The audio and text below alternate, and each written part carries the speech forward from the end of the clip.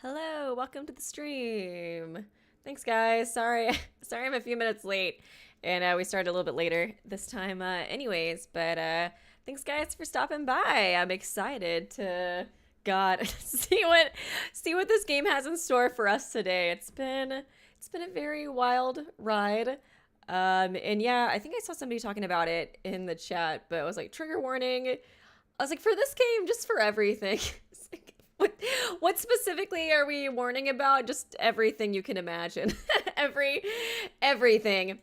But thanks, guys, for stopping by. Okay, awesome. You guys can see me. Yay, cool. Yeah, I went out of town this week, and honestly, my flight yesterday getting back was like delayed and stuff so much. I was like worried that I wasn't gonna be able to make it. But here I am. I'm glad that we're here.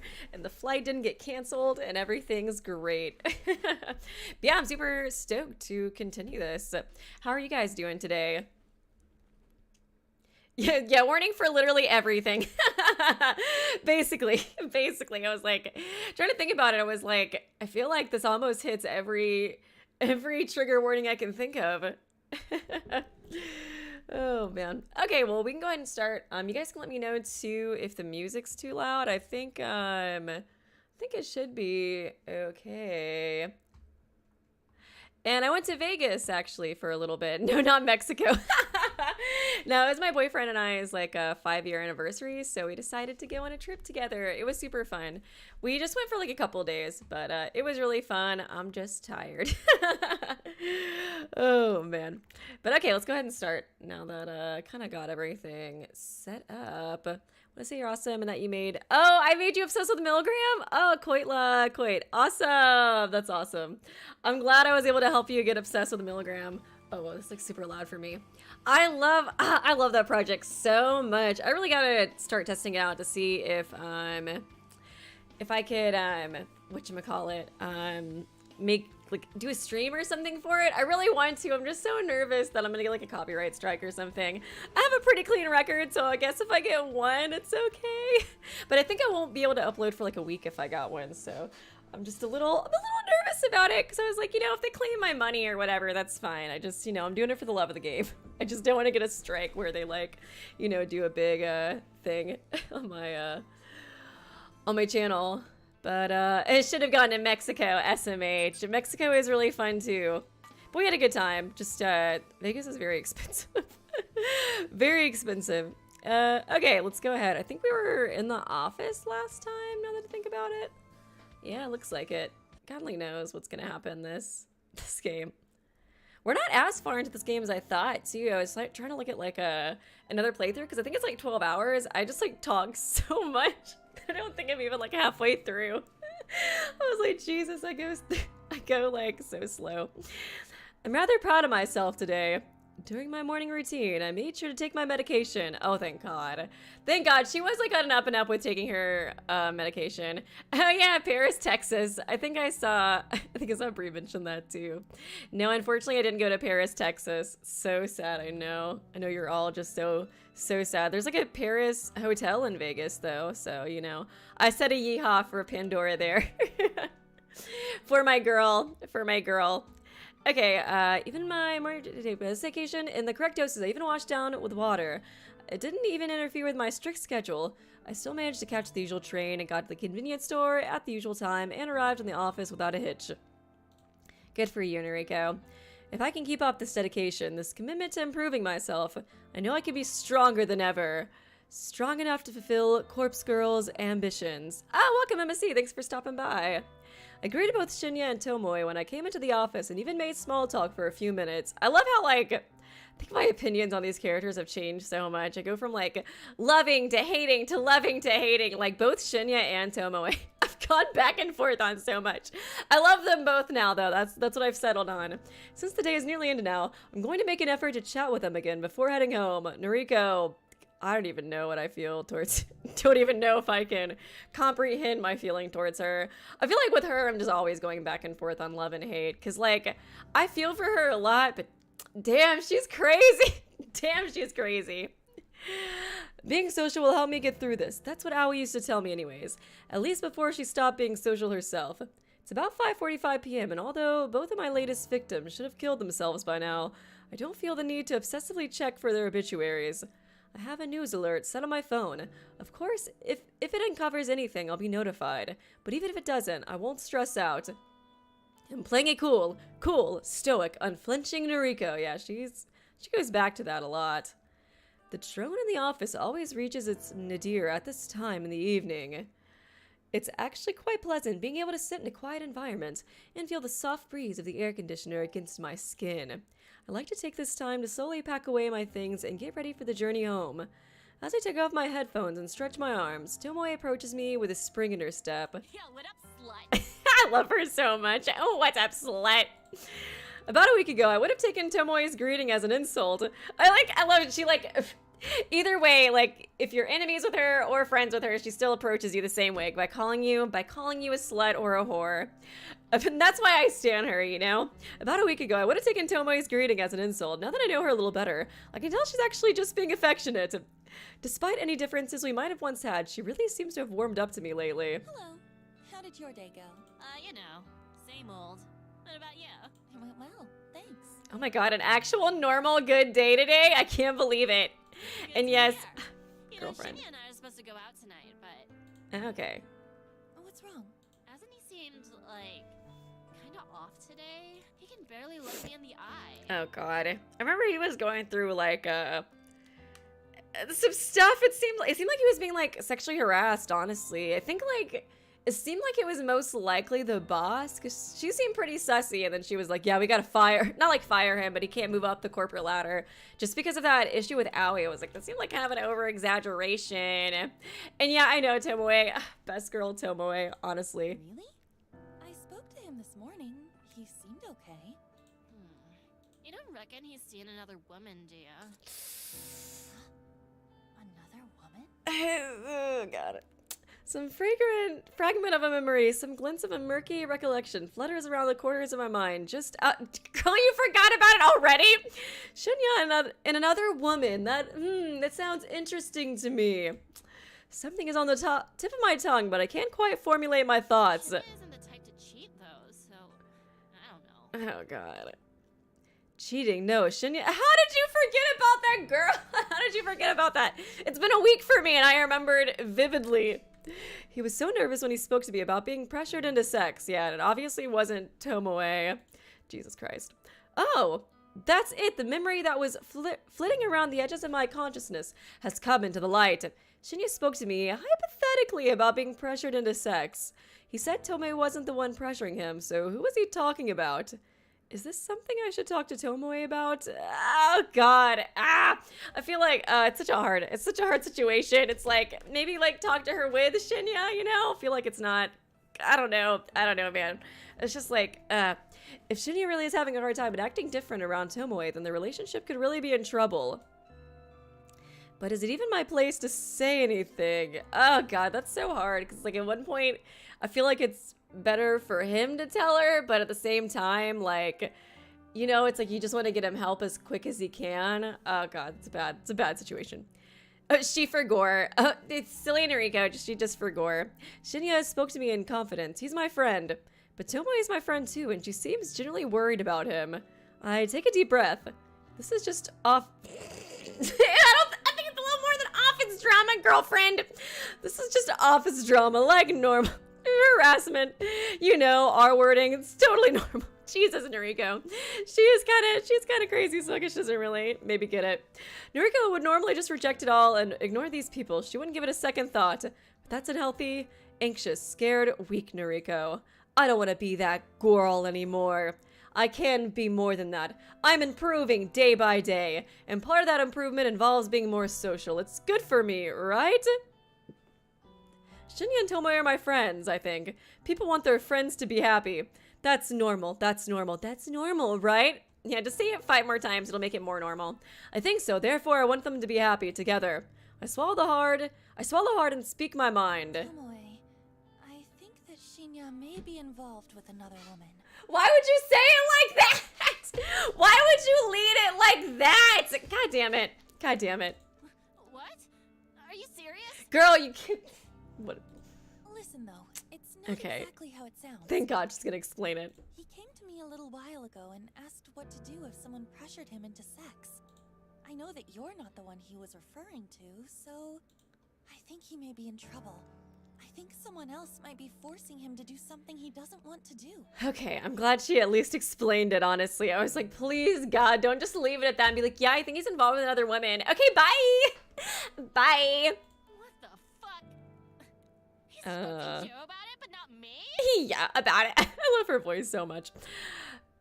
I don't know, I can understand where she's coming from, though. Tomoe, you seemed really depressed about it. I think he wanted to resolve the situation without having to worry you. Yeah, I get what you mean, but who the hell is trying to seduce him? I'm afraid I have no clue about that. Sorry. Okay, that's fine. Thanks for telling me this anyway. Now at least I know something's up with him. Yeah, hopefully she can help him at least now. I'm glad she seems, like, understanding and caring and stuff, too, you know? I'm gonna speak to him. I'll make him cough up what's what. Are you sure that's the best thing to do? Yeah, because I'll let him know that I'll take care of everything. If some bitch is putting the moves on my Shinya, I'll smack him into the ground. I love you, Tomoe. Best girl. Of course. I don't know why I ever doubted you. Tomoe grins despite her obvious frustration and gives me a thumbs up. Thanks, gang. I'll keep you updated. Okay. Take that bitch down, Tomoe. Okay. Good luck. Can we... There's so many good candidates to write on Corpse Squirrel's website, but yet if we don't, we just put in, like, freaking Tsurugi Akane on there instead. She spins on her heel and leaves me behind. I think I did the right thing. Surely Tomoe will get to the bottom of the situation. I watch as she wanders over to Shinya's desk. They exchange a few words that I can't hear from my position. Tomoe then leaves, and Shinya sluggishly lowers his head to rest against his desk. Now that Tomoe has left the office, only a handful of stragglers remain on this floor, myself and Shinya included. I find myself watching Shinya for more than a few minutes. He doesn't seem to notice that my gaze is locked on him. A few more of my coworkers take their leave, and an eerie quiet descends over the empty office floor. I remain in my chair, staring intently at Shinya's distraught face. We're the only ones still here. Did she already talk to him about it, like, just then? I was like, I don't know if it's good to, you know, talk about it, like, right then and there in the office. He doesn't show any signs of moving. It's kind of unnerving to see him like this. It's not like he's the peppiest or most energetic person I've met, but to see him so drained and motionless makes me feel uncomfortable. I owe it to my newest convictions to go and talk to Shinya. More than that, I owe it to him. You know, I like that she's trying to improve herself a little bit, although I disagree with the corpse girl thing being an improvement. But you know, she's getting better. She actually cares about her besties now. I find myself striding towards the desk before my mind even registers that I'm moving. Hey. I'm slightly startled when he immediately looks up at me. The sudden movement is reminiscent of a corpse. That one didn't really sound that good. Corpse. It's just super New Yorkie. Springing to life in a B-grade zombie film. Oh, Noriko. Works better with a girl. Not feeling well? Not really. I'm sorry. I shouldn't be here if I'm unwell. Poor Shinya, dude. I didn't mean to worry you. Yeah, is the boss waiting for him to be alone? I think so. I think so, honestly. It's like, maybe we just, like, stick by him. We can, you know, keep him safe. Don't sweat it. I'll, take my leave then. Oh, no. If he leaves now, I won't feel like I've done anything to help it because you haven't. As awkward as it feels to pry into his personal affairs, I need to dig deeper if I'm going to try and help him feel better. But what should I even say? Oh, God. Do I get a choice? Oh, God. Oh, no. Oh, no. I don't want a choice. I don't want a choice. It's too much pressure. It's kind of nice we're actually getting choices, though, now. Okay. Tell me what's wrong. Are you having trouble with Tomoe? Probably the first one? I mean, like, it seems obvious that it's not, you know... Well, I mean, I guess he could be upset that she, like, knows now. Would he know that I was the one to tell her? But, I mean, I don't know. I think it probably was the better thing to do. Whatever, let's do the first one. What's wrong? I don't expect my blunt words to get through to him. I don't expect anything, really. I'm not used to confronting people about the shit they're facing in their personal lives. I'm usually content to simply sit on the sidelines and watch. Don't worry. I'll be okay. I was like, the only thing with the Tomoe question was, like, I feel like he might be more inclined to explain what's going on because he doesn't want us to like think that Tomoe is doing anything bad, but I don't know. I just didn't want to like blame it on her, you know? He tries to smile, but his composure cracks under the weight of his blatant lie. I quickly try to piece together what I know about his current situation. Based on the slivers of information I've been drip-fed, I'm certain that someone has been sexually assaulting him. At the very least, someone has been trying to force him into doing something he doesn't want to do. I don't know who that person could be. It could be someone from the office. It could be someone from his private life. I'm confident that it's not my bestie Tomoe. Shinya isn't the kind of person to ever stand up for himself, and he's probably not the type of person to speak up when he's feeling down. But his recent composure reveals volumes about how he's truly feeling. Whatever the situation is, it's painfully obvious that Shinya is a victim, yeah. Whatever is happening in his life is not his fault, and he's too proud or stoic or embarrassed to seek help, even from his own girlfriend. It's so hard. I mean, it's hard for anybody who's getting, like, essayed, but I feel like for men especially, too, it's, like, really hard for them to kind of come out about it. Because I feel like he's going to be worried about, like, oh, I'm not, like, being seen as, like, manly. I just feel like that's kind of always, like, something that, like, I don't know, especially, like, male essay, like, survivors kind of struggle with. But don't put one foot forward and cut the chase. Chances are Shinya will never build up the courage to ask for help before it's too late. It's good that, you know, we're trying to help him, though. Someone is sexually assaulting you, right? Yeah. I mean, I guess just being straightforward. He doesn't say anything. He doesn't even flinch, which I have to give him credit for. This is a guy that couldn't keep from blushing the last time the word sex was mentioned around him. Oh no, poor thing. Oh god. I mean, it's good he's admitting it though. Oh, gosh. His calm response and even calmer demeanor divulges his inner turmoil. I see. I mean, I'm glad he's being honest. I don't know what to say next. I see. It probably wasn't the best starting point, but I am truly at a loss for words. He confessed so readily. I expected more resistance. Can you tell me who it is? I can't tell anyone. God, it's totally the fucking boss. Not you. Not Tomoe. Oh, poor guy, man. I can't even tell my father, and he's a detective. A powerful authority figure. Powerful. I got highlighted too.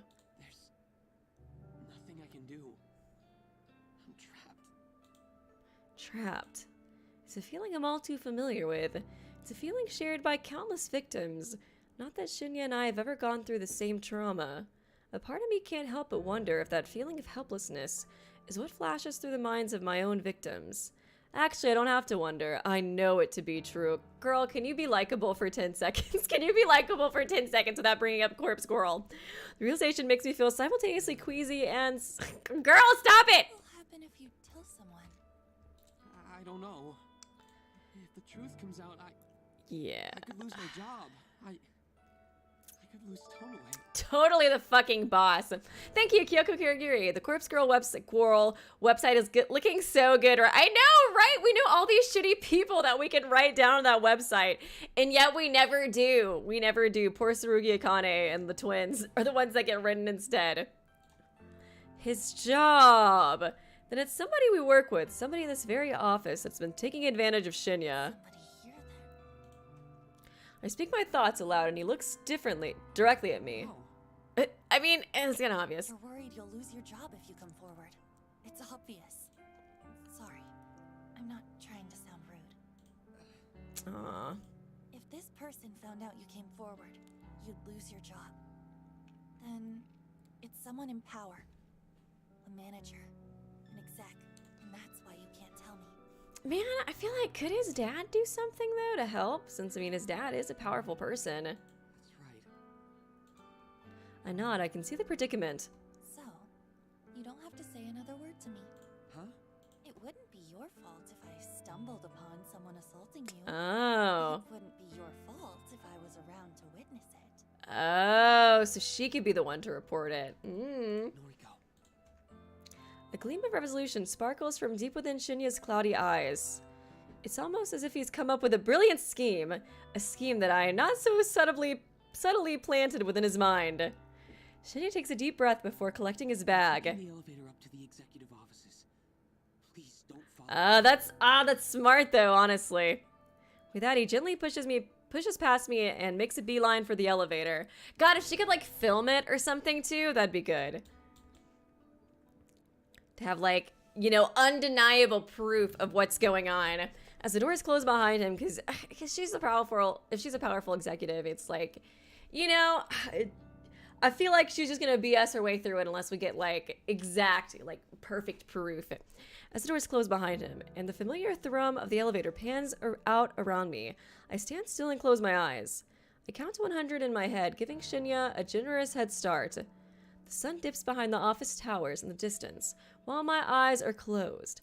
When I finally finish counting, I open my eyes to a dark and empty office. With a deep breath, I walk in the traces of Shinya's footsteps towards the elevator. I am giving you the sleigh pass, girl. You officially have the sleigh pass. Oh, gosh.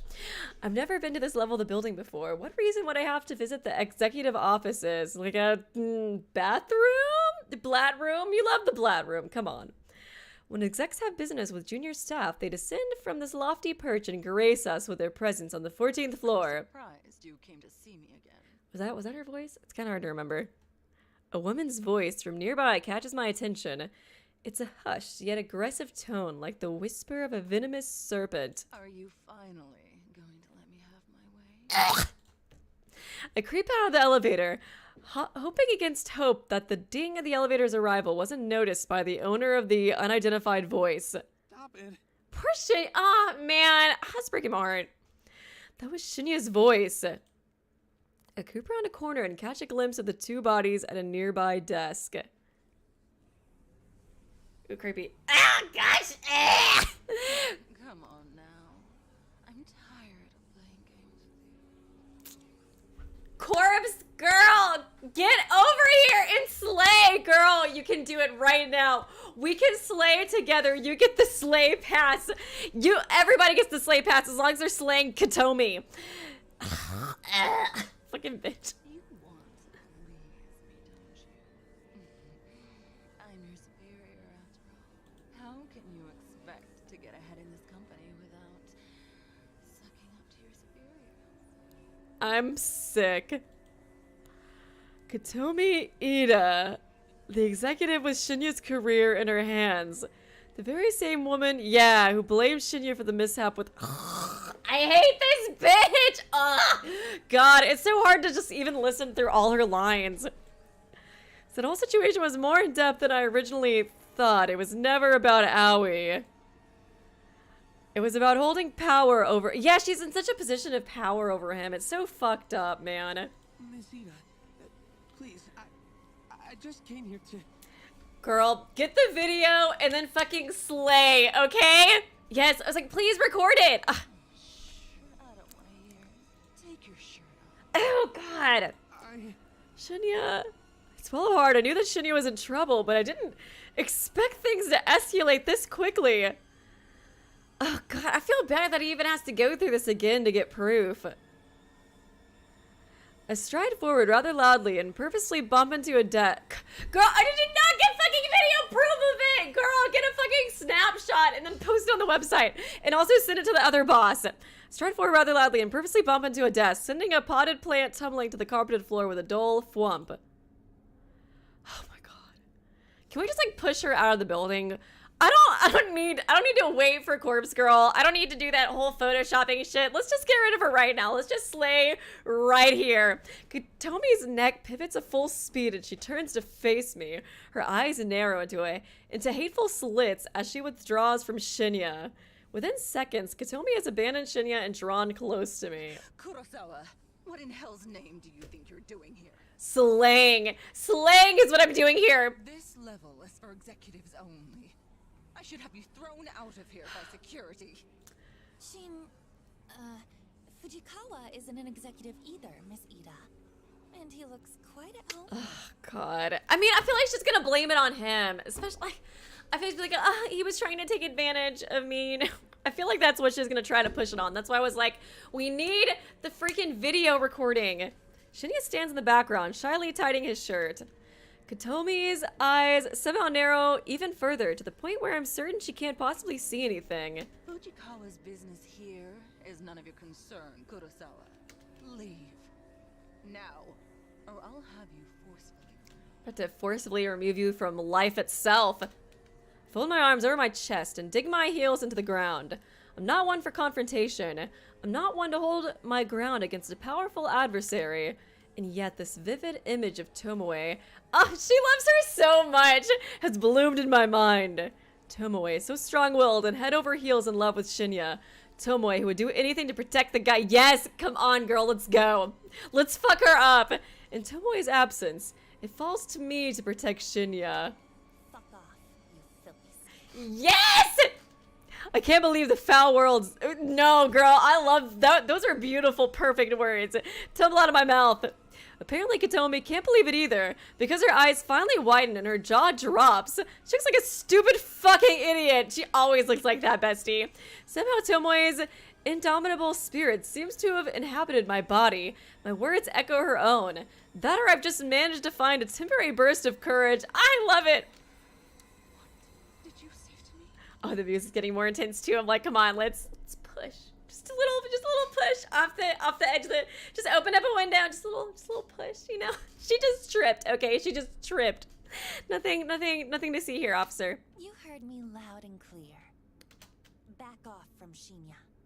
If I catch word that you're harassing him, I'll have you in a legal headlock quicker than you can blink. As you should. You don't even know what you're talking about. Trust me, I know enough to bury a dirty slut like you. Yes, Noriko! Standing you again. Katomi grits her teeth and veins protrude from her forehead. Without another word, she simply pushes past me. Her shoulders slam into mine. But by some minor miracle, I manage to hold my ground. I hear her footsteps fade as she leaves the floor. Okay. I exhale sharply and a wave of dizziness suddenly washes over me. Man, I was kind of hoping we'd kill her, to be honest, but I guess we gotta let Corpse Girl take care of it, probably. Noriko, Please, can we please put her name on the website right now? that was amazing. I nod and sway a little, then sashay a little bit, and take another deep breath and rebalance myself. Happy to be of assistance. I can tell Shinya doesn't know what to do next. He looks like he wants to hug me, but given the gravity of the recent situation, we both silently decide that's not the best idea. Instead, he settles for patting my shoulders with his hand. I was like, yeah, we are totally fired, honestly. Thank you, Noriko. Thank you so much. I just wish you would have gotten evidence of it. I don't know where you get your courage. Perhaps I could stand to learn a thing or two from you. It's from your girlfriend, and also coincidentally my girlfriend as well. Don't sweat it. I'm going to go home for now. I hope that's okay. Okay, shit. Oh, God. Oh, no! I don't know, but I feel like this is a dead flag a little bit. He's gonna go walk home by himself. I don't know. I'm just getting a little nervous, especially with this creepy-ass music in the background. Thank you, Big Chunk of Psycho Bridget. Honestly, when I first saw Shinya, I thought he was gonna die a early death, given his sort of bland design. But man, he actually has a good endgame. I know, he's actually, gosh, I was like, Shinya, I kind of went back and forth on like loving him and hating him. But I love him. Poor guy, dude. You know what? I forgive him for guilt tripping me a little bit in that one stream. He's a good dude. I hope he does live. I'm a little scared. But thank you for the dono. Appreciate you. Of course. Go get some rest. Oh god. Shinya smiles for the first time in a while and he releases his hand from my shoulder. After he's gone, I collapse into a nearby chair and listen to the frenzied sound of blood pounding through my veins. God, we're so fucked. We're so fucked. Oh, achievement! Boy, justice! Oh, look at Shinya. He's so cute. Steam and suds fill my vision as a pleasant torrent of hot water sprays across my body. The tiles in the shower wall are polished to an early sheen, so much so that I can see my own hulking and beautifully ugly reflection in them. The shadow in the reflection has dark matted hair in her eyes. I don't know if she can see me like I can see her. I wipe my hair from my eyes and stare into space, trying to shake the abstract thoughts from my mind. It isn't until my phone springs to life from the bathroom countertop that my thoughts are return to the present. I startle at the noise. God, it's gonna be fucking Kikomi or whatever her name is. You're fired, bitch! I peer through the shower's glass door, but it's impossible to make out the name flashing on the phone screen thanks to the steam that's fogged up the glass. Aoi is the only person who regularly calls me, so it could be her. I only have one friend. I mean, it could be Misa, aka Kojiro, Or it could be a spam caller trying to sell me something I really don't need. But I may just cave in and buy it anyways because it's a nice feeling that someone... Oh my god! Me? Why is she so relatable? I'm just so fucking lonely. I'll go ahead and buy whatever they're selling. Just as long as it means they'll talk to me more. I open the shower door and tiptoe out, my wet and dripping body causing pools of water to form on the bladroom floor. A deft hand snatches up my phone, and I clutch it to my chest as I retreat back into the shower. The water never stops running, and it greets me with a welcome warmth as I bask in it once more. My phone is a fairly new model. It's conveniently waterproof. I take advantage of this feature on occasion. It's nice to be able to submerge myself in water and browse the web to truly escape my own thoughts. Heavy droplets smack against the phone and dribble down, but my eyes ignore them as they scan the screen. The incoming call is a voice chat refresh. Oh, hey, it is Misa, or Koji, as we like to call him. Oh, thank you, Justin JFT44. Hi, Weeby. God, I hate the boss. So, oh my God, same, dude. God, I really hope she dies soon. Like, it's like we keep killing characters who haven't done anything wrong. Like, can't we just kill one that's super hateable, like the boss? But thanks for the dono. Appreciate ya. Kojiro is calling me. I answer the call. Noriko? Oh, God, Kojiro. Oh, gosh. Hi. Good time? Sure. Bad. Wanted to tell you something. Mad. You're such a boomer. I saw a post on... Oh. This call has static. Huh. Sorry, it's just the shower running. Oh, in the shower? Oh, God. Yeah. Huh. Okay. Awkward. Well, Oh, God. Oh, no. sorry. Really, it's fine. What did you want to tell me? Okay. Saw a new post on Noise Chan today. Posted this afternoon. Might interest you. The message board noise channel is often affectionately referred to as Noise Chan by a certain Noise Chan. I'm not really surprised that Kojiro is the type to call it that fucking boomer. What was the post about? Weeb. Well, someone wrote this. Oh. Hey, so today I got a strange gore photo from a number I don't have in my contacts. Okay, one of her victims. Continuing. Not sure what the deal is. It was gross though. Wondering if any hackers can trace the number or something. I mean, not that you're corpse squirrel or anything, but I think you might be interested in knowing about this. End quote. Thoughts? A strange gore photo from a number I don't have in my contacts. Like Corpse Girl is struck again. I wonder. Right? Thought the same thing. I wonder who wrote the post. Kojiro mentioned the post was written today, and the original poster wrote that they received a photo today. That means it can only be one of two people, either of my latest victims. The carbon copy businesswoman or the attractive, semi-famous singer, idol, actress, whatever woman. Oh, yeah. I kind of forgot about what exactly the new victims looked like. So, who wrote this post anyway? Don't know. Anonymous. Oh, man, it was like a super kawaii username. It'd probably be the younger actress girl. Of course, it was a stupid question. No one would attach their name to such a strange post. This could definitely get Corpse Girl more skyrocket into fame if the actress Model Girl dies, and she's like semi-famous, I think. Was hoping you could tell me. How would I know? Well, Mm. you're corpse girl, right? What? I do declare, I can't believe you just said that to me, Kojiro. I was so fucking obvious. At least he's just straight up mentioning it now, because like she's just been so freaking obvious about it. Whatever do you? Oh, why are you a Southern Belle all of a sudden? This again? Kojiro just doesn't let it slide. Why does he suspect me? I've done nothing wrong my whole life. What did I do this time? Okay, we can discuss later. Fucking dumbasses. Oh yeah, the original post has a reply. It's written by Noriko-chan. Oh my god, I'm totally not Corpse Girl, but this is so slay of her. I'll read it too. Okay. Quote, you got Oh. Was the gore photo a picture of yourself? I'm worried.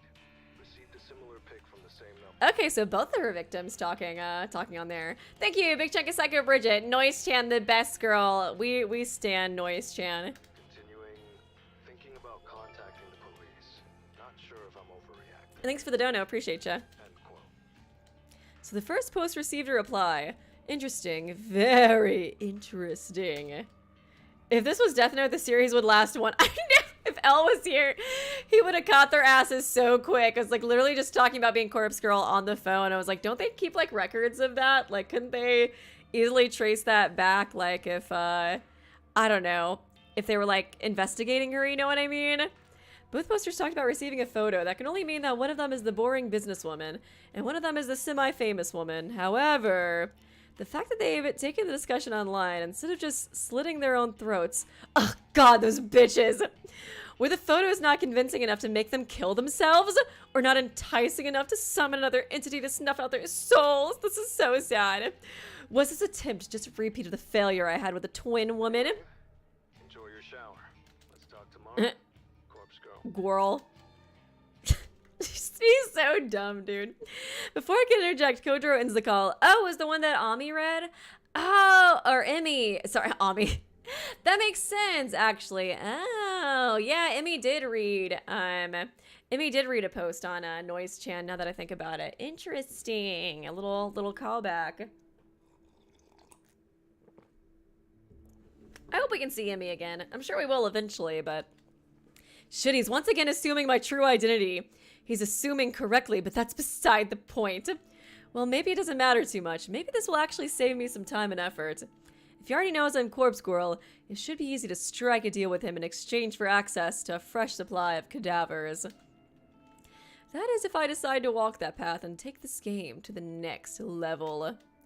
Thinking it through, I may very well have to go ahead and do that. My last 3 victims have not ended their lives as I planned. My success rate is very, very low. That's a depressing fact, and one that the old Noriko would probably have thrown a tantrum over. But not me. Not new and improved Noriko. I want to see Shinya and Tomoe's reactions once they find out that she's Corpse Girl. I turn off the running water and step out of the shower. A shiver scuttles down my spine like a spider as the cold, damp air clings to my naked form. Throwing my phone to the bloodroom counter, I reach for a towel and wrap it around my corpulent, emaciated body.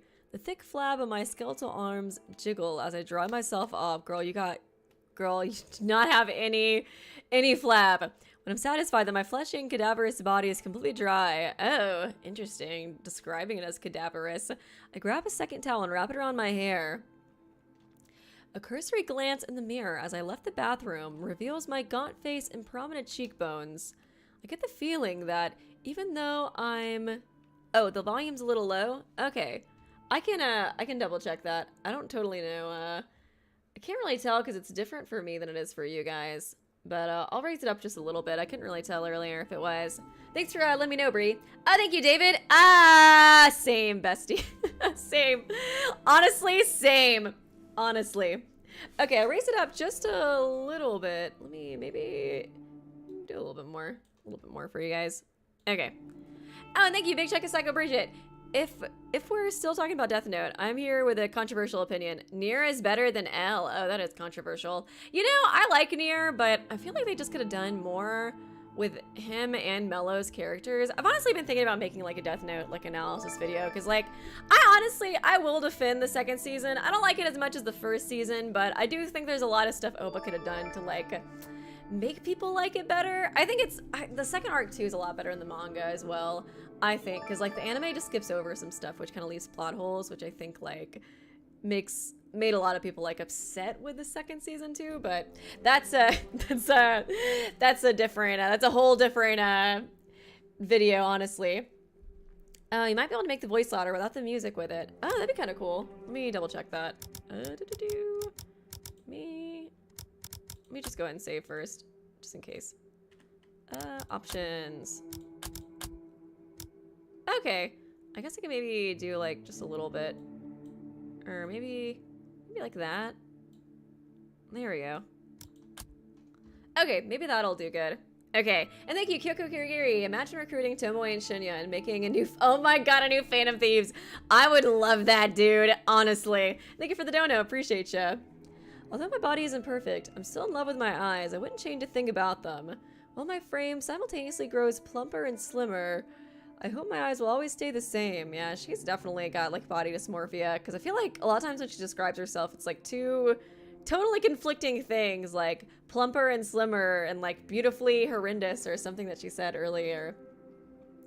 I flick off the bathroom light as I exit. Entering my bedroom, I sit down on the bed with a towel around my body and another one on my hair.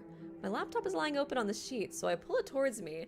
A few clever keywords and a search engine quickly leads me to the post on the Newz chan that Kojiro just informed me about. Sure enough, he was telling the truth. The original poster submitted this today, and the follow-up reply was submitted shortly after. I skimmed through the text. I think Emmy, when she was looking at this, there was like no other posts like by these people, you know what I mean? Like, yeah. So I'm kind of wondering if they do die now that I think about it. Her death, I mean, her success rate is really low, but I guess she's got, you know, Koji now to help out. I skimmed through the text to see if there are any clues about either poster's identity. However, nothing really stands out. I'll retain my assumptions that my two latest victims created these posts. I spent a little time applying various moisturizing creams to my skin before getting dressed in my bedwear. I'm feeling pretty relaxed by the time I finish. Perhaps I'll spend the rest of the evening reading a book in bed. Or I could try and plan out my next move with Kojiro. Should I come forward, claim my identity, and request access to his morgue? I mean, girl, he already knows. It's a big step. This seems to be the time for me to make a bold move. I can't keep working on requests that are doomed to fail. I need to start succeeding for me, for Corpse Squirrel. I pull my laptop to me once more and begin to brainstorm my plans. That's kind of nice that we're getting a partner now.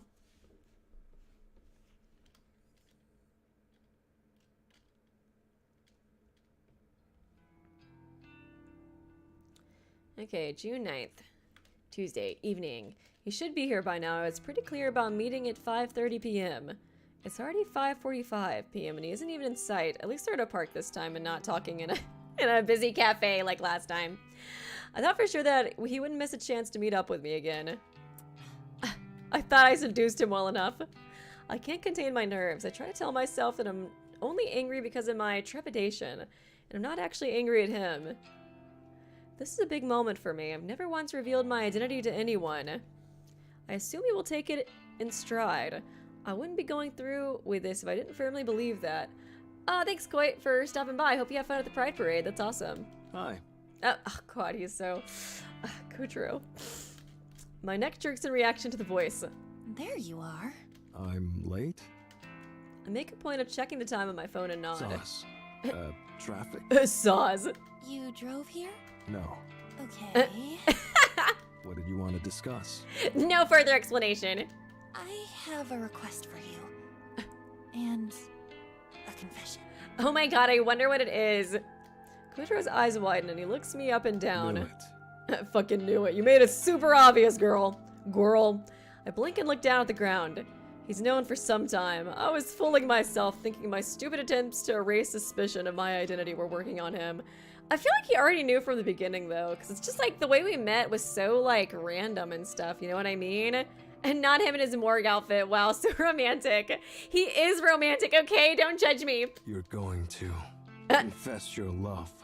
Been waiting for this moment. No, that's me, Kojiro. That's not her. Oh yeah, Jeff is out right now. I get Kojiro all to myself, baby. Yes. Wait. No, that's not... Shh. No more words. I accept your heart. Kojiro, I don't... Call me Koji now. Oh my god. We're one. No need to be shy. We're one. We're married now, God. Ugh. I got you a ring and everything. This isn't getting me anywhere. Thanks to my frustration and nervousness, I simply blurt out my true confession. Yell it at the top of your lungs, girl. I'm Corpse Girl. Kojiro doesn't react while he cocks his head a few degrees to the side. Slowly and surely, if you can even call that a reaction to my sudden outburst. Yes. Okay. Oh. So, a kiss to commemorate our love. Just gonna totally ignore that. Just ignore that part, you know what I mean? Did you even hear what I just said? Of course. I'm Corpse Girl. I'm the one behind the corpse photos and the deaths and...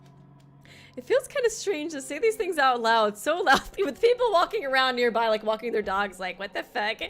Who's Corpse Squirrel? For some reason, it leaves a sour and bitter taste in my mouth that I can't swallow. Yes, I know. Well, duh. Knew it since our first noise chat. Yeah, for real. Our first noise chat? But how? Remember? You messaged me late at night. Asked me if I knew about Corpse Girl. Is that what tipped you off? You assumed I was her just because I mentioned her? No. Then... how? How did you figure it out? You asked me to look up names. Names of Corpse Girl's victims. Yeah, and her like excuse was so dumb. Oh yeah, I did, huh? That was stupid of me. That was pretty dumb, huh? I suppose that gave it away. No. Other Oh. people could have known those names. Then... come on, throw me a bone here. How'd you find out? You said you requested Eiichi Hanada's death. Oh, but it was me. Maybe. Eiichi Hanada, the guy who died in a traffic accident. I remember that I lied to Kojiro about being the one to request his death. It was the only way I could escape his suspicions at the time. If I remember correctly, it threw him off my trail. It threw him off my trail for a while. He believed I was the one who requested death, so that explained how I knew he was one of Corpse Girl's victims. But if what Kojiro is telling me now is true, then my lie actually had the opposite effect. How to make him figure out my identity? I don't understand. I confessed to requesting Eiichi Hanada's death. So what? It was totally this guy. That was a lie. Even so, I still don't understand. You're not making any sense.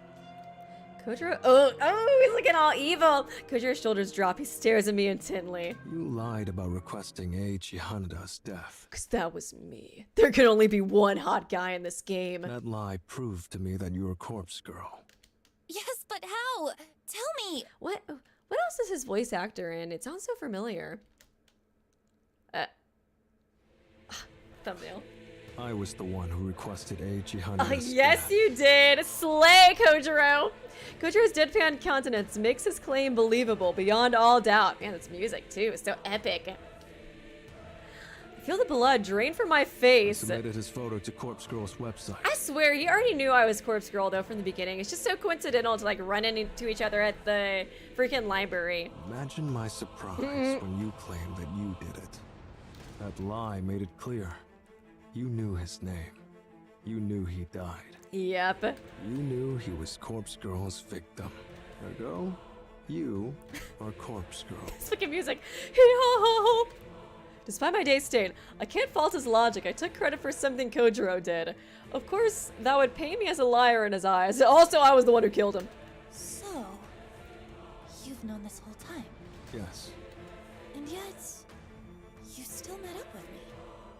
And not just today, but at the cafe too. Yes. Oh my god, the chat's simping so hard. I feel you guys. I feel you guys. Weren't you scared of me? Girl, he's just as crazy as you. No, that's not the way I'd put it. You should be scared of me. After all, I requested the death.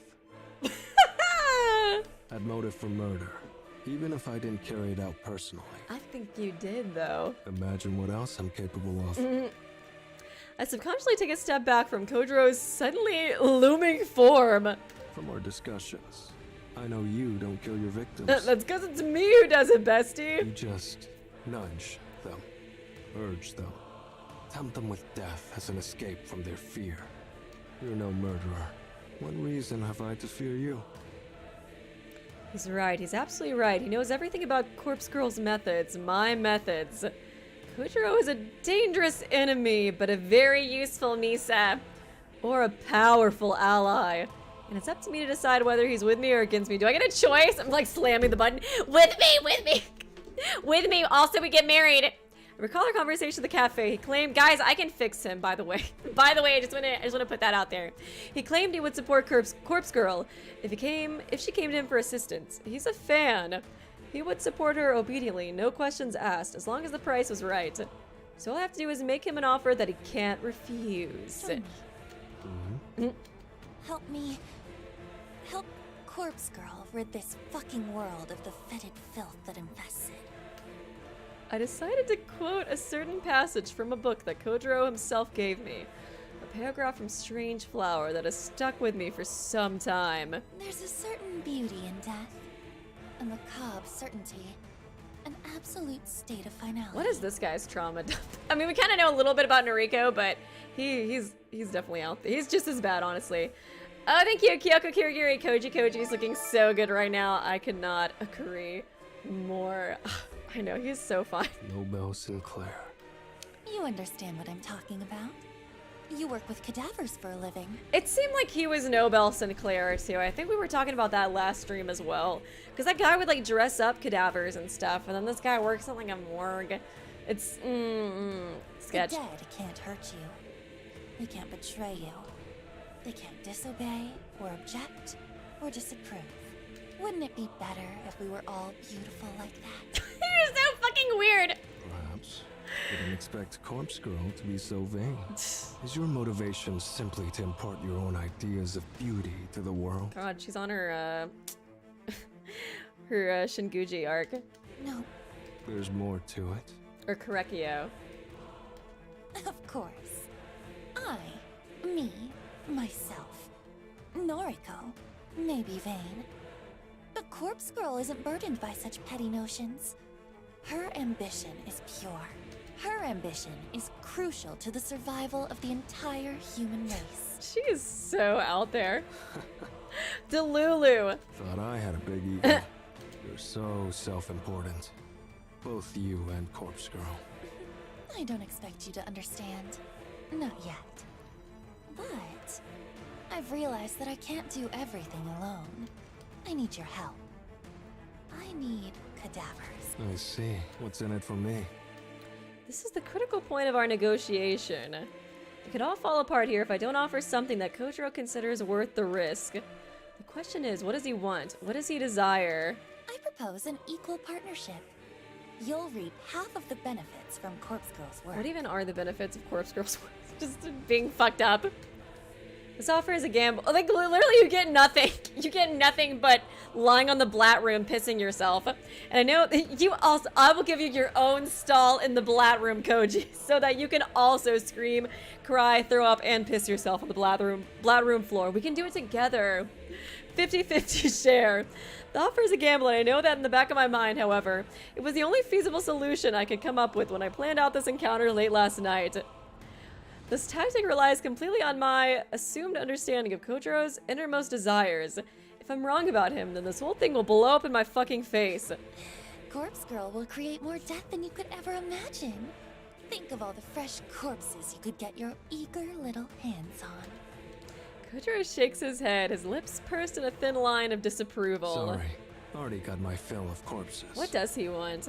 Morgue's full enough as it is. I narrow my eyes and stand my ground.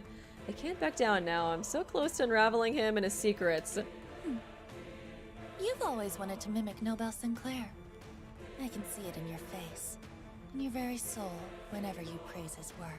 You want to emulate his actions and experience his escapades firsthand. You want to dress up corpses, take them out to dinner, perform all manner of bizarre social experiments with the dead. Maybe I can't fix him. It's your passion. But living vicariously through Nobel Sinclair's books isn't enough for you anymore. Imagine you're walking through the park and you hear this. Oh my god. Just be like, what the fuck? I would just be like, are they role-playing like some LX Light like Death Note scenario right now? And that's where your fascination with me, with Corpse Girl, stems from. As soon as you figured me out, you knew I was your gateway to satisfying your lust for the macabre. You work with cadavers all day, every day. But you can't get them out of the morgue with eyes on you at all times. But I can. I have the perfect plan on how to withdraw all the corpses we could ever need. Half of them for you, and half of them for Oh my me. god, paying him in corpses. Of course, how can I not realize that's the payment? Thank you, Big Chunk of Saka Bridget, Noriko. I can't pay you, but I'll give you, oh my god, I'll give you exposure. I'll give you Corpse Girl clout. An equal partnership. Thank you for the dono, by the way. Appreciate you. Guys, I think he does need to be fixed. I think so, especially if all that shit she just said was true. I end my speech and let Kojiro bask in my words. I hope I was convincing enough to sway him, and I hope I pray that I'm correct about his sickest desires. I still kind of think he is Nobel. Well, I mean, I could see it being the way that she described it too, but I just kind of assumed because he liked working, or you know, he worked in a morgue. His reaction isn't exactly what I was expecting. He laughs. Why is he like so cute even though he's so fucked up? A big hearty guffaw that scares a few nearby birds and sends them, even the birds are like, what the fuck is going on here? What is this fucking Death Note freaking fan fiction that we've run into? Sends them flying to safety.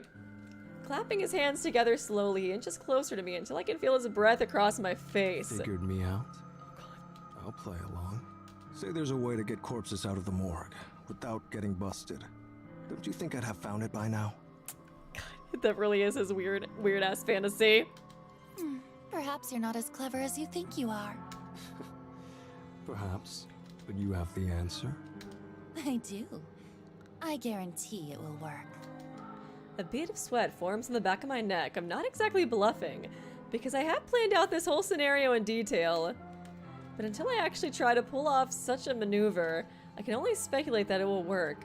I need to exaggerate my confidence long enough for us to rally together. Something about you makes you seem trustworthy. I don't know why. Don't know why. So be it. Consider us partners. For now. You accept? Sure. Don't make me regret it. But listen, what I do with my share of corpses is my business. No nosing about. Got it? Gross. You still want to keep secrets, even if we'll be working together? And believe me, Bessie, I'm just as fucked up as you. Shouldn't we be open and honest and build a trusting partnership? Here's the deal. You don't pry, and I'll assist you with Corpse Girl's work. I'll help you craft your elaborate photos. No charge. I get privacy, you get an assistant. Mutually beneficial. Wouldn't you agree? I think about his offer. It's true that I don't really need to know what he's going to do with the corpses on offer. Okay, what she said couldn't have been right then if he's still going to be secretive about like what he's doing, you know what I mean? There's got to be more to it. Oh god, Loon, I hope not. I fucking hope not. I just read your chat in the... Oh god, what you wrote in the chat. God, I hope not. I hope not. That's so gross if so. The whole thing is legal already, so if he wants to take it further, that's not on me. You know, yeah, it's like, maybe it's best we don't know what he does with the corpses. I think I'm cool with that, you know? I don't need to know. You do you. I'm good. And if I can get some assistance, it will surely help me churn out photos at a faster rate. I'll need muscle to move bodies for starters. That alone is worth keeping my nose clean. Okay, we have a deal. Glad to hear it. Kojiro extends a hand and I grip it as firmly as my frail bones will allow. We shake once and Kojiro offers me a surprisingly warm smile. His intense, murderous demeanor suddenly vanishes, and he reverts to his awkward alien self. Saws about the love confession stuff before. Saws. I like it better when you're awkward and cute, Kojiro. Too late now, but I'd have helped Corpse Girl in return for a simple date. Seriously? Did I come up with some elaborate insight into his psyche and his desires for absolutely no reason? Was all he wanted a chance to take me out? So awkward. No backing out now. We've got a deal, right? Right. Welcome to the team, Kojiro. Team Corpse Girl, huh? Well, it's good to be on board. My more connection, your schemes. We hoist piles of corpses out and split the stack 50-50. That the whole of it? To put it simply, yeah. And I get your assistance with Corpse Girl's work. A reward for keeping my eyes shut. Of course. Looking forward to that. A spoken contract's as good as anything to me. I'm satisfied. Yeah, I don't know about that. When do we start? Soon. There's only one thing missing from my plan. That is? We need somewhere to store the bodies we retrieve. Somewhere big, with no one to meddle in our business. I'm thinking an old warehouse or something like that. Oh, thank you, Yuri. This is oddly... Oh my god, you changed your profile picture. Oh my god, I feel you though. Oh god, why does he have to be so psycho? Because he is so fine. Thank you for the dono, appreciate you. A warehouse, huh? What about an abandoned factory? I might know a place. Of course you do. A factory? An abandoned factory, all for our corpse collection. I like the sound of that. Kenji baptize us, honestly. We need Kenji now more than ever. More than ever. Oh, that reminds me. I think I have a Kenji cross necklace. Guys, I'm not Kenji, but I do have the necklace I bought for his cosplay, so I will try to yassify the stream whenever I get the chance. It's pretty late by the time I get back home. I'm completely wiped out. Oh, a corpse factory. Ah, that makes sense. Got him. There it is. There's the title. Cue the end credits. That makes sense, though. An abandoned factory and then put the corpses there. That conversation with Kojiro took way more out of me than I would have guessed. My entire mouth feels parched and dry, probably due to a combination of nervousness and talking far too much. Still, I'm happy with the end result. That meeting was worth stepping out of my comfort zone for. I'll wait for Kojiro to get back to me about the abandoned factory, the corpse factory. Once we secure a location like that, our real work will begin. I figure that I should turn in for the night since I need to be at the office in the morning. Thank you, Zeffy. Waves hair back. I don't mind paying you in dates. I know, right? It's like, please, instead of that weird corpse shit, can I just, like, go to a coffee shop with you every once in a while and hold hands? Please and thank you. But the ever-present tug of my curiosity pulls at my sleeve, and I feel myself being drawn to my laptop. I'll take a quick look for new request. Just peek. Laptop opens and logged in. I feel a surge of endorphins slug me across the face when I see notifications for one new request. Oh god, please! Please let it be the boss, please! Feeling like an overly excited schoolgirl, I open the message and view the details. Request details. Today, 6:02. Victim's phone number. Downloading, please. Yes! Slay, slay, slay, slay, slay, slay, slay, slay! Get wrecked, bitch! Get wrecked! Yes! Oh my god, I'm so... Oh god. Thank you, God. Thank you, God, for this. Kinji is yassified. It was the power of Kinji getting the necklace out. That was what saved me. Oh, yes. The photo loads almost instantly and fills the screen. Do we have to let Corpse Girl take care of it? Can we just, like, do it ourselves personally? A woman, middle-aged with a stern expression, well-groomed and dressed in a business attire. And immediately familiar. Kotomi Ida, hell yes! Oh my god, edit. Make it as fucked up as possible, Noriko. I'm in complete disbelief. Was it Shinya that requested it? As he should, honestly, as he should. Seeing this request come through the site gives me a disorienting sense of deja vu. Girl, don't even question it. Just get to slang, okay? You don't have to question it. No thoughts, just slang. I rack my brain for the cause, wondering if I've lived this moment before. The answer hits me quickly despite my mind's exhaustion. Kotomi Ida isn't the first co-worker of mine to have her death requested.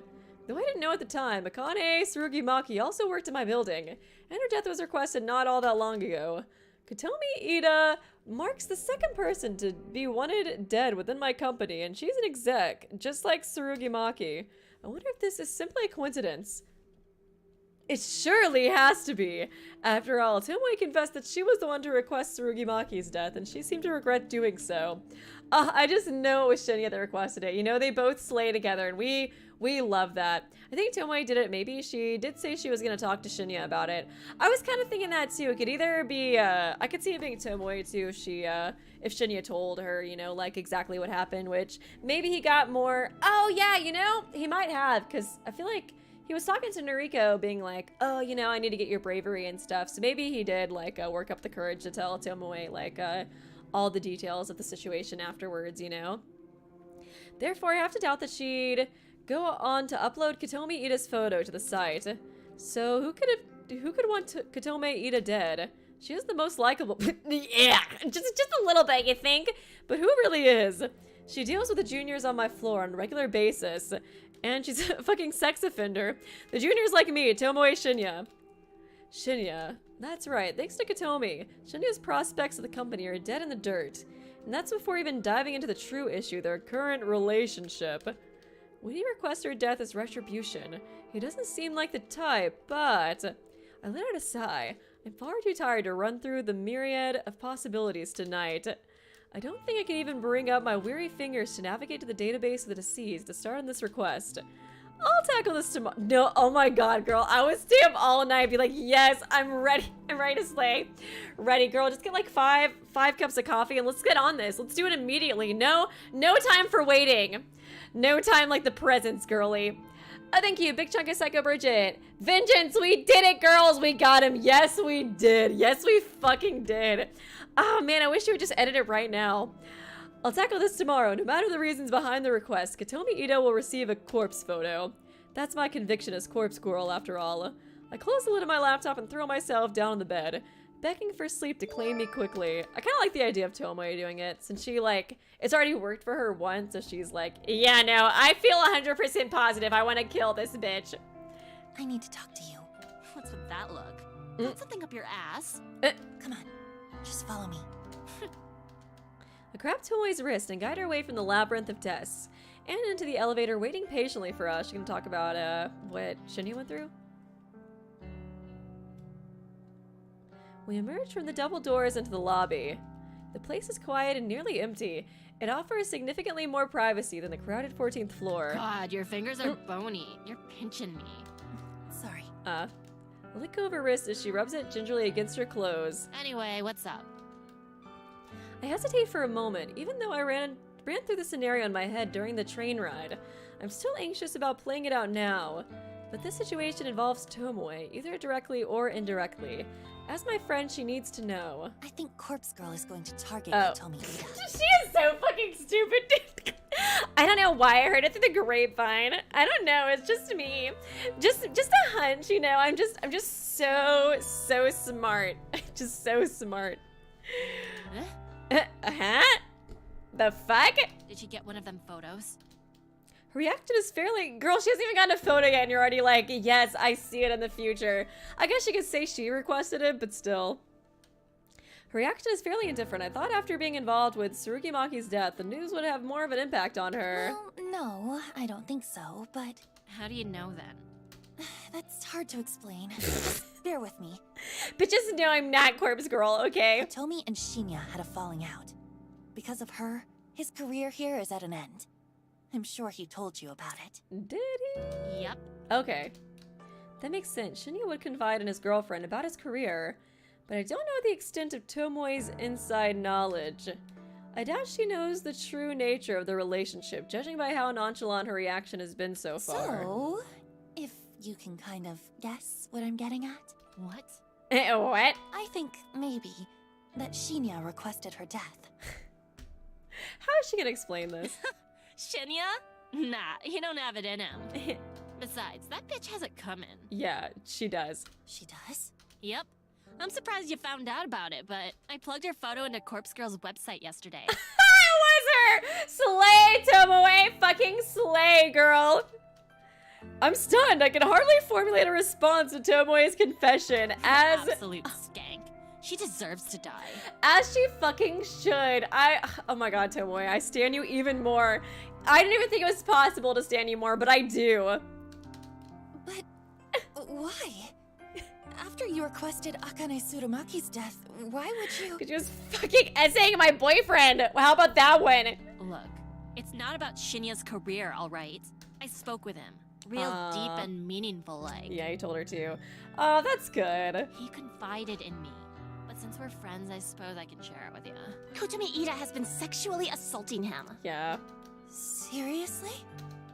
I feign a surprised reaction. In reality, I'm more taken aback that Shinya actually confessed to Tomoe. It's been going on for months, he says.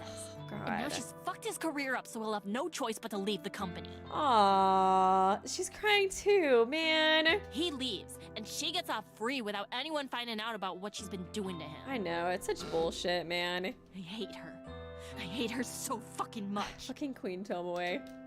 I try to digest Tomoe's words. I didn't know that Shinya has been putting up with the abuse for such a long, months. I kind of had a feeling though, honestly. So, Kotomi's motive for ending his career was purely out of self-interest.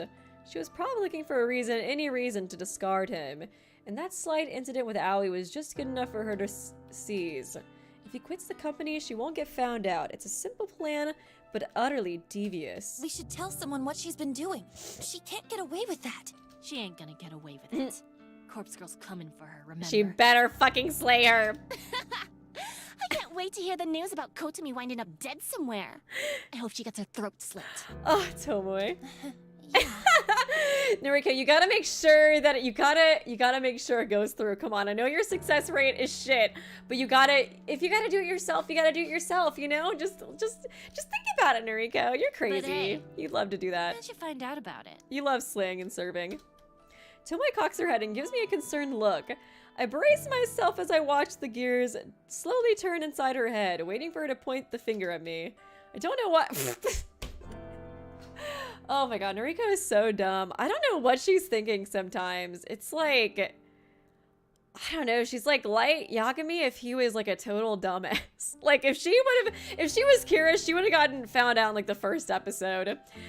She'd be going up to L like, I don't know, but like I think that like Kira has this like plan to like schedule murders out for the prisoners. I don't know, I'm just spitballing this, just like giving away all the secrets. She would not take a potato chip and eat it though. She could not pull that off like him. I don't know why I thought it was a good idea to reveal this information to Tomoe. God, I'm such a fucking dumbass. I should have just kept my mouth shut and fulfilled the request like always, for real. Damn it, why does my curiosity always get the better of me? She's just so like prideful, I guess. She has to like brag about it, you know? I'm going to cause my own demise at the rate I'm going. Yeah, I could see. Maybe Noriko has a need for attention or something. That definitely seems to be like, that definitely seems to be the most likely thing, you know what I mean? She just really needs, like, I don't know, some kind of attention. Oh, I figured it out. Tomoe, she's not the brightest though, so I don't know if she'll actually figure it must have out. received a photo and told you about it, huh? Yeah, that's so true. Wow, that corpse girl sure works fast. Tomoe's gleeful expression suddenly caves in and she gasps. Wait a minute. Why would she even show you something like that? Oh my god, she's processing it. When I think about it, there was that time you got a photo but nothing happened to you. Then Yeah. the only way you could have really known about Kotomi is... I flinch as Tomoe makes a purposeful step towards me. Corpse girl, aren't you? Ha! You have to be. It's the only thing that makes sense. Oh my god, Noriko, why? Why do you do this to yourself? I avert my gaze and look into the floor in silence. Well, I never heard a note. She just goes back into the Southern Belle accent. God, are you for real? I can't believe it. You took your sweet time figuring it out. Okay, well, she's not gonna even deny it anymore. Don't give me that bullshit. You can't expect me to figure out something like that if you're gonna try so hard to hide it. What the fuck, girl? You get your rocks off by killing people? Quite literally. You should have seen the Blad room the other day. Oh, Jesus. No, not exactly. I don't kill people. The hell you don't. Explain that bitch Tsurumaki. She killed herself. Yeah, she killed herself. That's the cover-up, right? I'm serious. She killed herself. But Corpse Girl encouraged her to do it. Is Tomoe gonna still be friends with her? Tomoe blinks a few times, her face scrunched up and analyzing my blank expression. You're telling the truth. Holy shit. I can't believe this. You're really Corpse Girl? Girl, she's just telling everybody now. There's no going back now. After hiding my true identity for nearly a year, I managed to reveal it to 2 people in less than 24 hours. Hey, Shinya, get over here. Let me tell you two. Get your dad on the phone. I want to call him and let him know as well. I just hope I haven't made a fatal mistake. It's true. I'm Corpse Girl. She's been friends with this girl for like a week. Wow, fuck me, right? All this time I've been thinking you're just some goth skank with weird hobbies. But you're actually pretty fucking cool. You're actually doing something with your life. Okay, Tomoe stands. Huh? I thought you'd be angry with me. I don't see Shinya being supportive though, honestly. Angry? Why would I be angry? God, this is the coolest thing that's ever happened to me. Friends with fucking Corpse Girl. And people said I'd never amount to nothing. Though it took me long enough to figure it out. I ain't the sharpest light bulb in the shed. Don't worry, neither is Noriko. Oh my god, the receptionist just like the desk like, what are y'all talking about over here? I can't argue with that. Tomoe laughs and puts her arms around my shoulder. I shrink away a little, but her good cheer is somewhat infectious. I feel a flood of relief wash through my body. So like, I gotta know. How many people have you killed? You know, like 2. I said I don't kill people, remember? Yeah, you know what I mean. How many have offed themselves because of you? It's an embarrassingly small number. That's so? Oh, that's a shame. I know, right? Listen, you gotta fill me in on all the juicy deets later, Kay. For now, Please focus on getting rid of that bitch Kotomi. Someone next to the elevator. What the fuck? Everybody's like, what is up with all this Death Note roleplay that's going on recently? In the park, in the lobby. God, these people just, they just can't help themselves. Didn't that manga come out like 15 years ago? I'll do my best. Thanks, slut. Shinya and I will owe you one for sure. Tomoe swings around and looks towards the elevator. She turns back and gives me a thumbs up gesture. This convo never happened. Got it? That's my line. You can't tell anyone about me and Corpse Girl. Like, literally, we were, like, fighting in the parking lot, like, a week ago. And now she's telling her she's Corpse Girl. You know, Noriko, you do you, girl, but I'll see you in prison in, like, 4 hours. Please. Who would I tell? Well, the police, for starters? And Shinya, you know, the boyfriend whose dad's literally, like, a police officer. Fuck him. I ain't a squealer. I'm on your side, Corpse Girl. Relax. Anyway, peace. Peace. Tomoe ducks away and leaves me standing alone. I really hope I made the right decision here. I suppose I don't have a choice but to keep moving forward. My first order of business should be to take care of Kotomi Ida, yes girl. If I can get her to kill herself, it'll prove to Tomoe that I'm not messing around, and it might cement our friendship even further. I just have to get through the rest of the workday. Then I can return home and focus on crafting Kotomi's corpse photo. That's when the real fun will begin.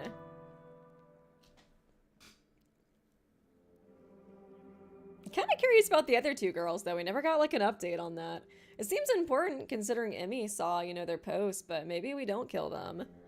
I reach to the drawer and clutch a cheap plastic burner phone between my fingers. Crafting the photo of Kotomi Ida is done. All I need to do now is send it. Can I see it? I thought about waiting until tomorrow, but I already put off making the photo for a day, so I'll make my move tonight.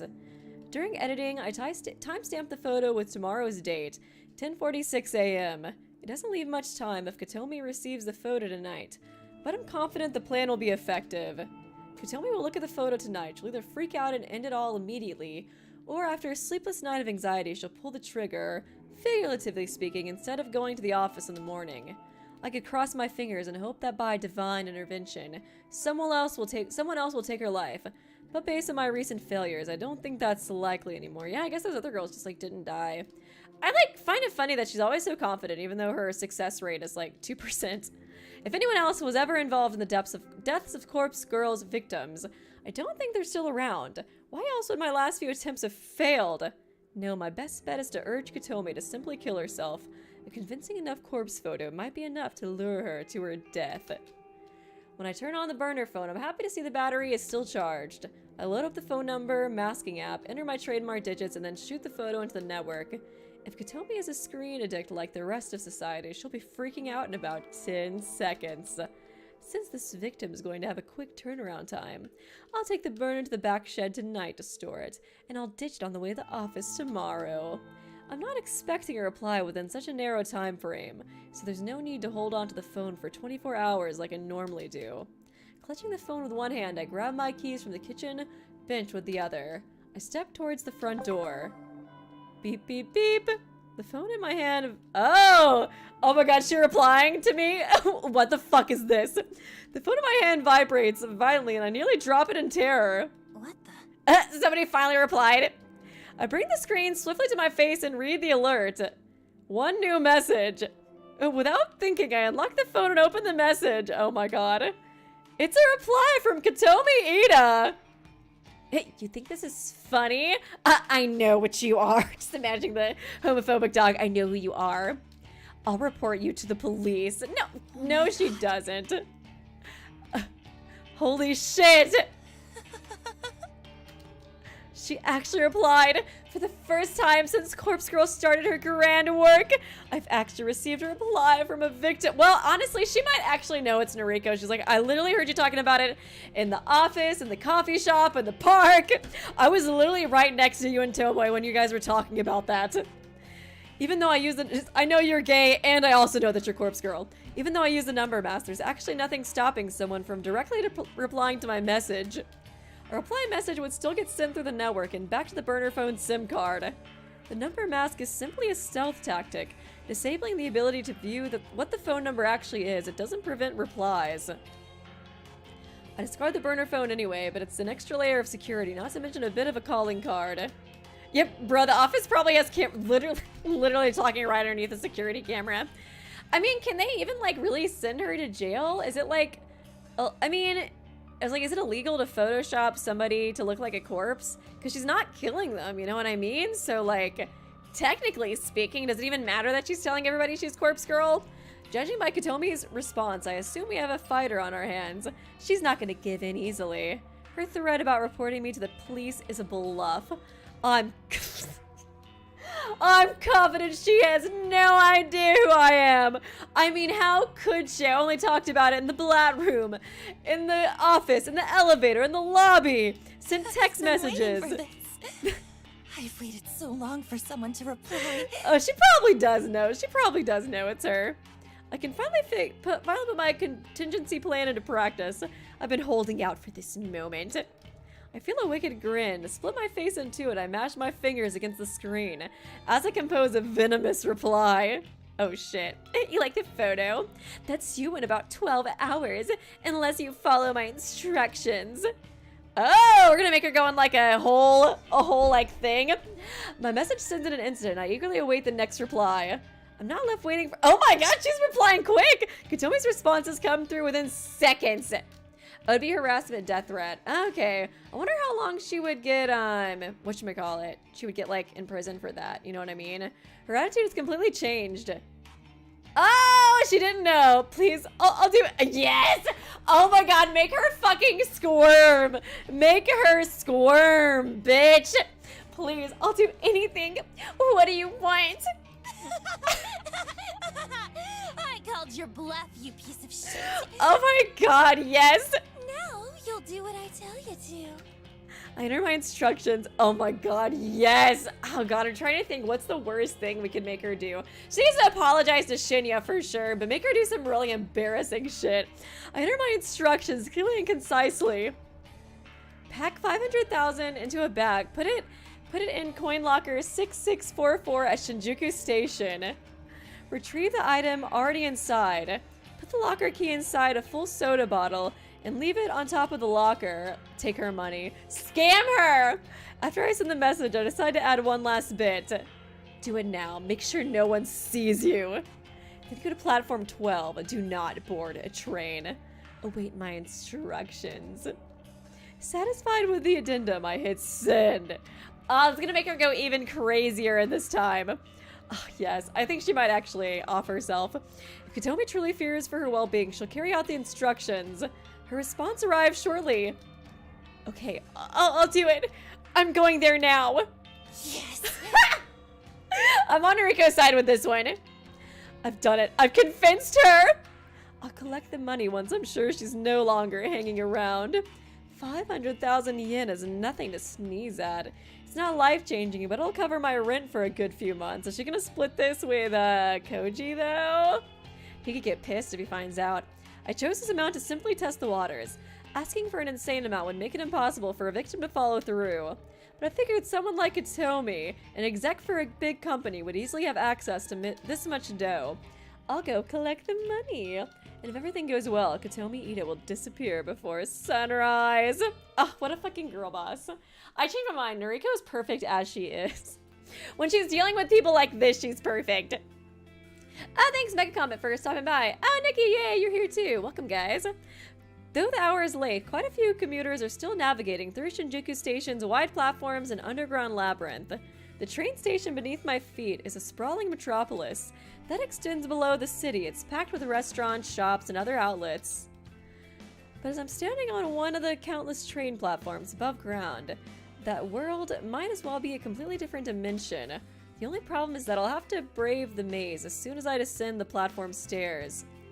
I tend to get dizzy in such places. A big chunk of Aizen. Oh my god, I haven't seen Aizen in so long. Oh man, she went from girl boss immediately to scaredy cat in like 30 seconds. GG, Noriko. I know she. Oh my god, she did. It's so nice to see her squirm. You know what I mean? I tend to get dizzy in such places. My normal morning route doesn't require me to travel through the underground plaza. I'm able to exit the station within minutes of my train arriving at the platform. Still, I'm somewhat familiar with the layout of the underground. I know exactly where coin locker 6644 is located. I feel like she's gonna jump me, honestly, when I get there. The coin lockers in the train stations like these are a popular way for people to store luggage or personal belongings for a few hours at a time. In Shinjuku, maybe we'll like push her into the train tracks or something though. In Shinjuku, it can often be difficult to find even a single available locker. The coin locker 6644 is special. I approach it from the main passageway of the underground, and my eyes take in the familiar sight, because she probably is just like waiting to like watch and see who Corpse Girl is, you know what I mean? Then she's gonna report me to the police or some shit. Oh! Interesting. Locker 6644 sits in the middle of the road, nestled between countless other lockers. Across its door is a thick coat of graffiti, colorful curse words sprayed on it with thick paint to adorn the lockers. Or the police are waiting. I could see that too. The graffiti is such an eyesore that it acts as a deterrent to anyone who might want to store their belongings. The icing on the cake is the condition of the coin-operated lock. It would have been smarter, honestly, if she would have gone like later, like the next day or something, after she like expects her to die. The thing is busted and dented from the physical abuse, like someone has tried to pry it with a crowbar on multiple occasions. However, I know from testing it firsthand that the lock still works, despite its battered appearance. No one in their right mind would use this locker, and that makes it the perfect spot to host my pickup. Glancing at the locker, I notice that a soda bottle sits on top of it, a soda bottle full of bubbly, opaque liquid. I quickly look around and make sure that Katomi Ida is nowhere in sight. I walk past the locker and complete a lap around the immediate area, scanning thoroughly for her. I guess there could be like a tracker or something with the money too. Or like I don't know, is there a way that they could like, you know, put a tracker on her from doing this to get back to her apartment? But she isn't here. In fact, there are very few people in this little section of the station. Good, she followed my instructions perfectly. After leaving the key in the soda bottle, she left immediately. I approach the locker once more. I reach up above it and retrieve the soda bottle, then crack it open and hear the fizzy hiss. I bring the lip to the bottle to eye level and peer inside, trying to identify the shape of a key within the swirling ocean of carbonation. There it is! Try to fish inside the narrow bottle, opening with my fingers. Thin though they are, I can't squeeze more than one finger inside the bottle at a time. I can tip the bottle over and let the soda and the key spill out onto the floor. But if someone sees me being a nuisance and causing a mess, it'll draw unwanted attention. I've got no choice but to chug back some of the soda and try to catch the key in my ew. Yeah, that's pretty gross. As disgusting as the concept is, and as much as I'm gonna get COVID from doing this, I gotta do it. I need to steel myself. I raise the bottle to my lips, tilt my head back, and pour the foul liquid onto my open mouth. Ew. God's gonna taste like pennies or some shit. The saccharine tang of artificial flavoring assaults my taste buds, and I immediately want to vomit. But I'm committed to seeing this through. I can throw up later. The most important thing is getting the key. It isn't until the bottle is half empty that the cold metal key drops into my mouth. It clings against my teeth, and ew! I nearly choke in surprise. Ew, sputtering and spitting, I feel droplets of soda running down my chin. My cheeks are puffed up like a squirrel as I try to retain the key and the soda in my mouth. I reach my fingers into pursed, tight lips and recover the tiny key. I quickly swallow down the rest of the soda in my mouth, trying hard not to release a repugnant belch. Ew. I turn the key over in my hand and smile. My sticky teeth adhere to my lips and take me a few seconds to lick them clean. Tossing the soda bottle into the nearby trash can, I wipe the key clean on my skirt and quickly insert it to the coin locker. I twist the key, turn the latch, and swing the locker door open. Inside the dark vault is a single bag, a simple paper pouch like one you would get at a grocery store, so it seems like she did it so far. I'm waiting for the police to bust in, honestly. I pull the paper bag out and take a look inside. Thick stacks of 10,000 yen bills fill the bag. I'm not foolish enough to stand here and count it out, but I'm confident the amount is at least pretty close to what I requested. It worked. My plan worked. I don't know, man. I guess we'll see. There's a trash bin right there. She really could have done that. That would have been so much easier. And yeah, I could see the soda being poisoned too, honestly. I devised this contingency plan months ago. I waited so long to try it out. I do feel like Noriko's she's not the brightest, you know? All I need is somebody to reply to their corpse photos, simply to try and reject their fate. I wanted to prove that people would bow to fear and do anything to save their own skin. Yet it seems I was right. Just one more thing to do. I guess it makes sense that Katomi, I think that was her name, Katomi might be more scared of Corpse Girl too, since like somebody in their office literally died from like a Corpse Girl photo. So I guess she could be legitimately scared, but I still do feel like, I'm waiting for the police to just bust down the doors at this point. I fold up the paper bag and clutch it tightly with my free hand. I pull the burner phone out of my hand. Oh gosh, she still got the burner phone. I compose a message to Katomi Ida. Girl! Oh my god. You're really gonna text her? Hey, bestie, I'm down here right now, unarmed. Please don't send Kenjo after me, okay? Thanks. Who should be obediently waiting above ground on the train platform? When the next train arrives on your platform, stab... Oh! Stab the first person to disembark. Interesting. Does she even have a knife? You must kill them. If you escape, leave this prefecture and never return. I hope it works though. I hope she does do it and it works, honestly. It's done. Well, I don't know. I guess I feel bad that some random passerby is gonna get like stabbed. You know, that part sucks. But Katomi having to do all this is kind of nice. It's kind of nice for a little vengeance. When I first opened the coin locker and retrieved the paper bag, I immediately noticed the knife that I had placed inside months ago is missing, so she took the knife. Katomi followed every word of my instructions. My message had read, pack 500K into a bag, put it in the coin locker, 6644 Shinjuku Station. What if it's Shinya? Dude, that would, oh my god, that would piss me off so bad. Retrieve the item already inside. I've given Katomi an opportunity. She can trade another's life for her own. If she kills someone exiting the train... Girl, you have no control over if Corpse Girl spares her life or not. Also, you fucking should not spare her life. You know, it's like Noriko tries to be all like, we need to get rid of the putridness of the earth. But, you know, you're not on any light Yakami bullshit. If you're gonna let this girl survive and then just take some random passerby as, like, their life instead, you know what I mean? It's a simple exchange, and one that I bet she'll be willing to make. No, we gotta kill her! I don't care about Bob coming out of the subway. If she gets away with a murder, she'll flee from this place. I won't see her ever again, and neither will Shinya or Tomoe. To us, she'll be as good as dead. Not to me, though. Not to me. And for Corpse Girl, well, as long as a body is claimed in exchange, she'll be satisfied. After a minute of waiting for a reply to the message, I figure she's not going to write back. She's probably getting ready to fulfill her task. Keen to witness how this unfolds. Oh my god, you're so fucking stupid. I take the nearest escalator up towards the train platform. Okay, I hope I like... Oh!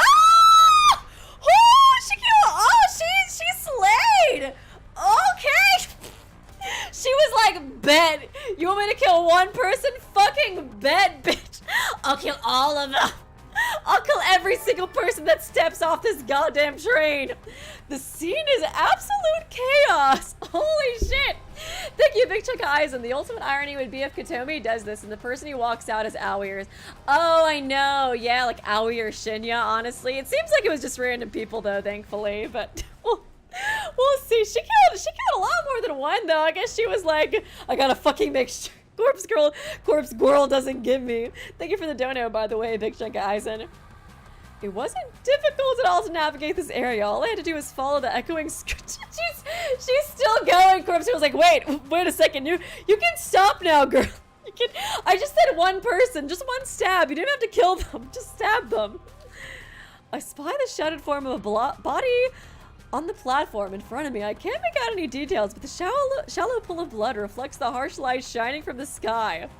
To my surprise and delight, a second body is sprawled across the ground nearby. Oh my god, I swear to god, if we see like Aoi or Shinya, I'm gonna freak out. It's a young woman's corpse with one arm raised against the side of a vending machine. This poor girl, these poor people, man. Adrenaline surges through me at the violent scene.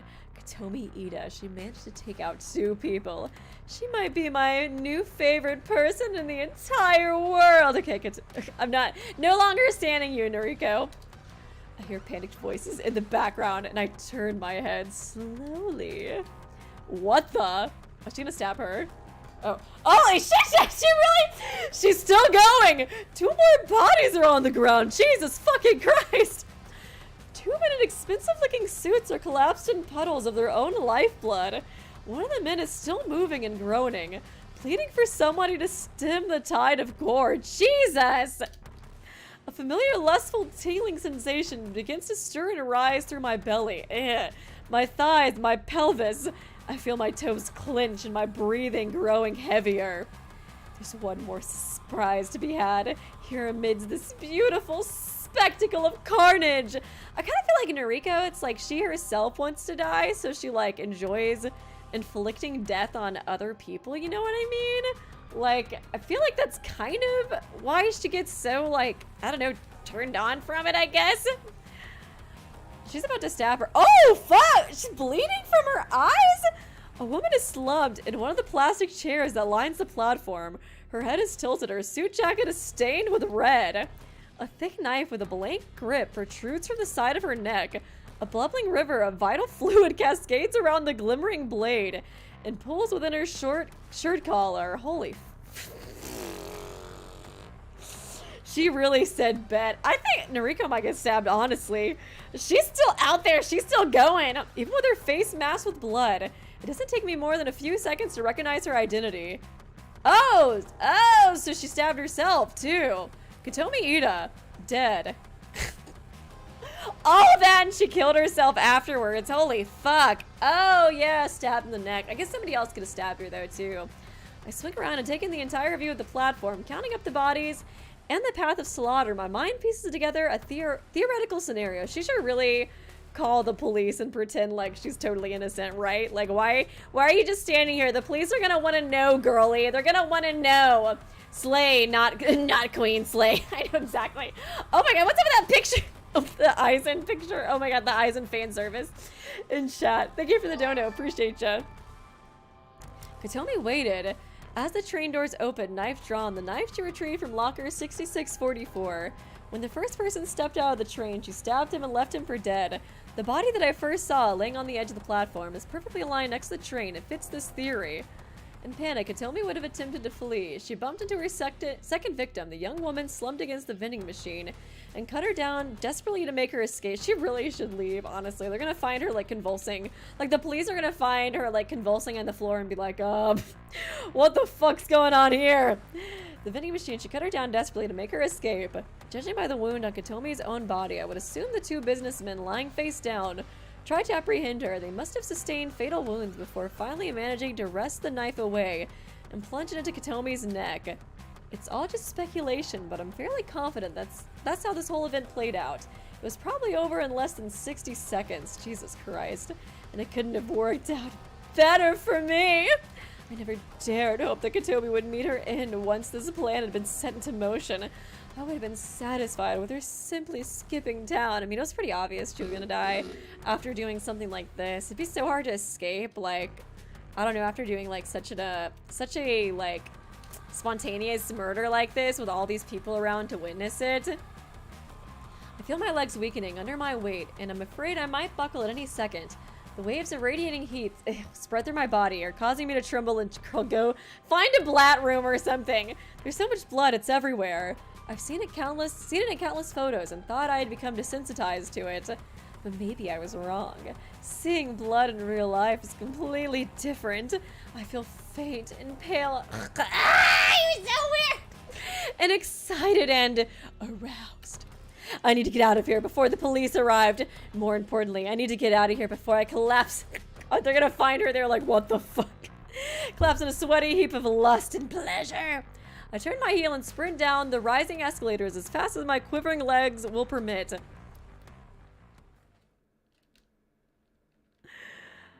Oh god, Noriko. Oh god. At least she got out of there, I guess. Where's the cops? Ain't there like cameras down at train stations? Yeah, for real. You'd think that there would be like security cameras or something. They just like see her like staring at the scene all smiley and like, you know, going all crazy. Be like, why did that lady just run away after smiling and screaming, crying, and pissing on the train station floor? That was pretty weird. Pretty weird.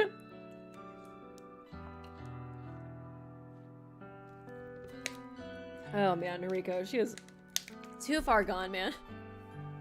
Too far gone. Another morning fueled by coffee. Once again, I didn't manage to get much sleep last night. I want to say it's not my fault, but I know that's not entirely true. The grisly visage of all those slain people on the... Slay! Oh my god, she said the word! Well, kind of. She got pretty close to saying slay. Slain, the people that I inadvertently slayed on the train platform was burned into my mind's eye. Every time I started to drift off to sleep, a splash of blood or a fleck of gore would appear in my thoughts. Now I'd snap awake again, so there is part of her that doesn't like it, I guess. And the sight of Tomoe Ida with a knife sticking out of her neck made me shiver more than a few times. Nevertheless, I'm here now at the office as usual. Witnessing violence on that level in person was a different experience than I had ever expected it to be. However, it has helped steel my resolve. I'll need to desensitize myself to that kind of carnage if I'm going to continue with Corpse Girl's ambitions. I set down the second empty can of coffee on my desk and lean back in my chair. I catch a glimpse of Tomoe tapping away on her keyboard, completely oblivious to what went down last night. Oh my god, Tomoe's gonna be so stoked. There was a news broadcast regarding the event of Corpse. I did not mean to do that. I did not mean to say that, of corpse. But the fighter, you know, Noriko's just got such a sense of humor. She's just so quirky that she just likes to say of corpse instead of course. But the finer details of what occurred have been kept under wraps. It'll probably take the police and the media a little more time to get the story straight. It's not often that a mass killing spree takes over the news, and whether or not the identities of those involved will be revealed is beyond me. For now, I assume that Tomoe is in the dark about the events. I don't take her as the kind of girl to be up to date on current events. Even if she did hear about the stabbings, she couldn't possibly know that Tomoe was the culprit. I should probably fill her in later, though. She'll want to know that Corpse Girl claimed her victim, even if it was in a kind of roundabout way. Oh, thank you, Big Chunk of Eisen. Need to get my Roger stuff plush after that scene. I know, right, dude? That was a rough scene, man. Thank you for the donut, though. Appreciate ya. I stretch my arms above my head, let out a small sigh, and proceed to crack open a third can of coffee before getting back to work. Oh, man. Of course. That was a good one, though, even though I didn't mean to do it. You got a minute? I just want to tell you all about how I slayed last night. Shit, yeah. I wanted to speak to you anyway. Oh my god. Oh, okay. Did you hear about the you go slaying that went first. on last night? For sure. Well, Ah! I wanted to thank you for killing Tomoe Ida. I don't know how you did it, but thanks. Slay, bestie. Huh? How did you know she died? Oh, come on. She didn't come in today, right? And there was that brutal stabbing incident over at the station last night. Okay, let's just piece it together. It don't take a genius to put 3 and 3 together. That shit went down so close to here, where we spend so much of our time. Chances were good that it affects someone you know. I shake my head at her logic. The city is home to more people than you could count. I don't know how she came to the conclusion, but the fact that she's actually correct just blows my fucking mind. Well, yeah. I guess that's it then. She's just super positive, you know what I mean? I'm thankful. For serious. Yeah, Corpse Girl really did me and Shinya solid. If there's ever anything you need, like, no matter how dirty, then count me in. I owe ya. Everybody in this game has, like, no morals, man. Thanks. I'll keep that in mind. Sure. So, like, what'd you want to say to me? Oh, I was going to tell you that Tomoe is dead. Beat you to it, skank! But I got a question or two. How'd you get someone to go on a killing spree and take Tomoe out along with the others? I mean, it wasn't you going around stabbing people, was it? No, of course not. Oh? It kind of happened outside my control. I sent Tomoe a photo of her corpse, just like Corpse Girl's standard mode of operation, and I gave her the instructions to kill someone, if she didn't want the circumstances of the photo to come true. Holy shit. You're so fucked up, girl.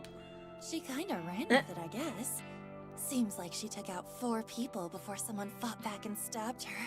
I mean, she already did not have any kind of moral compass, so I guess it makes sense she'd go a little crazy. I little think wild. I'm in love with her, to be honest. Oh god, no! Narika, are you serious? Girl! You weird slut! That's horrible! What the fuck is wrong with you? Girl, stop it. What can I say? She went above and beyond. Narika's so fucked up. Why does she even like Aoi? I feel like Aoi is like so normal and sweet. Still, thanks. Really. Shinya will be stoked. Will he? I don't know. I feel like Shinya's one of the few people that, like, it's pretty morally, like, pure in this game, you know what I mean? That's okay. Just doing Corpse Girl's job. Where is Shinya anyway? Oh, he was in earlier. Oh. Went home a bit early because he wasn't feeling well. Think it was just because he was dreading running into Kodomi, but... I don't know. I kind of wonder if he's gonna feel, like, guilty about it somehow, you know what I mean? I don't feel like Shinya is like us, you know what I mean? Well, he'll sort himself out soon enough. You know, Noriko, you've changed a lot. I have? Toads. I mean, I know you act different around me now that we're friends, but it's more than that. You look, I don't know, kind of better? Healthy or something? Is that gonna trigger her? Oh. I didn't know about that. Serious, though. I don't know. Maybe I just see it different now that I know who you really are. Maybe. Now that I know you're even more fucked up than I thought. When I thought you were just like a goth girl, I was like, ew, disgusting. But now that I know you're a murderer freak who's obsessed with corpses, now I love you. Anyway, I'm gonna get going.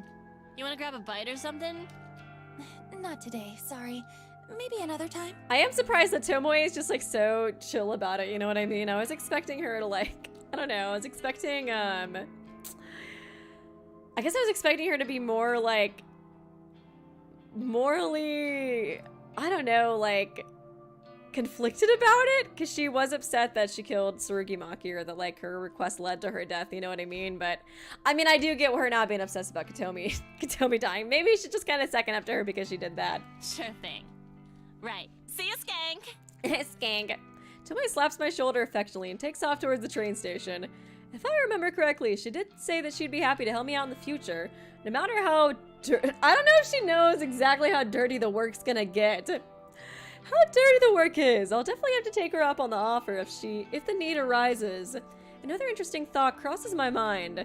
Tomoe seems kind of surprised that I managed to manipulate Kotomi into going on a killing spree. To be honest, I'm also amazed that I managed to pull that off. Which gets me thinking, would it be possible to manipulate more people in the future? Yeah, I was kind of thinking that too. If she wants to do that, it might be smart to send the picture and then also send like a, if you don't want this to happen, you should do blah, blah, blah. You know what I mean? After all, I came out of last night's ordeal with 500,000 yen in cash and a bunch of bodies claimed in Corpse Girl's name, because I feel like that would be a lot more scary than just getting the corpse picture by itself. You know what I mean? Like, I don't know. If I just got the corpse picture, I would be like freaked out, but like, I don't know, I feel like it would be so much worse if somebody was like, also, you have to send this money and stab these people, then I'd be like, oh shit, you know what I mean? But honestly, personally, I would just take it to the police, but you know, that's not what our worst girl Kotomi thought to do. It's a fascinating prospect. I mean, I guess she was like essaying one of her employees, so she might have other stuff she didn't want to go to the police. Other stuff, you know, that might appear on her record that, you know, maybe why she doesn't want to talk to the police. It's a fascinating prospect. There might be something to this. If I can successfully pull the right strings, Corpse Girl's ultimate ambition might be fulfilled sooner than I thought. I continue to dwell on the unlimited possibilities as I make my way to the station. Did she ever get rid of the phone that she was supposed to get rid of? Standing on the train platform, and thankfully not the same one from last night, which has been temporarily closed, I stare into space, completely lost in my own thoughts. It's like trying to see, is that a camera right there actually? It kind of looks like one, right? Or maybe it's just a like stop, you know, like to let you know if that's like stopping or something soon. I was trying to look though, because it's like you would think there would be cameras in the train station. I start to wonder how Kojiro is getting on with finding us a suitable location. Oh, as I fantasize about having an abandoned warehouse or factory to call our own, my phone cries out desperately for my attention. I retrieve it from my handbag and glance at the screen. Kojiro is requesting a noise voice chat. I absentmindedly wonder if he read my mind and knew I was thinking about him as I answer the call. Hello. I guess these conversations might be through like, I guess since they're like through noise, are they more private or like harder to trace? You know what I mean? You know, people would use like Kik or whatever to like talk to people. You know, I think it's also to like avoid international charges and stuff like that. But would that be more safe than just calling through like a landline? You know what I mean? Want to see the place? No greeting, huh? Sauce. Hi. Want to see the place? What if I'm busy right now? Ah, Sauce. You busy? Sauce. I can't get over that. No. I have no friends, no worries. Right? Want to see the place? I roll my eyes and decide to just go along with it. After all, I am dying to move ahead and see what kind of location he has secured for our work. Yep. Where is it? Bad. Shin Okubo, behind K-Town. An abandoned factory. Just what you wanted. Okay. Okubo. That's suspiciously convenient. The corpse factory. Why? I work in Shinjuku. It's just one station away on my train line. Okay, I'm heading there now. You in? He is so suspicious, man. I'm in. How do I get to the factory from the station? Thank you, Kyle. I didn't mean to blame Tomoe for not feeling guilty. I mean, I don't blame Tomoe for not feeling guilty. If someone was pulling a Mitch on my SO, holding their entire career on the palm of their hand, palm of their name, and threatening to fire them for speaking, I'd want them dead too. Yeah, no, I definitely understand how she feels about that. I think, like, I understand her not having, like, any kind of blame for that personal situation. It was mostly the fact that, like, other people died as a cause of it. She doesn't really seem to feel any guilt about, like, the people in the train station that also died. Or, like, Tsurugi Maki who died. Like, you know, it seemed like she felt so guilty about Tsurugi Maki dying at first, you know, and thinking that she caused it. So I was surprised that she wasn't, like, having more, confliction about the people at the train station dying as well, you know, who are just innocent bystanders, because, like, I don't feel bad at all about Katomi dying either, you know. I get her on that one, but it was mostly just the other people and the fact that, like, Noriko does this, like, regularly, you know what I mean? Exit the station to Okubodori. That's K-Town proper. I'll message you the full address. Okay, got it. Just head through Koreatown. I'll be there soon. Bad. Bye. Kojiro ends the call and I immediately receive a message with the factory's address. Seems easy enough to get to. I feel a bit nervous about going there. It's a new place, and it's located in a town I normally don't travel to. But for some reason, I feel energetic. I actually feel enthused about it. Maybe it's because I haven't been hidden away at home all day. I've been at work around other people. Perhaps it helps me acclimate to the concept of going somewhere new. And the chances of someone sneaking up behind me and strangling me in broad daylight are pretty slim. What have you gone through, girl? I think she's definitely had some near-death experiences or something. As I put my phone away, the train pulls up to the platform. The same train that was going to take me home will take me to Shin Okubo. It's the very next stop from here. I'm a little wary of how convenient this is turning out to be. Could be Kojiro was luring me into a trap, but I don't know. He's cute, so I'm not even gonna worry about it. If it's a chat, then if it's a trap, then whatever. I'm cool with it. I think he generally wants to be involved with Corpse Girl's work. I board the train and stand by the doors, ready to disembark at the next station. What are they gonna, like? I don't know if I totally understand how she's even gonna pay him in corpse. Oh my god, it's the corpse factory. We're here. We did it, guys. But how's she gonna pay him in corpse? Because, like, I was thinking, like, wow, they get a lot of corpses from this, like, thing. But, I mean, it's still gonna go to the morgue, and he's still not gonna be able to take it out without people, like, you know, watching him. So it's like, I don't really know exactly how now he gets more corpses to work with. The abandoned factory is almost exactly how I imagined it would be. Tall, broad, foreboding, eroded and worn down, with brick walls and steel sheeting covering with a thick layer of black exhaust. Gigantic metal pipes protrude from within and wrap around the exterior, only to re-enter through the vents here and there. A series of ventilation shafts and chimneys line the roof, but they don't release even a single puff of smoke. This place has been shut down for a long-ass time. The front entrance is located at the rear of a small parking lot. It's a simple steel door that has been chained up and padlocked. Further along, oh, and the theme music. Oh, nice! Nice. Further along the side of the building is a loading dock, an expanse of asphalt that leads to a concrete path and a giant roller door. In the dock sits a derelict van covered in a brown tarpaulin. This place is amazing! You haven't seen inside yet. Oh, he's got a... Oh, he's not wearing a... He's not wearing a shirt underneath his jacket this time. What's up, Kojiro? Hey, buddy. What you doing? I glance towards the steel door, secretly chained shut, and wonder if anyone has entered within the last decade. If Kojiro has checked out the inside, then he did well covering his tracks. Like, how the hell did he even find this? He is so freaking suspicious. How do we get in? Around here. I follow his lead as he walks towards the corner of the building. A steel railing bars our path, but he swiftly hurtles over it and continues down the side of the factory. I take a minute to climb the railing. Make sure not to twist an ankle as I stick the landing on the other side. Thank you, Big Chunk Eisen. We did it. We made it to the corpse factory. Roll the credits. It's all downhill from here, honestly. Honestly, probably. I'm trying to think. I feel like everybody's gonna die in this game. Like, when I think of the characters, I think Noriko and Kojiro for sure are probably gonna die. I feel like Tomoe might die too. I think Shinya might live compared to the other characters. Well, I don't know. I could see Shinya dying too, honestly. But I do feel like it's gonna be all downhill from here. That's basically what I'm trying to say. Thank you for the dono. Appreciate ya. Through here. Kojiro points to an open window. Thankfully, there seems to be enough of a gap for someone as large as Kojiro to slip through. I shouldn't have an issue getting in either. Despite my thin, heavy-set frame, she always does that, like totally conflicting words. He slides in first, and I quickly follow. Yeah, the soundtrack reminds me of Death Note too, honestly. I always really like the music in that show. With that, I find myself inside the factory. It's actually pretty nice for an abandoned factory. This place is huge. It's an open plan design, and it's pretty much empty. A few stray pieces of odd machinery line one wall. A small forklift, a pallet jack, and a bunch of buckets and mops catch my attention. All of this could be useful for our little operation. A number of iron workbenches are piled up in a stack. They look heavy and rusted, but they would probably make good tables for resting corpses on. Aside from these miscellaneous items, the factory is essentially bare. The concrete floor is in bad shape, cracked and worn from probably 50 years of use. The thick brick walls are scorched in some places and dented in others. Still... It's perfect. Thanks. Figured you'd approve. How did you know about this place? Yeah, for real, you sussy baka. He doesn't answer at all. Kojiro doesn't answer immediately. His eyes turn to the stupendously high ceiling, with its array of glass sunlights beaming light down upon us. After a minute, he turns back to me. Dad used to work here. Okay. What happened to your dad? Is he dead?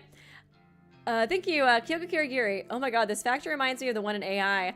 I was thinking that too. It was like it kind of reminds me of, yeah, there was like the factory in Somnium Files too that we also went through. There's even like a forklift in there and everything. But I was thinking the same thing, honestly. His dad? What's his dad look like? I just want to meet him, you know? No big deal. This place used to manufacture steel fencing, chain link fences, barbed wire, chicken mesh. His dad's probably hot too, let's be real. That kind of thing. Huh, I see. He's totally dead though. A lot of that is imported now.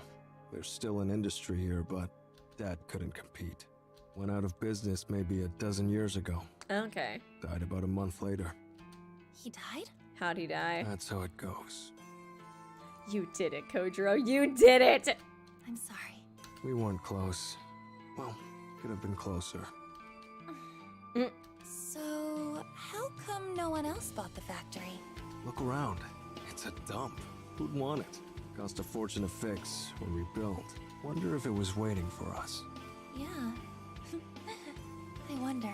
So conveniently set up for us. It definitely all seems to be too good to be true. But this is the real deal. This is our factory now. Going half on this, right? Right. Okay. Good. Welcome home then. Or something. Let's work well together. Roger that. I've entered an unlikely partnership with Kojiro. We've obtained a base of operations, safe from prying eyes. I kind of feel like Noriko, like, she thinks that she's like the one in like power in this like partnership, but I think Kojiro is smarter than her. I don't know, or like I think he's gonna pull one over on her at some point. The next step is to fill this factory with corpses and carry on the Corpse Girl's grand scheme.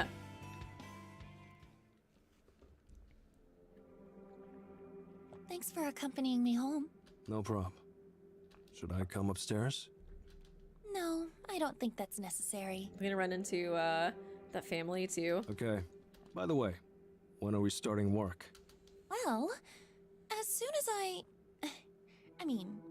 as soon as Corpse Girl receives another request for a death, we can start on it. She can't even remember to not say I out in public. Oh. No grand heist from the morgue first? Think about it. It's It's important that the cadavers I use match the details of my victims. I won't know what kind of cadaver to use until I receive a photo of the victim. Guess that makes sense. What's the big plan anyway? How do we lift corpses from the morgue? I had a feeling you would ask about this sooner or later. I did tell him I had a perfect idea after all. I imagine the biggest issue is writing off the bodies, so to speak. If a cadaver goes missing or is unaccounted for, there will be an investigation. Am I right? I guess like the ones that they're supposed to cremate, they could like, or like cremate, you know, they could like just take it to the factory and then like, I don't know, burn something else and be like, yeah, this is your old Uncle Joe for sure, for sure. Thank you, Kyoko Kirihiri. Sorry, Noriko, I think you're an ultimate Aroha. She really is an Aroha Kenny. She is so dumb. I mean, God, I was gonna say God bless her, but I was like, does she deserve that? She's kind of crazy too. She is a true Aroha Kenny though. That is so honest. Thank you, Big Chunk Eisen. So it's an old abandoned factory that's falling apart. It's like a corpse of a factory. A corpse factory, you might say. Ah, interesting. Interesting. Good one. Thanks for the dono. Guess so. We need to be able to take the bodies away from the morgue without anyone ever knowing they're gone. So, the solution is simple. We only take the cadavers that are due to be cremated. Yeah. Okay, wise guy. A delivery company picks up the cremains nearly every day. Let's give him something else, you know, just some dust. Huh? Cremains? Cremains. That's what the ashes are called. Oh, right. So what do we hand over? Empty canisters? Let's put sand in there. They'll never notice the difference. It's simple. Fake ashes. Yeah, right. Fake ashes. That's so fucked up, though. Like, you get the ashes and you think it's your beloved Uncle Joe, but it's just some fucking sand that Kojiro put in there. Like I just have those lying around. Oh, Kojiro stops mid-sentence and stares straight at me. Huh. Might be onto something. Don't tell me you do have those lying around. Not fake ashes. Real cremains. Bodies are cremated every day. Wouldn't be hard to take a bit off the top. Huh? Could probably get away with like a quarter. Okay. Ew. I'm confused. What are you talking about? Sauce. Sauce. Every time someone gets cremated, I'll collect a quarter of the ashes, store them, put them aside. Won't take long to fill up a whole canister. Let me see if I follow you. You gather up a little bit of ash from every cadaver that gets cremated. Whenever we want to hoist a body from the morgue, we use the previously gathered ashes to fill a canister. We slap a label on it that says, "These are the remains of so-and-so." Yeah. Then we take so-and-so out of the morgue. We record that their body has been cremated, when in reality, it's been snatched from the morgue. I imagine the canister of ashes just gets picked up with all the others going out on the same day. Pretty much. We also put a token in the canister. A token? Like a dog tag.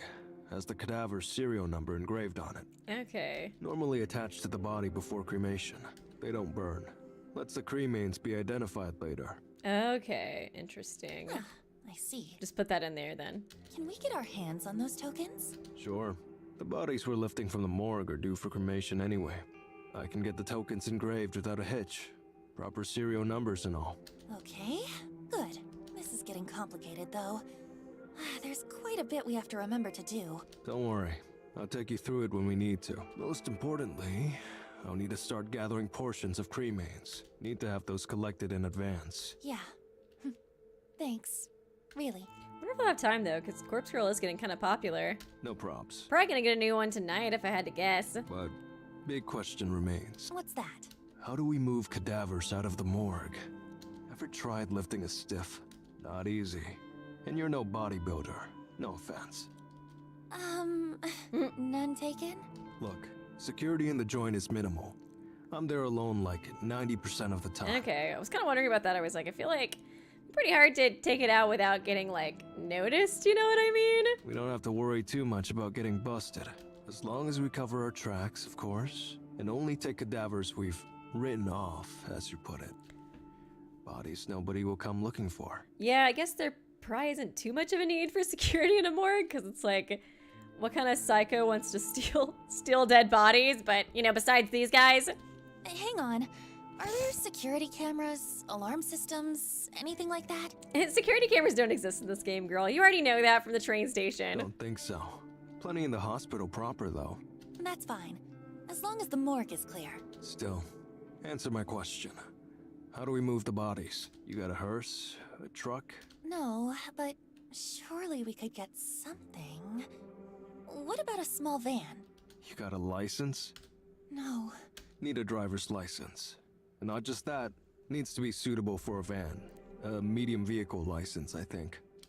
Oh, I don't have a license, but surely driving a van can't be that hard, right? We could just rent a van and wing it. Sure, girly, whatever you say. Uh-huh. Can't even rent one without a license. Yeah, that makes sense. Maybe he would have a license, though. He's like 30 or something, right? Okay, then. Do you have the right license? Don't look at me. Never driven a vehicle in my I life. know a lot of people in Japan, yeah, they don't really seem to drive. Yeah, me neither. Thank you, DJ. I missed your name, but thank you for following me. Great. So this is a bust. Put my head in my hands. We got so far. We secured a factory, planned out our heist, and I whip out my phone out of my bag and skim through my noise contacts.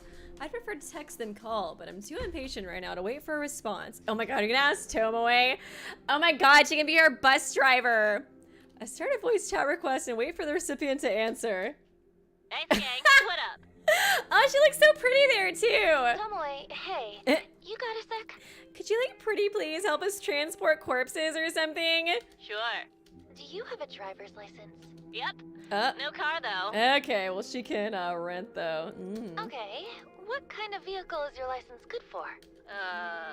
Like cars and scooters. Like cars?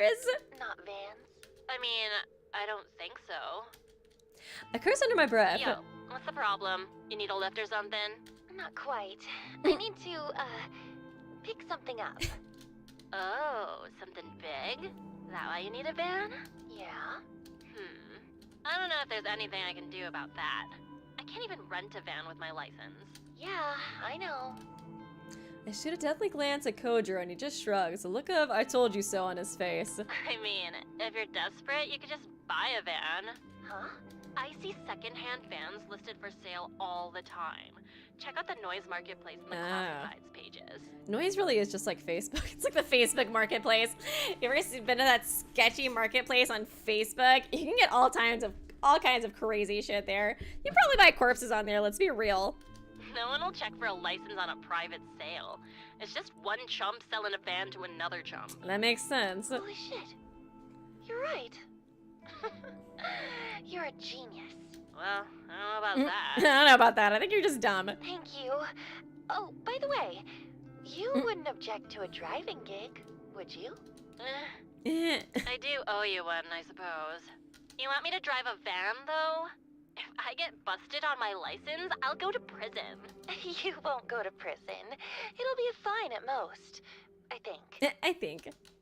I look at Kojiro and he gives me another shrug. I don't fucking know.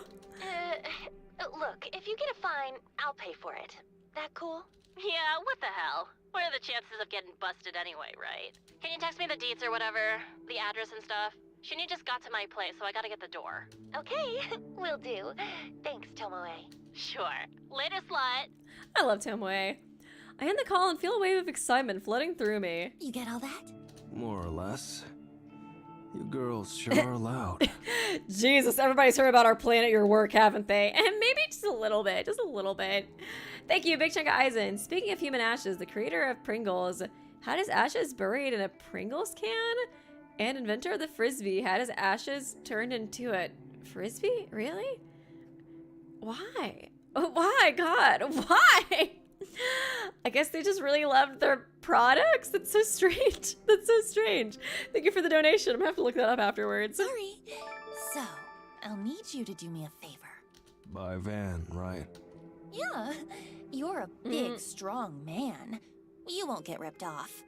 I'm just a poor little girl. Cut it out. I'll do it. But you got the money?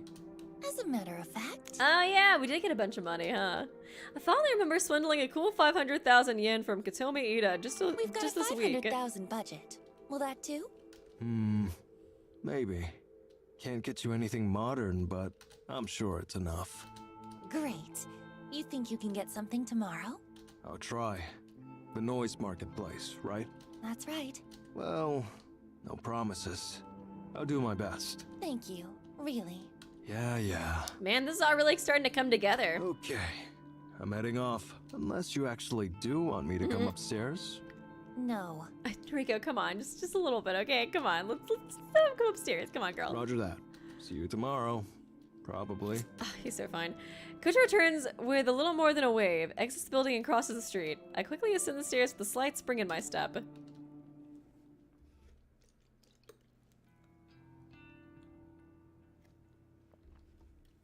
June 12th.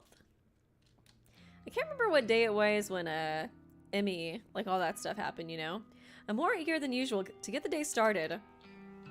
When I get out of bed, I take my medication, just like usual. I've been good at keeping up with it lately, sticking to my newfound convictions. I wash down the tablets with a glass of water. After getting dressed up, I put on my makeup. The same morning routine, the same movements, the same actions. But I feel good today. I'm not dragging my feet. I'm happy that things are moving forward, both for me and for Corpse Girl. As I'm packing my handbag, I receive a call from Aoi. Oh my gosh, Aoi. Haven't seen her at all this stream. Aoi, I haven't spoken to her for a while. In fact, the last time we spoke, I think it was way back when she didn't come into the office for her first day of work. Yeah, it's been a while. That was nearly 2 weeks ago. Shit, I really dropped the ball. I'm supposed to be trying to look after her, but I've been so caught up with my own crap. In addition, I've been actively trying to put her out of my mind in order to get over my feelings for her. But now I feel like I've just neglected the poor girl at a time when she needs me the most. I can't really tell if she really wanted our help, though, to be honest. I hurriedly answered the call, too guilty to keep her waiting any longer. Aoi! Hey! Noriko? She might have needed her space, honestly, after everything that, happened. I'm so glad you called. I've been a terrible friend. I haven't kept in touch with you. No, it's okay. Really, I've been busy. I should have called you earlier. Seriously, I'm sorry. It's okay. Did you want to talk to me about something? Yes. Well, I think so. Please, you can talk to me about anything. I'm Noriko, remember? Yes, that's true. So, I wanted to ask, have you ever heard of something called Corpse Girl's website? Oh, God, knowing Noriko, she'd be like, oh my God, I did actually, I heard the grapevine, she just got a new request right now. And then she's editing the photo on Photoshop right at this very second, and then she got a factory at 123 Pebble Cross address. It's like, okay, I really didn't need to hear all that, but whatever, okay, girl. Aoi knows about Corpse Girl? Yeah, I've heard. Oh my God, are we gonna finally get rid of the creep that it's like stalks her and stuff? Really? Wow. So, does it really exist? Apparently. Yeah, I couldn't find any solid information about it. What is it? Well... How do I explain this to her? Should I explain this to her? Ah, fuck it. I've already told everybody else in this game. Let's just go for it. Aoi is so sweet and innocent. Does she need to know about a website designed to conjure the omnipresent specter of death? It's all just hearsay. I wouldn't take it too seriously. Oh, but I want to know. Man, she's finally doing the smart thing for once. Well, people say that you can use the site to request somebody's death. Oh my God. Oh yeah, I've heard Corpse Girl is super cool. Also, she's single, I think. And she's like really into blonde girls with glasses. I don't know though, just heard that for the grapevine. I'm dead. That's so funny. Well, people say that you can use this site to request someone's death. Request a death? But how? How does it work? Really, I don't know. I've heard that the victim receives a photo of their own corpse. The photo is supposedly sent from the future. Whoa. Really? That sounds like something from a manga. Yeah. Suppose it does. Have you ever used the website? Of course not, silly. What kind of person do you think I am? Literally Corpse Girl. Sorry. I just thought you were a crazy bitch. You know, I mean, I know you better than anybody else. Why are you so excited about this anyway? Oh, no reason. I kinda just like weird stuff like this. You do? Huh, I never knew that. You don't know everything about me, Miss Noriko. Sketch. Even through the phone, I can sense that Aoi is in a happier mood than usual. Her cheery voice gives me a sense of nostalgia, and I think back to the time we spent together in school. Don't go using the site, okay? It's not good to mess with crap like that. Don't worry. I wouldn't use something so scary. I just heard about it, and, well, I got kind of curious is all. Alright. By the way, how is everything? Are you still working at the maid cafe? Ah, man, she probably is. Yeah. Damn it. That customer of yours? Please write his name on the website, girl. He's still around. You're not in trouble, are you? No. A light suddenly switches on in my mind, and I realize why Aoi was asking about Corpse Girl's website. Yeah, did we ever find out who requested? We never found out, yeah, who requested Noriko's death. I kind of feel like it is Aoi, honestly, but I don't know. She's such a sweetheart, but like, at the same time, maybe? I feel like the biggest twist, you know what I mean? A light suddenly switches in my mind. I realize why Aoi was asking about Corpse Girl's website. Be like, yes, you should totally do it, girlfriend. Aoi, you're not thinking about requesting that guy's death. Be like, girl, do it. Are you not thinking about it? Because you should be thinking about it. Let me get this straight. Aoi, you told me that you didn't even want to get the police involved. Now you want him dead?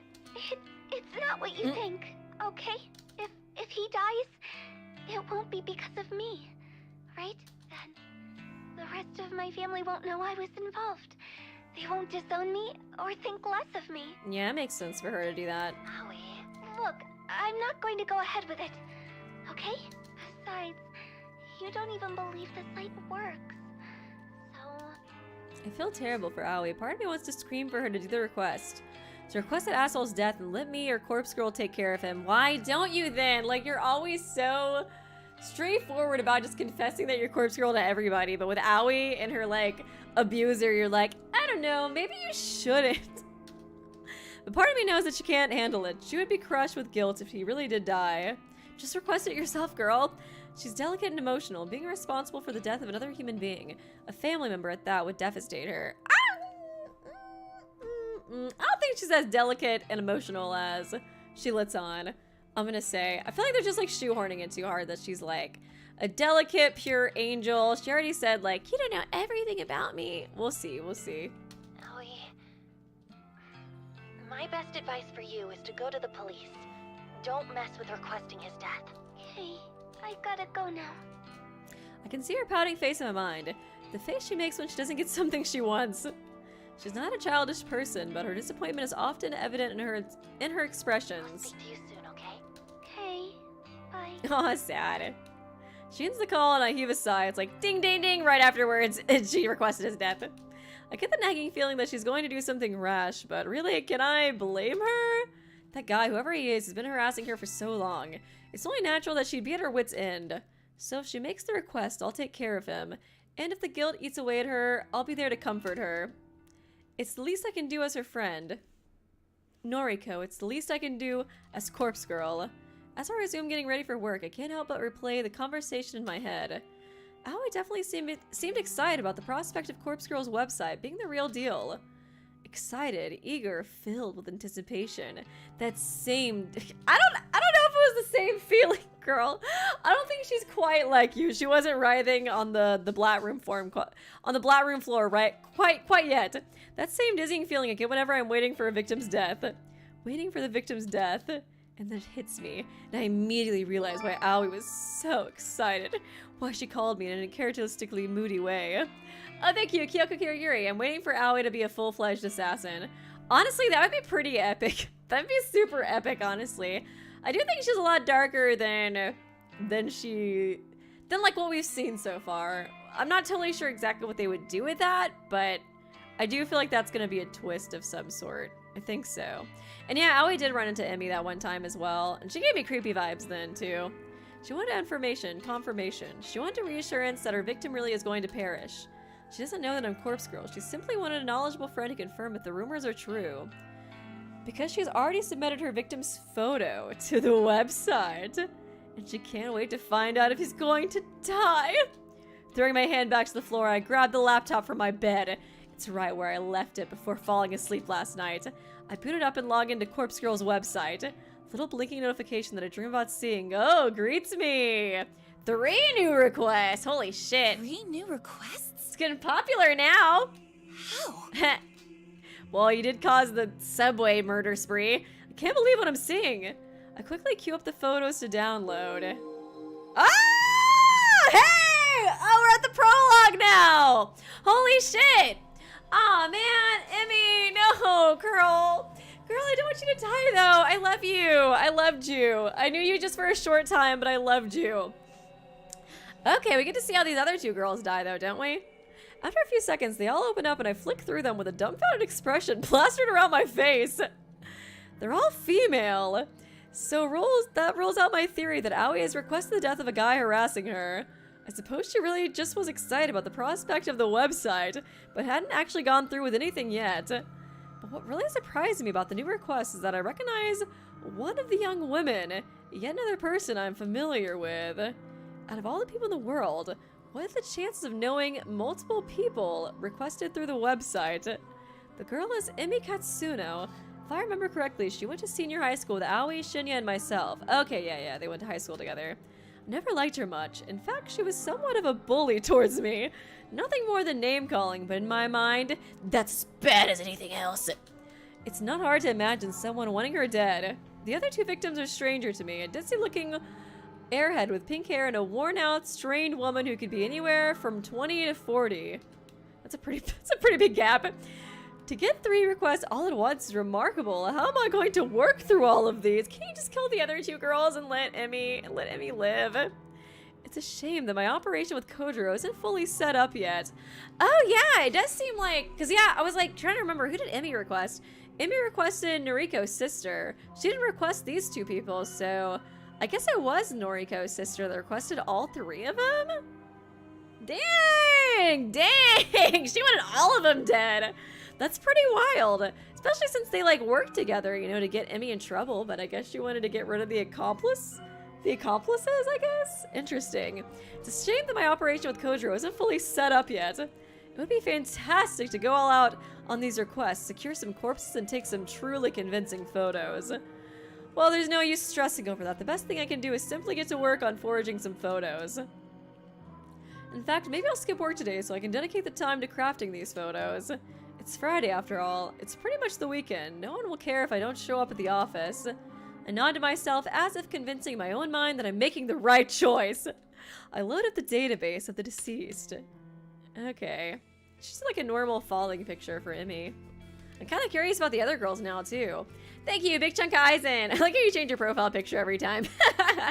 It's a new surprise every time I see a new dono. I wonder when Kojiro is gonna realize that Noriko isn't interested in men. He seems to keep flirting with her. I was kind of under the impression that maybe she was bi, because I thought she might have shown like some interest towards like potentially being with him, but she definitely does seem a lot more interested in women, if that is the case, but I couldn't totally tell. But yeah, I don't know when he'll get the hint that she's not interested in him, because she honestly doesn't seem interested in him at all. You know, she has to only be into women since she's not interested in Kojiro. That's the only way it makes sense that she would not be interested in him, to be completely honest. Thanks for the dono, appreciate ya. I step outside my apartment building, squinting in order to defend myself from the overwhelming rays of sunlight assaulting my eyes. As near as my vision is, I'm able to determine that Kojiro is nowhere to be seen. Where is he? Once again, he's making me wait. As I mumble under my breath, I hear the screeching of tires and watch in disbelief as a van pulls up outside my apartment building. Oh, Jeff, you're here. I hope I didn't miss too much Kojiro content. You did. He's mine now, Jeff. You should have come here sooner. I've already called dibs on him. Oh, there he is, too. Aw, look at you guys in your creepy little corpse van. It's a beat-up old thing that may have once been white, but is now covered in grime. There's like literally graffiti on it. The windows are either tinted or encrusted with dirt. To my surprise, the window on the passenger side lowers, and I see some familiar faces. Hey, what's up, slut? Next to Kojiro in the driver's seat is none other than Tomoe. She's waving and grinning like a lunatic. She's so cute, dude. I love Tomoe, man. Hey, Skate! So, how's this? Honestly, Tomoe's best girl. I'm calling it. Officially. My face must reveal my fury because Kojiro flinches before I can even respond. Where did you even get this piece of shit? Was like he's gonna act like he doesn't have any money left over. Yeah, it's costed the full 500K. Yep, no money left over. It's like, I know this costed $5, Kojiro. Some guy. Some guy? What guy? Some guy from the noise marketplace. Only wanted $250 for it. Okay. So, here's the other half of your money back. You're welcome. He holds the paper bag I gave him earlier. It seems to still have a bit of weight to it. When Kojiro showed up at my apartment earlier this morning, he told me he'd found a great deal on a van. This piece of shit. I had a good feeling about it, and I handed him the money to go and secure the vehicle. However, he mentioned that he needed a driver to haul it back. He asked me to call Tomoe for assistance. Thankfully, Tomoe agreed to help. Any opportunity to leave the office was good enough for her. I never expected her and Kojiro to come back driving a death trap on wheels. Van does look so shitty. Unbelievable. We're not going to die in this thing, are we? Become corpses yourself. Who knows? It has AC! Oh my god. Great. Did you ask the guy if anyone has ever been murdered in it? What do you care? He's gonna see a lot of corpses before we're done with it. Yeah, for real. No need to get picky now, girly. He's got a point, but I still don't feel good about it. We're picking up corpses in this. Wait, what the fuck? Y'all didn't tell me about that. It's important. And you owe me one, remember? That shit's gross. I don't mind driving, but come on. Ugh, whatever. As long as I don't have to touch nothing. I'm doing the heavy lifting. Don't worry. Tomoe leans over Kojiro and squeezes past him awkwardly to speak to me in a hushed voice. Who is this weirdo anyway? When you said you wanted me to go pick up a van, I thought you'd put me in decent company. What? Girl, I thought she was gonna simp over him, honestly. But maybe it's just like one of those things where like the people playing the game simp over him, but like in the actual game's world, he's like a weirdo. He does do a lot of weird stuff like the saws. The way he talks is super weird, but God, girl, do you not see how fine he is? Sorry. He's my, business partner. You know, so what? He says saws and he smells like dead bodies. You know, I can get over it. This is all for corpse girl shit, right? Well, whatever. I'm cool with it. Just hope this dude doesn't try to cut me or nothing. She pulls back and gives Kojiro some air. Anyway, get in. She just whisper all that over him. Huh? Why? Literally heard all of that. Going to the morgue. Hang on. I haven't planned anything yet. You want to do this now? If not now, when? Any other time, after I've had a chance to get organized. You have requests, right? Yeah, 3, actually. Right. Actually. So let's go get some bodies that match. But you haven't even had time to put aside any ashes. You were gonna collect a little from each cremation and put them aside and... Already done. Seriously? Worked night shift last night. Got like 3 or 4 canisters saved up. Dude, he was so excited about this. You said you've got 3 requests? Well, how convenient. But... This operation was your idea. You want to do it or not? He just seems like he always like knows exactly what's going on. I feel like he like has access to like the website's information or something. I'm just not ready. Kojiro thinks he can just rock up to my place and take me to the morgue, somewhere I've never been. I've had no time to prepare myself, no time to even think about it. Are we just doing this during the daytime too? Visiting the factory yesterday left me feeling pretty exhausted. Having to tackle another new place today is simply too much to ask. I told you I'd guide you through the process, right? There's nothing to worry about. You don't understand. I've never been to the morgue before. You love dead people. Come on, you'll love it. Tomoe shoots me a quizzical look from behind Kojiro. Nervous? I think I understand. For me, it's the most relaxing place on Earth. My little sanctuary. Really? Sure. No one to talk to me, no one to bother me, unless you count the dead, of course. I suppose that's true. And you won't be alone. You've got me and this chick. It's Tomoe. Thank you very much. Thank you very much. Right. Sauce. I take a deep breath and brace myself for the next thing I'm about to say. Cause like, yeah, there's no security at the morgue, but like, I guess if we get the van close enough to the building, people won't see us like dragging the corpses out. But like, I feel like corpses are pretty big, you know what I mean? Like, it's gonna be a little tough. Okay, let's go. Kojiro is right. Everything will be okay. I need to get used to going to the morgue. It's a new place, but it's going to be an essential place. I tell myself that this is all for Corpse Girl, for me, for us.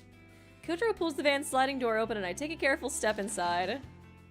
Dee-dee-dee. Okay. At the morgue. The morgue is a lot colder than I imagined it would be. I brave myself for not bringing a sweater, but there's nothing I can do about it now. The place has an icy, otherworldly feel to it. It's depressing and clinical and devoid of hope. And then there's the stench. It's not as overwhelming as I feared it may be, but it lingers and claws at my senses. It clings inside my nostril and mouth, and the very interior of my skull. It's very easy to understand why Kojiro's clothes always smell like this place. Ugh, once the odor gets a grip on you, it doesn't let go, Jesus. Honey, I'm home. You're so weird, Kojiro. A poor joke and poor taste, even for Kojiro. I feel like I'm going to vomit. Even Tomoe is looking a bit paler than normal.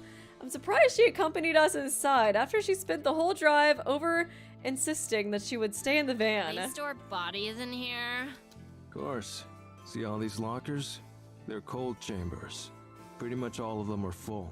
A body in each. Something that, like, I've been kind of thinking about the past few minutes. So Noriko, like, when she was trying to convince Kojiro to join her, she was talking about how, like, beautiful she found, like, people who are dead to be and stuff like that. And it kind of seemed like Kojiro was, like, almost, like, kind of saying the same thing at some point in, like, the other scene. Like, unless you count the dead. Like, it's his sanctuary and, like, no one to bother him besides the dead. I don't know, it kind of made me think that he, like, also finds the dead just, like, beautiful and wonderful and shit. But just a thought, just a thought. Fucking disgusting. Noriko, Yeah? I keep things in order around here. Chambers on the left wall are cadavers due for cremation. And what about the lockers on the right wall? No touchy-touchy. They're new arrivals or they're being collected for some reason or other. Autopsy, funeral, etc. Got it. So, we can only make use of the cadavers in the lockers on the left wall. That's a bingo. I listlessly wander over the left wall. There must be dozens of cold chambers here, all lined up in neat rows. Like, I wonder how much you get paid for doing this. I can't imagine that it's a very popular job, you know what I mean? Some windows are slightly ajar, and peeking inside reveals that they're empty, but the vast majority are sealed tight, the occupants within sleeping soundly. Hey, question. Shoot. How do I know who is in each locker? Like, if I wanted to get an old woman's corpse, do I just have to search blindly? Nah. Okay, then what do I do? Come here. I walk over to Kojiro and follow him to a large computer monitor mounted on the far wall. He taps on a little panel inset into the wall, and a shelf pops out, revealing a keyboard and mouse. Familiar with databases? Somewhat. Yeah, the database of the dead. Perhaps all my data entry experience at Temujin will pay off here, or that, you Pretty know. simple anyway. Live database contains the current inventory items. Ew. Ugh. You refer to these bodies as inventory items? What would you call them? Well, like, they used to be real people and shit, right? Why not show some respect? For real. I don't understand. They're cadavers. I put a trembling hand on Tomoe. Girl, maybe you should go back inside. I want to comfort her, but the act of doing so is still alien to me. Don't worry about him, Tomoe. He can be a bit insensitive. Yeah, he definitely, I don't know, I guess he doesn't see them as human, but he see them as like art or something almost. I'm not totally sure. He's a freak. Wow. Ouch. Tomoe scoffs and makes a gesture with her middle finger. I wonder what gesture it was. I am a little surprised that she's so bothered by this. I love corpses. Why would she be uncomfortable here? It's kind of funny that she holds respect for the dead, but not so much for the living. Okay, so I can search this database for bodies that match my needs. Honestly, a lot of people are kind of like that. I feel like people are more respectful to like the dead sometimes, you know what I mean? Yep. Just use the filters at the top. Not many categories, but it has the basics. I feel like I mostly see that with like celebrities, you know? It's like, I feel like people like make fun of them and stuff, and then once they die, it's like, oh, we gotta respect them. It's like, respect them when they were alive. Some people are just kind of like that, you know? Age range, gender, name. Not that that'll be useful to you. Actually, that's about it. It's enough. It'll save some time at the very least. Okay, so you want to hoist 3 bodies today, right? You said you have 3 requests? Yeah, but this place is kind of overwhelming. I'm hesitant to bite off more than we can chew. What's the game plan then? How about we just take 1 body today? We'll take it back to the factory, work on it, and see how we go. I guess Emmy might have been their first, like, whatchamacallit, successful run together as, like, a team. It kind of seems like it. Works for me. Here, use the database. Kojiro steps away from the monitor and indicates that I should use it. I rest my sweaty hands on the keyboard and feel the cold metal buttons sting my skin. A metal keyboard. It's very fitting for this cold, lifeless place. I have 3 requests currently in the works. I managed to get photos edited for all 3 of them, thanks to taking the day off from the office. There's Emi Katsuno, the boy I went to school with. Then there's the pink-haired girl and the woman that looked tired and worn out. I should try and find a cadaver that matches the appearance of one of those victims. I used the database as filter to search for females. Then I narrowed down the age range to young adults. There are a lot of hits. Just how many people are entombed here anyways? Jesus. I skimmed the list of results. Since their names are meaningless to me, they might as well all be identical. The column of data containing cold chamber identification codes is interesting. I point one of the results out to Kojiro. Hey, how do I know what these numbers mean? This one here is 64AB. This one is number 31AA. Ah, okay. Letters correspond to location. Okay. First letter refers to left wall or right wall. Second letter refers to top row or bottom row. Give me an example. Okay, this one? Number 64AB. The A means it's on the left wall and the B means it's on the bottom row. Left wall. That's the side I can choose from, right? The body's due for cremation? Yep, So I could grab number 64AB if I wanted. up to you. But this one here, let's see, number 98BA. Could I grab that? I don't think so. No. The first letter is B, so that's on the right wall. No go. Not scheduled for cremation. I think I get it. Thanks. I make a mental list of cold chambers in the left wall that fit my needs. I'm going to start cracking open some of these sarcophagi. Haha. That's a new one. Mad. I hope that my nervousness isn't showing. I almost can't believe that I'm about to examine the corpses in the flesh. Corpse Girl would be so proud of me right now. As I walk over the left wall of the cold chambers, I catch a glimpse of Tomoe. She's standing by the exit, swiping on her phone as she taps her foot. I reach the... Girl, you can just go outside. I reach the first locker I want to look at. Here we go. God, just about to start freaking out again. There's a metal handle on the front of the chamber. It's paired with a release button, which I gather has to be pressed in at the same time as the handle is pulled forward. I grip the handle tightly, press the button, and pull with all my strength. A hiss echoes throughout the morgue as frigid, pressurized air billows out of the chamber. Thank you, Sleep Icky. Oh my god, your profile picture is actually really cute. I'm mad. I know he does that too. Mad. He's such a boomer. The door is now wide open, revealing the darkness within the locker. Thanks for being a member, by the way. Appear inside. Okay, make out the shape of a body bag lying atop the sliding tray inside the locker. I thought the body would slide out automatically. No? Huh. Just pull the tray out, like you'd pull out an oven tray. I take a deep breath and grab the edge of the tray, then slide it out. Thankfully, the thick rollers along the bottom rail do most of the work, and once it has momentum, the tray slides all the way out of the chamber. My prize is revealed at last. A musty, white body bag, packed full with a decomposing... Hell! Just unzip the HRP. What? Kojiro rolls his eyes. The body bag. Unzip it, but cover your nose. I do as I'm told. My left hand pinches my nostrils, and my right hand grips the tag attached to the bag zipper. Oh god, it's gonna look like Emmy. I tug the tag down and drag it along the length of the bag, and the zip makes a familiar zzz sound as I smell the decomposing corpse and vomit on the ground and fall to my knees, trying to catch my vomit. Ew! And hold my nose closed at the same time. Oh my god, screaming, crying, and vomiting yet again, but this time not as enjoyable for her, I guess. Oh, she's doing the same pose, too! We're back on the Blat Room floor! Tears well in my eyes, and I can't help but cry as the stench strikes me across the face again and again, and the river of bile and sick pouring down my clothes feels like a searing hot cattle prod against my skin. The side of the corpse in the bag flickers in my vision and sears itself into my retinas, and I can't get out of my head. Even when I close my eyes, I can't get out of my head.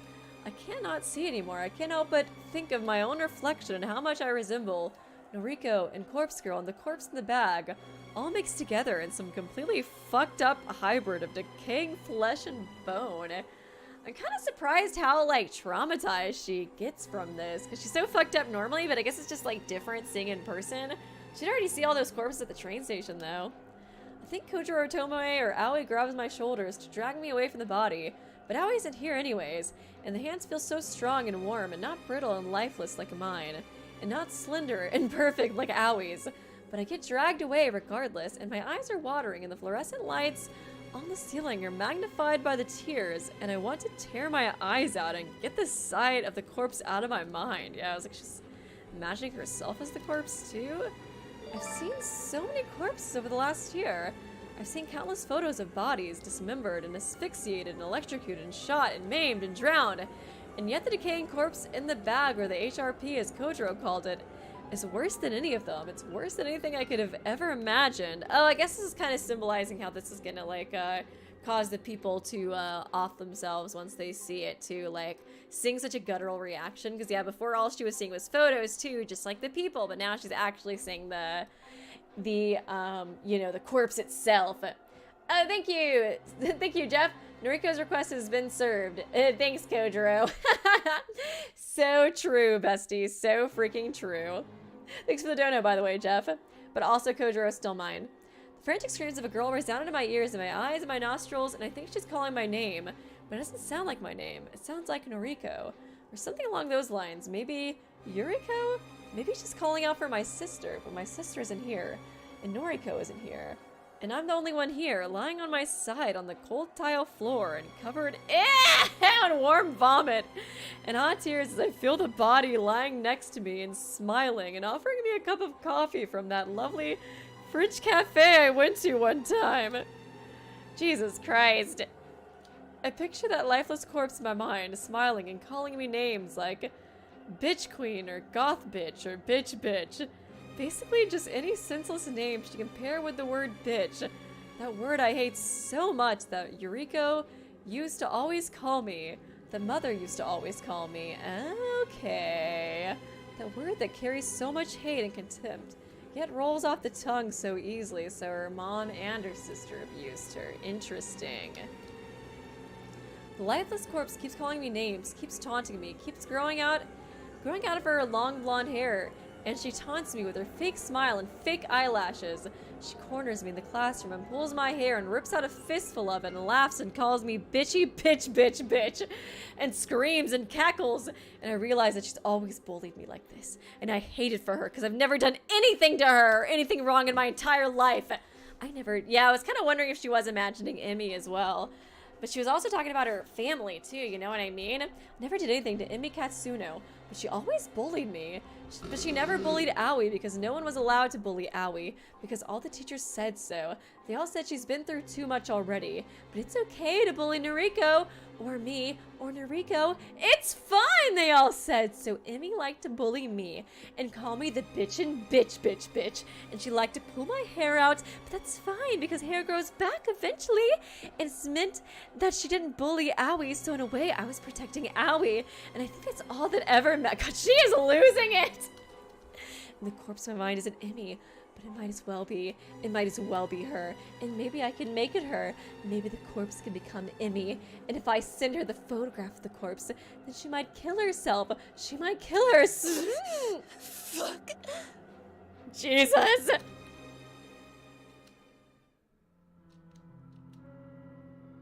My neck cracks slightly as I sit up straight.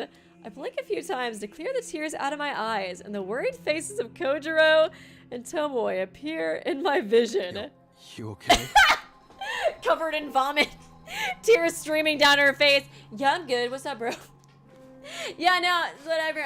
I'm good. I do this all the time. It's whatever. What the fuck, Noriko? Oh my god. I spit the remnants of vomit.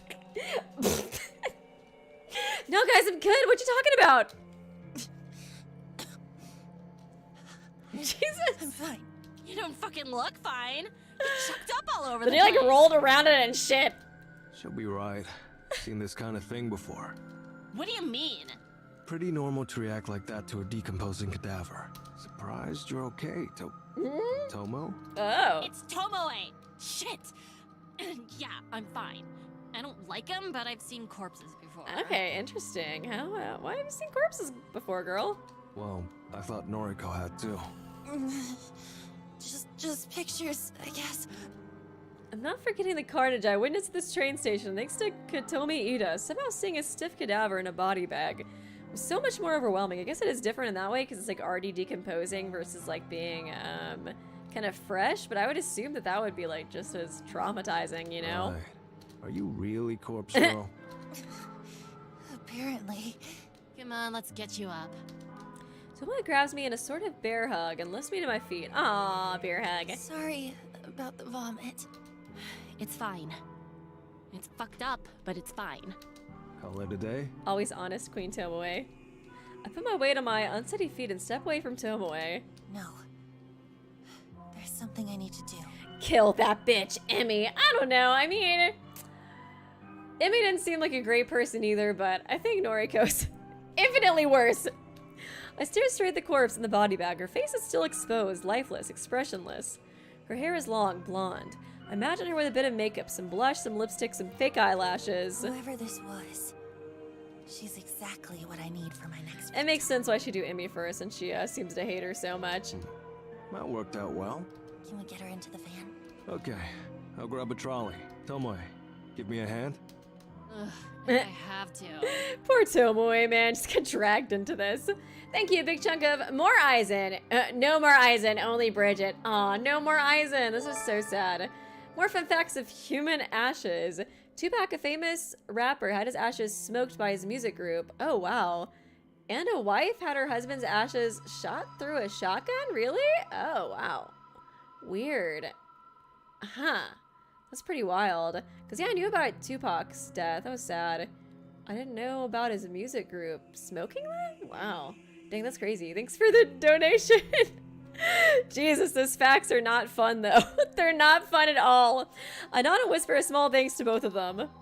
Still a little groggy and unstable. I make my way to the morgue's door. I'll wait in the van for now. I need to take a moment to restore my energy. The real world will begin when we get to the factory. Or work.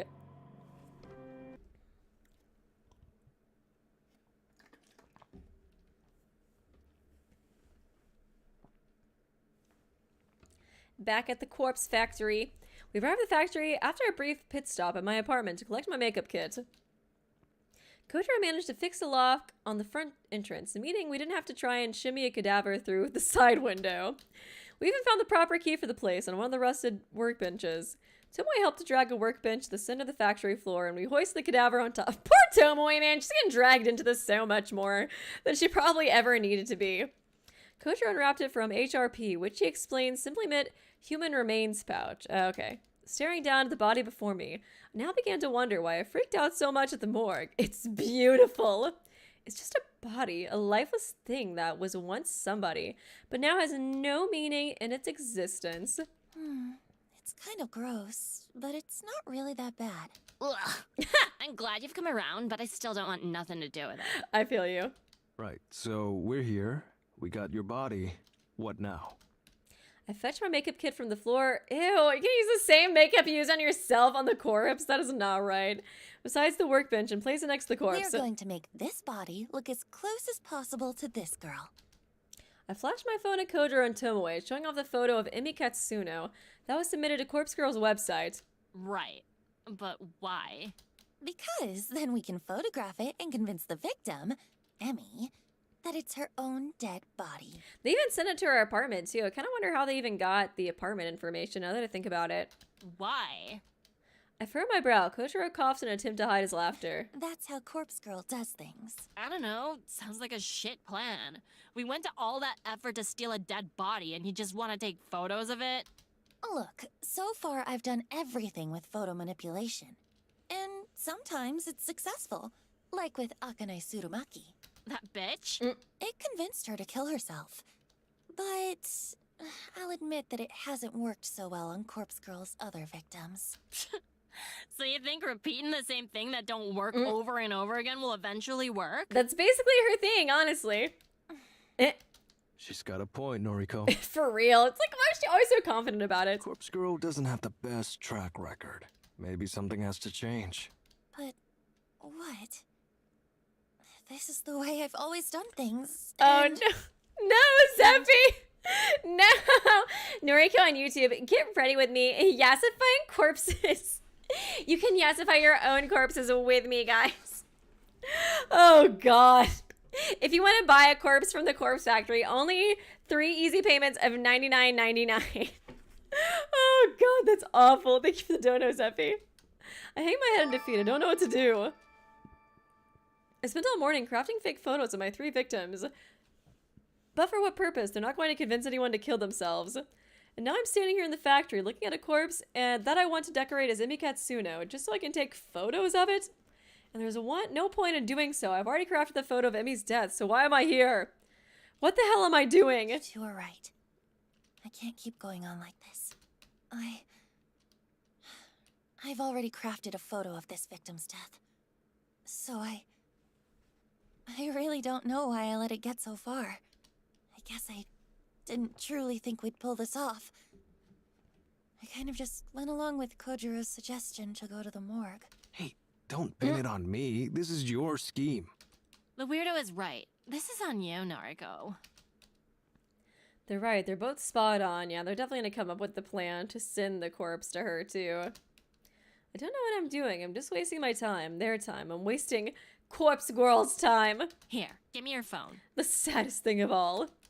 Without waiting for approval, Tomoe snatches my phone out of my hands. She swipes past the photo of Emi and swipes back to it. Yo, you said you already made the corpse photo. Where is it? I don't keep it on my phone. That would be stupid. The only copy is still on my laptop at home. But you've got a photo of this bitch on your phone. Well, yeah. I just pulled it from her noise profile earlier. It's exactly the same image that was uploaded to Corpse Girl's website, though. Right. Hold it. How did you know the Vic's name? Yeah, I was like... I feel like for this time it works since they know her name and stuff. They could, like, maybe find out her apartment details, but... Like, normally they don't actually ask for the name on Corpse Girl's website. I guess they could just start, you know, adding that. Corpse Girl doesn't ask for a name. Oh, this girl...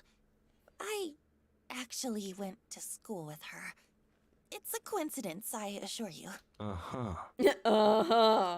Look, that doesn't matter, does it? Well, tell me what the corpse photo looks like. Well, it wasn't my most creative work. I had 3 requests to fulfill in a short amount of time, so I kinda made them all similar. It was like the following one. I made it look like this girl, Emmy, fell from a tall building and splattered on the pavement. Fucking lame. Ew, disgusting. I don't do that telephone bullshit that you did with that other guy. Yeah. Why did you want to know, anyway? Well, I've got an idea for you. I know, I'm just the driver and all, but you've dragged me in this far, so at least let me make a suggestion, Kay? Okay. Okay, go ahead. We've got this here body. You've got a corpse photo of the bitch all locked and loaded. Let's kick it up a notch. Take your time to apply makeup. Make the body really look like the victim. Send her the corpse photo first, and then we'll deliver this body to the bitch. Ah, it was Tomoe's idea. Interesting. Queen is so smart. She's a better corpse girl than Corpse Girl herself. Deliver the body? We rock a better joint, leave the dead body on her doorstep, and then we fucking get out of there. God. Just seems so easy to get caught, though. Can you imagine how fucking scary it would be to come face to face with your own corpse? Think about it from her perspective. She gets a photo of her own dead body, right? Then, like, hours later, just as she's trying to get it out of her mind, her own corpse shows up at her house. She'll fucking snap, I guarantee it. Hell, I probably would too, and I know what's going on. Jesus. She really is carrying us already. I can't believe it. Tomoe has completely lost the plot. Her plan is incredibly devious. It's almost evil, and I think I'm in love with her now? Move aside, owie. Thank you, Kyoko. Shinya's still waiting at Tomoe's... Oh my god, for real. Why didn't she call me back? I'm in love with the idea. I'm in love with the idea of delivering a person's own corpse to them before they kill themselves. Thank you for the dono, by the way. Tomoe! Oh my god, she really is in love with her now. Despite my own nature, I find myself throwing myself at Tomoe and wrapping my arms around her. Oh, what the? Oh yeah? What the fuck? I bury my head between her neck and shoulders and start kissing her seductively, the warmth of her body radiating through my own cold and clammy form. Kojiro's like, should I leave? Should I get you guys a room, maybe? I start to sob uncontrollably. Maybe I still have tears left over from my incident at the morgue. Or maybe I'm just truly happy at this moment. Like, wait, you're getting the vomit all over me. Can you stop right now? Tomoe! Thank you. Yeah, I mean, sure. I love how weirded out she is by this. Thank you, Super High School Level True Crime Enthusiast. Today's my birthday. Oh, happy birthday! I was late to the stream and catching up while eating cake and ice cream. It's really getting good. I'd love to see you streaming this game. Oh, thank you so much. I'm happy you're enjoying it too. And man, enjoy that cake and ice cream. That sounds super fun. Hope you had a great birthday. And yeah, I know this game really is getting good. It's kind of nice to see kind of coming back around to the prologue too. That's how you know shit's really about to start going down. It's been a really interesting ride so far. It's been much more, I don't know, chaotic than I ever imagined. Thank you for the dono. Appreciate it. And thank you, Jeff. Noriko just crushing on whoever has the best idea. I feel like whoever is the most insane, because she even liked Kotami, which I was like, girl, you cannot start simping for the essaying boss, the fucking Mitch boss right now. Like, come on, girl. That was crazy to me. Any pretty girl who's evil, Noriko's all over that, basically. Basically. Thank you for the dono, by the way. Yeah, I mean, sure. Your idea is brilliant. It's perfect. Oh, I can't think of a better way to bring Corpse Girl's plans to fruition. She's about to steal Shinya's girl. I mean, I just said the first thing that came to mind, so... But hey, I'm real glad you like the idea. I'm happy to help. I wipe my eyes, but I don't let go of Tomoe. Hell. I wonder if you'd make a better Corpse Girl than me. This is so sad. Don't be stupid. I just had one good idea is all. Now, come on. It ain't like you to get all sappy. Pick yourself up, yeah? Right. In a moment. I nuzzle my cheek further into Tomoe's neck and feel her skin prickle underneath my breath. It's like, can you stop this? She tenses up a little bit, but doesn't push me away. Are they gonna end up together? Poor Shinya. So warm. So, did you and Shinya break up yet? I'm kind of just wondering. I'm just asking you for a friend. Jeez. Come on now, we've got work to do. Do you happen to like women, Tomoe? Also, just asking for a friend. No biggie though. No biggie though. Okay. I reluctantly step back from Tomoe and wipe my eyes. Tomoe's she's a little red in her face. She ruffles the collar of her shirt and fans her face. I kind of like them together, but I kind of like Tomoe with Shinya too. I can't decide, man. He never had a girl cling to me like that before. Better not tell Shinya in case he gets real jealous. But do it again. Kojiro is silent. He seems to be simply observing the moment. It's like, do you guys need some alone time? The GL is real, man. I take a second to compose myself. Tomoe is right. We do have work to do. I look into the corpse atop the table. I patiently waiting for us to conclude our discussion. I almost wish I was as patient as the dead. You starting? Yes. Let's do this. You guys done making out? Mad. Mad. Few things to keep in mind. Putting makeup on a cadaver isn't as simple as you think. Mad groovy, bro. This one's already decomposing. Not all the makeup will take. Put a little extra on. Don't be stingy. It doesn't help that the body is ice cold. Now, if we had a space heater, we could warm it up. That would help the makeup stick. But it'll speed up decomposition. We can't have it decomposing any faster. It's already out of cold storage, so I imagine we don't have long as it is. Right. Oh god, it's gonna smell so bad too after taking out the cold chamber, because it already smelled bad before, but now it's like, oh, gotta be getting like even worse now that it's decomposing faster. We're going to want to deliver it to your Vic soon, like less than 24 hours soon. That's fine. Yo, what about timing the delivery? Corpse Girl's photos have a, what's it called, a timestamp? Yeah, I timestamped the photos with the supposed time of death. I usually set it to a little after the time the victim receives the photo, Sometimes a few hours, sometimes a whole day. Uh-huh. Well, like, for best effect, we're gonna want to deliver the corpse before the time marked on the photo, right? That way, the Vic gets the photo and the corpse before the set time. Creates a kind of ticking time bomb. Tomoe is so smart. Should convince him to off himself before time's up. That makes sense. I think that's the best way to do it. Yeah, so, what time did you write on this Emmy chick's corpse photo? I scratched my head and tried to think about it. It's hard to recall since I created 3 different photos at the same time. I'm pretty confident I lined them all up one after the other, an hour gap in between each one. 7:28 a.m. tomorrow. We gotta deliver the corpse before then, huh? Too early. Usually asleep. Well, you're gonna have to get your ass up early for Noriko. For Corpse Girl. Corpse girl. Kojiro groans, but he doesn't object further. So, I'll send the photo out when I get home tonight. Emmy will receive it before she goes to bed for the night. It should shake her a little. Then, in the morning, she'll wake up to her doorbell ringing and a corpse left on her doorstep. That should be enough to do the trick. Think you're both forgetting something. Where are we delivering the corpse? Yeah, for real. Are you dense? We're delivering it to this Emmy bitch's home. And do you guys know where that is, though? Sure, of course. But where does she live? Got her address? Oh, Ah, shit. A hole in the plan. A massive... Noriko really is so dumb sometimes. Massive flaw we completely overlooked.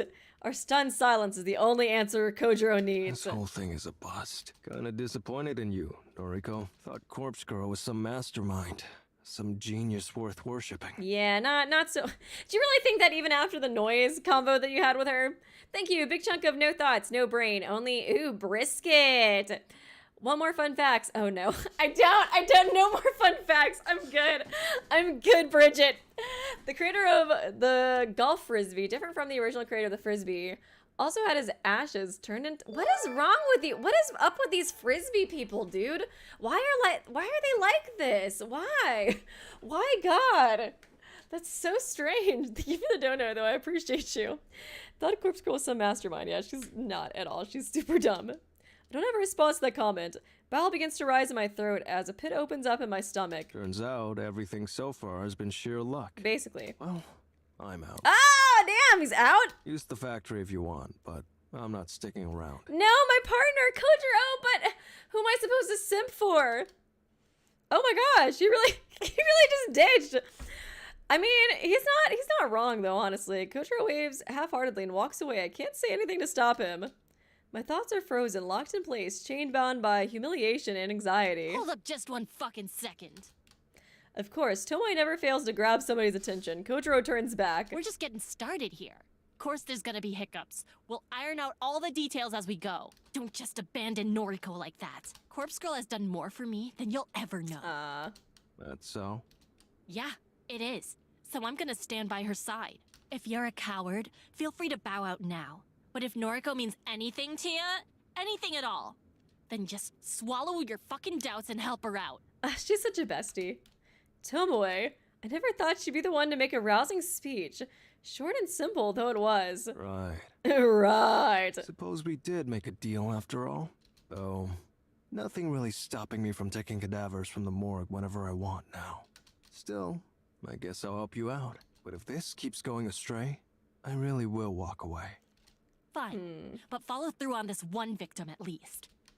I managed to gather up enough strength to make a simple plea. please. I can't do this without you. I mean, I don't really blame him. She's kind of dumb, honestly. Okay, find Emmy's address. If Tomoe drives, I'll handle moving the corpse in the morning. I nod firmly. Okay, I'll work it out. Thank you, Kojiro. Kojiro leaves once again and takes his leave. The heavy steel door at the front of the factory slams shut behind him. Phew. Okay, got any ideas? Maybe one. Can you call Shinya? Ask him if he remembers Emi Katsuno from school. And see if he knows where she lives. Getting more people involved. I mean, couldn't you well, I don't know. I feel like you could maybe find it out through just Googling all of her profiles and stuff like that online. Shinya? Oh yeah. He said once that you went to school together. Guess he might know Emmy too, huh? I feel like that's a lot better of an idea than trying to get somebody else involved, especially a person whose dad is the chief of police or some shit. My thoughts exactly. I I'm going to make a call as well. I quickly make a call to Aoi as the phone is ringing. I look up at the skylight above. The sun has nearly disappeared from the sky and we're running out of light. If there was an electricity connected here, we wouldn't have a problem. But if it gets much darker than this, we're going to struggle to apply makeup to the cadaver. Noriko? Oh. Hey, me again. Feels like we just spoke this morning, hey? Hey! It was this morning. Yeah. Yeah, long day, you know. Just screaming, crying, and throwing up over corpses. No big deal. Listen, just a quick question. Do you remember Emi Katsuno from school? Katsuno? Oh, you know? Huh.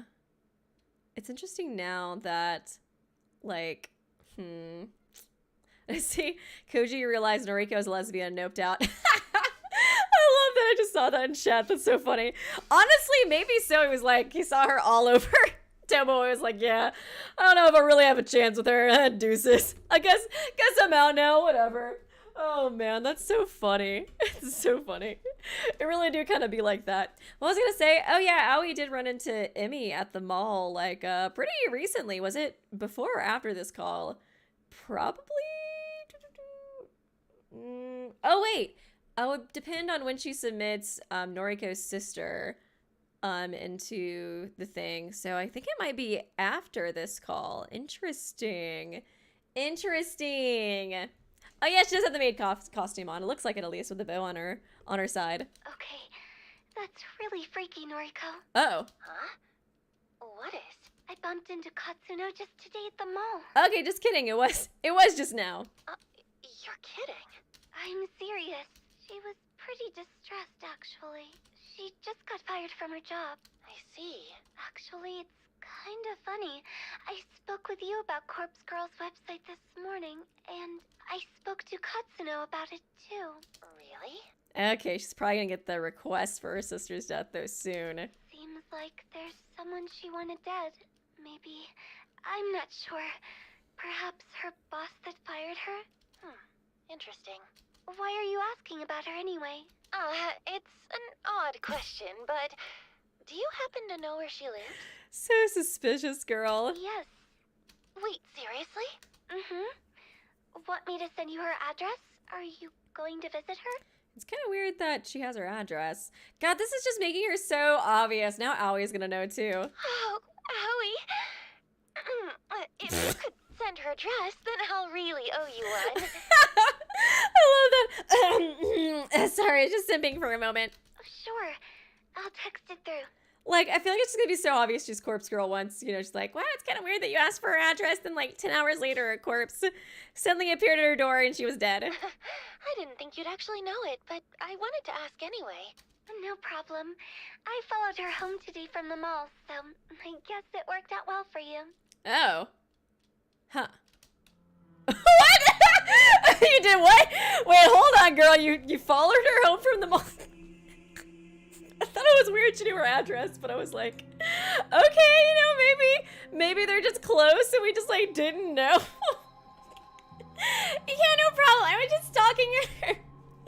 Noriko's gonna be like, you were stalking her, but not me? How dare you, Aoi? How dare you? Okay, fucking weird. Aoi followed Emmy home from the mall, like she stalked her? What did you say? What was that? What was that, girl? Oh, I followed Emmy home today. I got on the train carriage behind hers. Well, don't worry. She didn't see me. I did it all for you, Corpse Girl. Of course you did, Aoi. Aoi? What are you talking about? Maybe she knows I'm Chorus Girl. Chorus now, damn it. I keep saying corpse when I'm supposed to say chorus and chorus when I'm supposed to say corpse. Maybe she knows, though. Well, I wanted to find out if she was going to use Corpse Girl's website. Okay. Since I recommended it to her and all. I don't know what to say. Hey, I'm still at work, okay? I shouldn't really be talking on the phone. Dude, we thought Aoi was the only normal one in this game. Apparently she's fucked up too. So who do we have left? We have Shinya left, I think, as a normal character in this game. That's it. We'll chat later. Jesus, Bye-bye. Aoi. Bye-bye. Aoi, wait, don't hang up. The phone call ends abruptly. I'm baffled by the fact that Aoi followed Emmy home. I can't quite figure out what must have been going through her head at the time. But right now, I don't have the time to worry about it. I need to finish up here at the factory. I noticed that I have an unread message on my phone. I open it up to find Aoi has sent me Emmy's full address. Well, at least I got the address. That is so fucking weird, girl. You got it? Nice. Shinya barely remembered the chick, apparently, so it wasn't really helpful. Sorry. Yeah, that's the normal response. No trouble. We got what we needed. Man, that is so weird. So weird. It's getting dark. Help me put some makeup on the corpse. Okay, show me that photo of Emmy again. We better do this properly. Right. Here. Bring up the photo and we examine it closely before setting it up to work.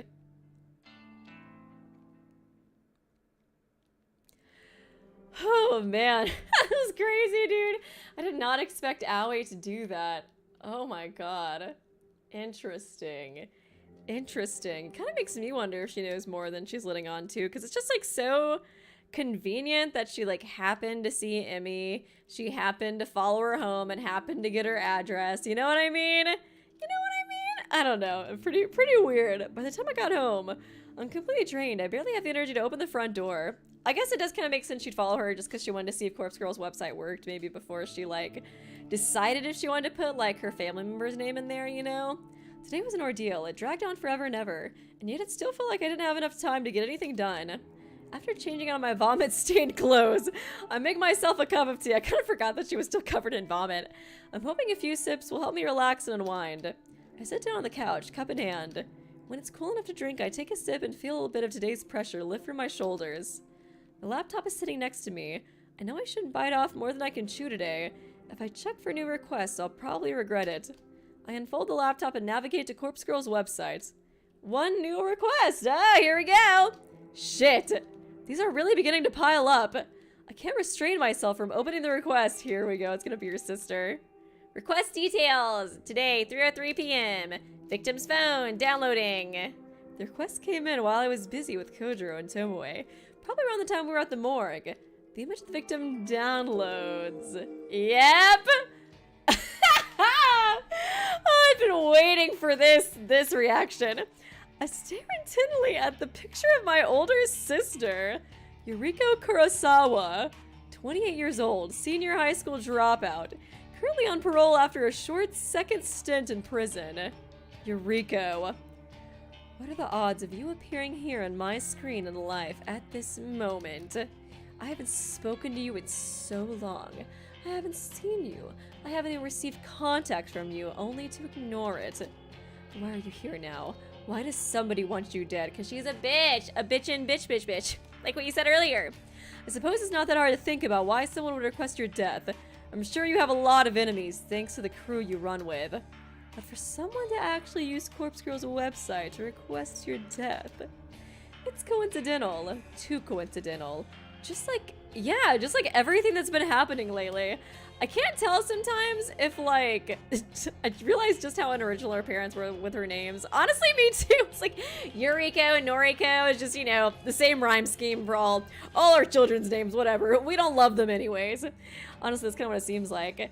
But I was thinking, like, everything in this game just seems, like, so convenient and coincidental. Because Noriko, like, she's not that smart. You know what I mean? She's not that smart. She's not L. She's not Light. I feel like she just kind of wings this shit, and like things just kind of have been falling into place for her, and like there's got to be somebody behind it, either Aoi, I guess, or Kojiro, but I don't really know exactly how that makes sense or if it totally makes sense. There's definitely something going on though. Too coincidental, just like everything that's been happening lately. Yuriko, I hate you so fucking much. You abandoned me when I needed you. You abandoned Mother. Even though she abandoned us first. She always capitalizes in Mother, too. Ugh. Reminds me of Korekio. I would always capitalize Sister. I hate you. Corpse Girl never refuses a request. It's one of her convictions. I'll never refuse a request. I close the laptop's lid and rub my eyes. I'm tired. I'm so fucking tired. Oh, man.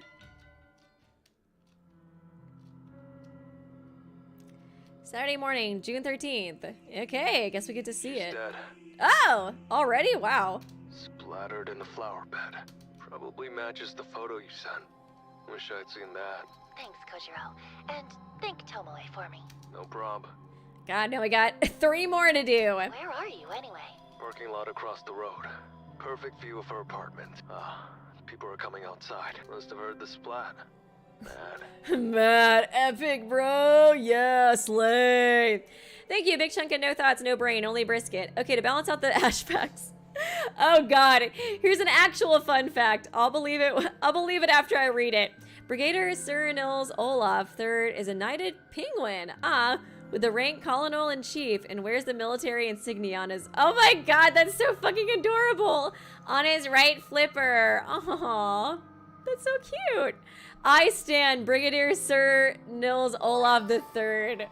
What a true king, what a true king. Thank you for the fun. Thank you for the actual fun fact. We better gun it. See ya. Okay, bye. Mad. I hang up the phone and a smile fights its way across my tired face. Can we skip over her, like, screaming and stuff? Like, I just can't. I can't do it. I can't deal with it. Emi Katsuno is dead. She killed herself thanks to the trauma of discovering her own corpse at the doorstep. Even though I forgot to send the corpse photo last night. I nearly fucked up our entire plan due to how exhausted I was. By some stroke of luck, I managed to wake up early this morning. Thankfully, my first thought upon waking up was to send the photo. Oh, yeah, she did get it early in the morning.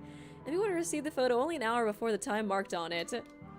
It was a close call, a very close call. Yeah, Brie, unfortunately, we didn't really get to see Emmy too much. We just saw her photo, and now she's dead already. I'll have to be sure to comfort Twy in the Discord later. Rip to a great one, Emmy. But I can't help but wonder if it worked out in our favor.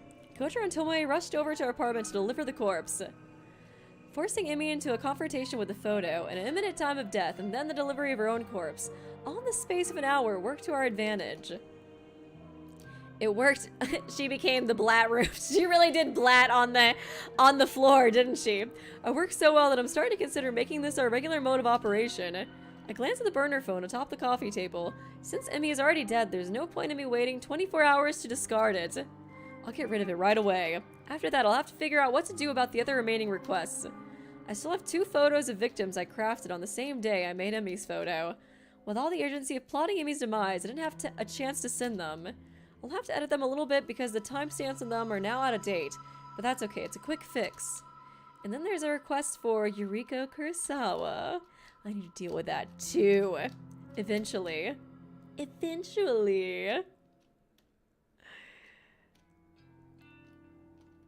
Okay, the next day.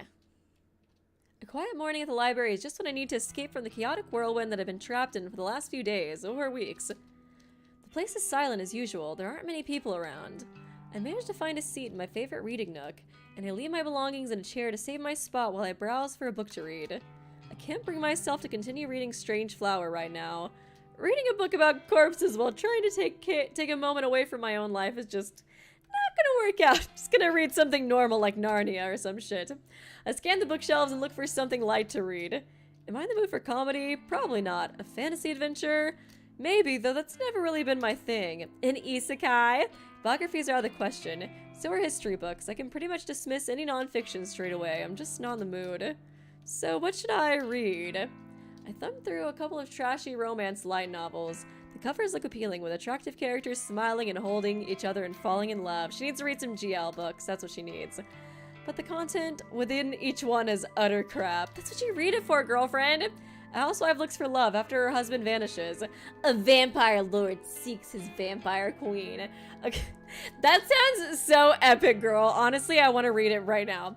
A college student falls in love with his professor, only to find she's his long-lost sister. Ooh!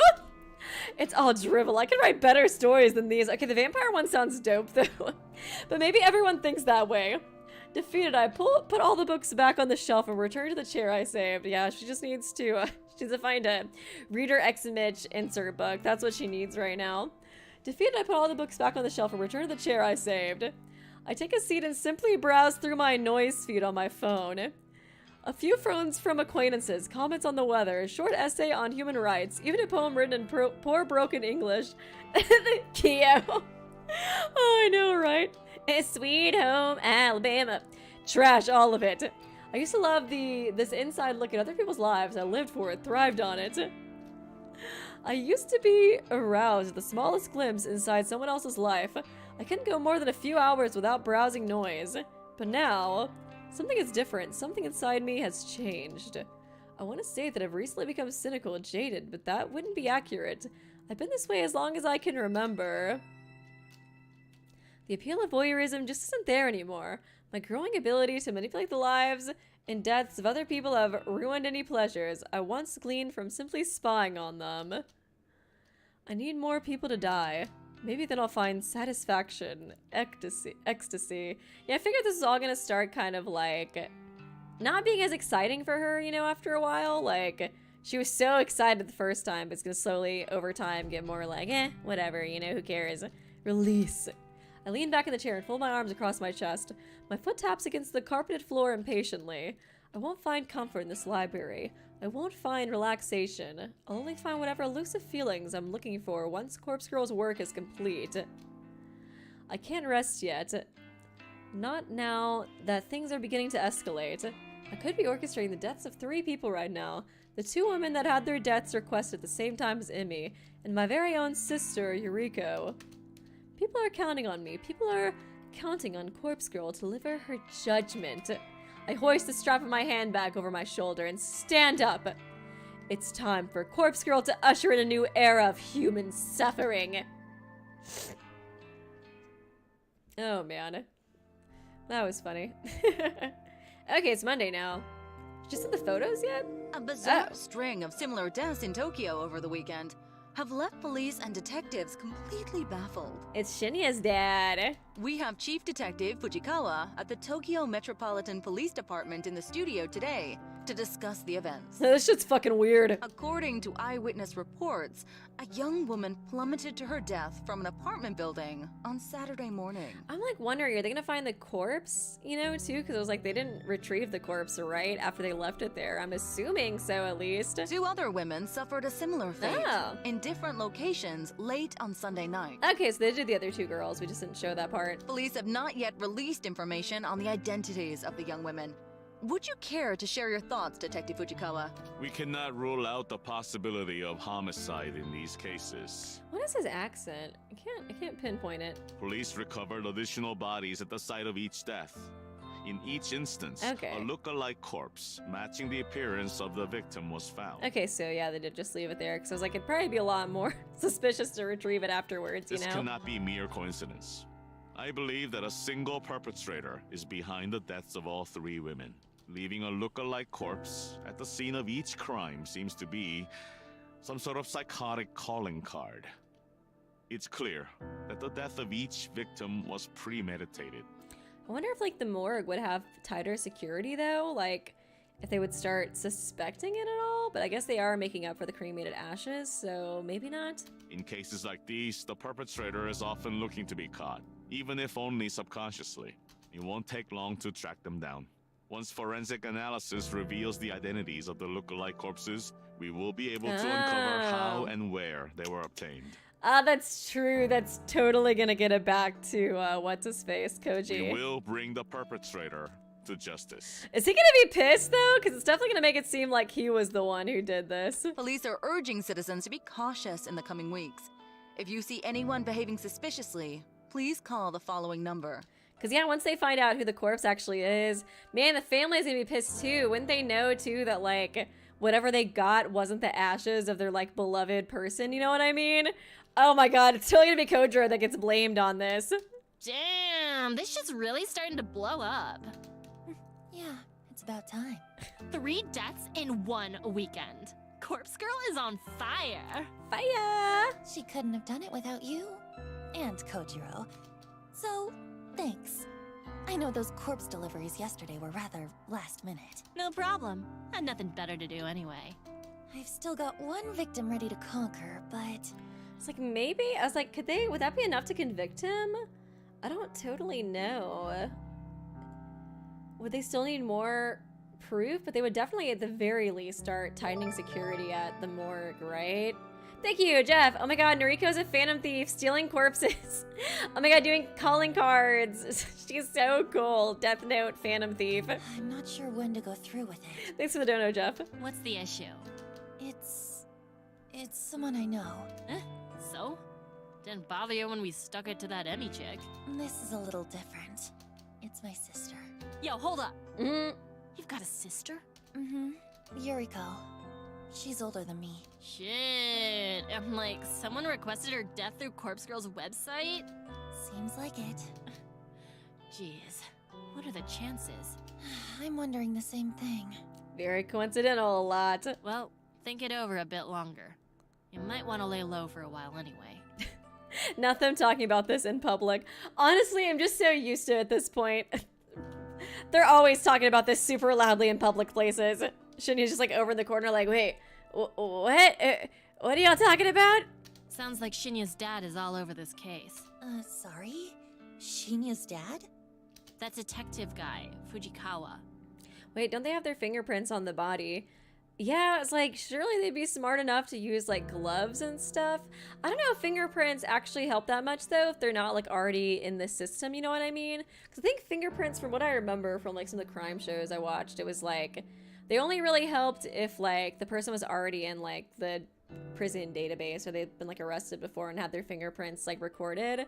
So it might not matter too much in that case, but it's always good to not have the fingerprints since, you know, if they become suspects, they can identify them with that later. What? He's Shinya's dad? Yep, friggin' scary guy. Had an awkward dinner with him and Shinya a while back. Wow. You know, I met him once before. You did? He certainly was intimidating. But don't worry, we only met by chance.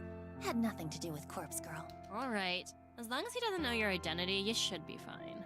Still, what's your next move? I'll think over what to do about my sister for a little longer. But as soon as more requests come through the website, I'm going to fulfill them.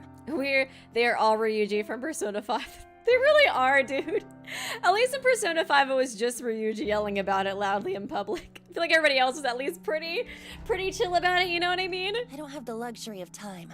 I can't just lay low like you said. No, it's like with this one, they're all just, hey, what's up, Corpse Girl? Oh, you want to talk about our secret plotting? That was so slay when we delivered that corpse to that chick's house. I'm so glad she offed herself. Sheesh, when did you grow a pair? I'm serious. I'm tired of lagging behind. Corpse Girl is on a winning streak now. It's up to me to keep it going. Okay. Well, just let me know when you need me. Thanks. I will. Well, back to work or whatever. I turned back to my computer after Tomoe leaves. 3 deaths in 1 weekend. I want to see Shinya again. I miss him. Corpse Girl is truly at the top of her game. I want to see how he's doing. It was a bit of hard work, but in the end I managed to pull through, thanks to a bit of luck, of course. Yesterday, after returning home from the library, I had a sudden burst of inspiration. I ran a reverse image search on the photos of the 2 women that were submitted to Corpse Girl's website. It was pretty easy to locate their Newz profiles, thanks to that. I was kind of shocked when I saw that we all shared 2 mutual friends on Newz, Emi Katsuno and Yuriko Kurosawa. A bit of digging through their profiles revealed their names to be Fuyumi Amano and Manami Sachiko. They both worked at the same store as Emi, and my sister. It struck me that all these requests must somehow be related, but that didn't matter so much. Tracking down Amano and Sachiko's addresses wasn't as difficult as I'd feared. I contacted Tomoe and she told me she was familiar with the store they worked at. They didn't, let's see. Okay, yeah, so just a reverse image search. Because yeah, I was wondering, like, maybe they should just ask for names from now on, honestly. She volunteered to head over there and see if she could access the employees' records. Apparently the whole job was so easy that she managed to walk in and out in 3 minutes flat. She said that none of the staff even batted an eyelid as she walked in, and she simply strode to the back room, rummaged the filing cabinet, and snapped a photo of the employee contact sheet. Jesus Christ, really? Oh my god. With that information at our disposal, nothing stood in our way of delivering look-alike corpses to their houses. Because, like, it worked out this time because all of these, like, requests have been pretty convenient so far, but, like, what are they gonna do when they get another, like, random, you know, lady? How are they gonna find out her address, especially if they don't know her name, and if they're, like, don't really have, like, a super unique look to them, you know? I feel like, I guess they could most of the time use photos from, like, somebody's Facebook or something, but I feel like you wouldn't always be able to use image search to, I don't know, find out all the information, you know? A few hours shared between the morgue and the factory, and it was done. Both Amano and Sachiko killed themselves within an hour of each other. So far, the kill rate of delivering the photo and then a corpse is 100%. I can only imagine the thoughts that must go through someone's mind when they are faced with their own corpse. The looming dread, hopelessness, and fear of inevitability have proven to be so overwhelming that suicide becomes the only viable option. It's like they thought through on how to get them to, like, off themselves, but not at all about how easy it would be to track this back to them, you know what I mean? Because of this development, I finally rolled out the possibility of Corpse Girl's victims being murdered by some mysterious stranger. I only ever invented that theory due to the strange circumstances in which Ruri Atano died. After all, she was hung from a scarecrow in an uncannily similar fashion to the corpse photo I invented for her. I guess somebody else could have found it and then killed her in the same fashion because they're, I don't know, fucked up. Or something. None of the other victims' deaths since then have made me truly suspect that another party could be involved. All of them have clearly been suicides, or in the case of Ichi Hinata, coincidental accidents.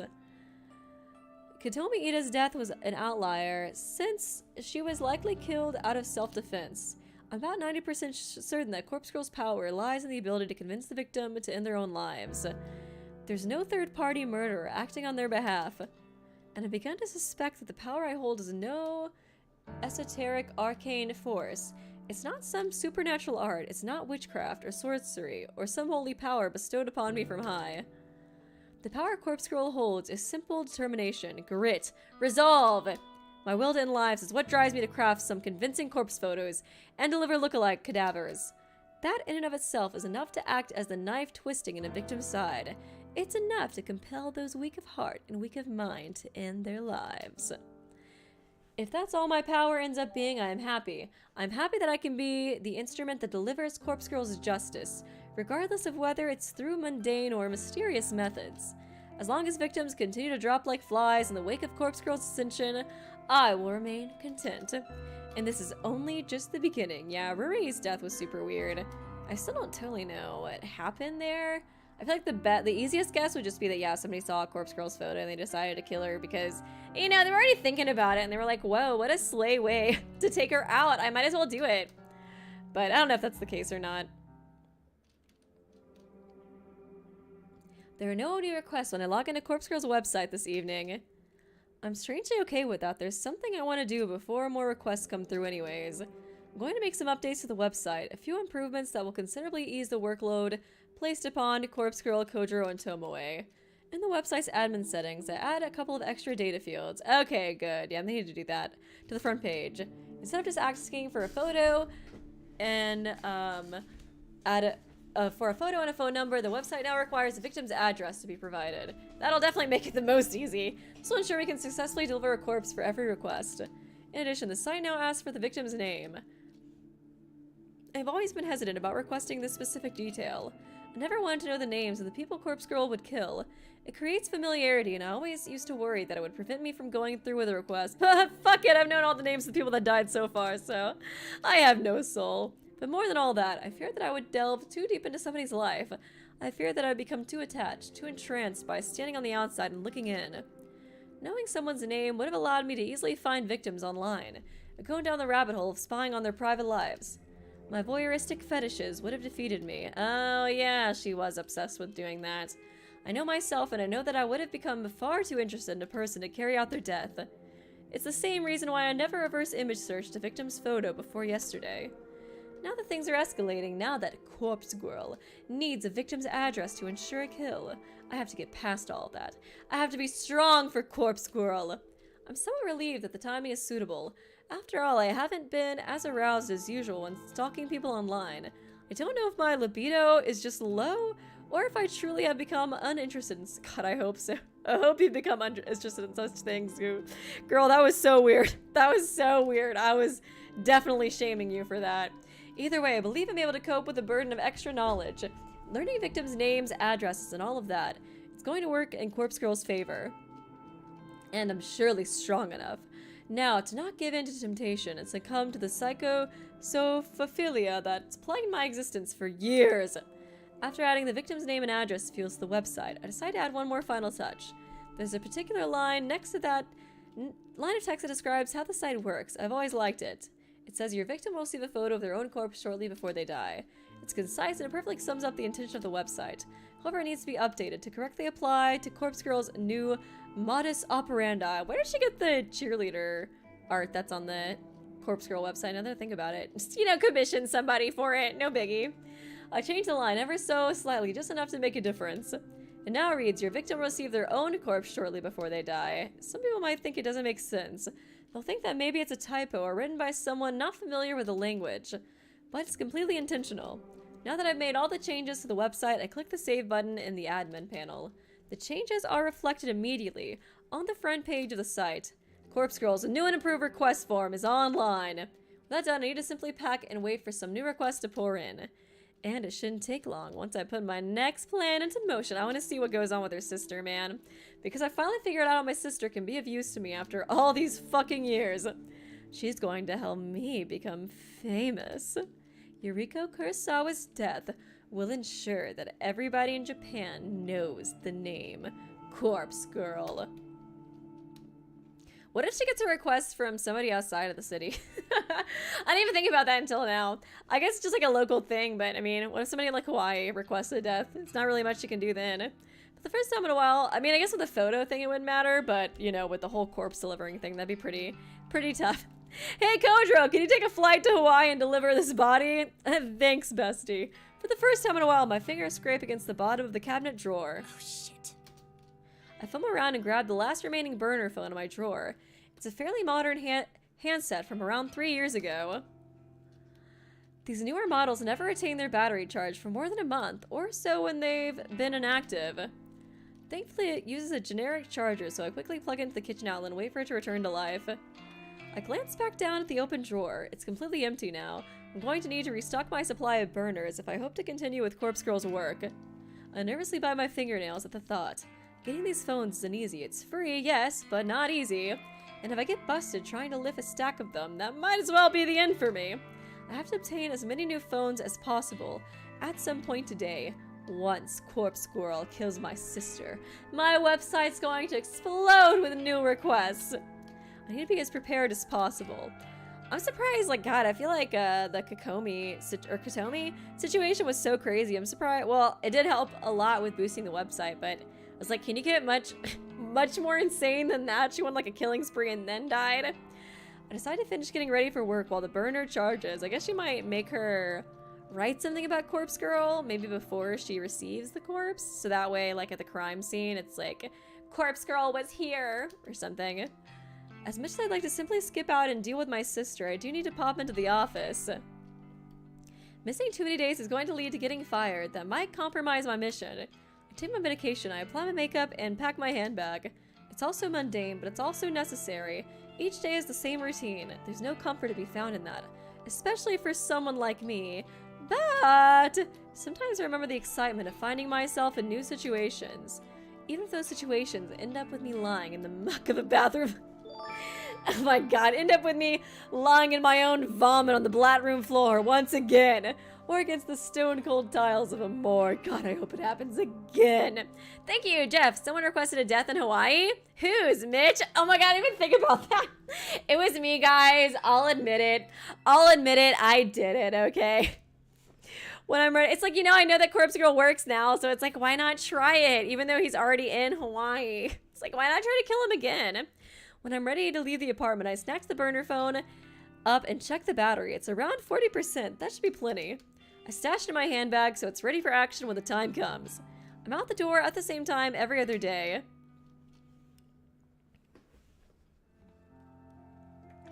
Back in the office. Man, we haven't seen Shinya in so long. I found myself alone in the office well after the working days ended.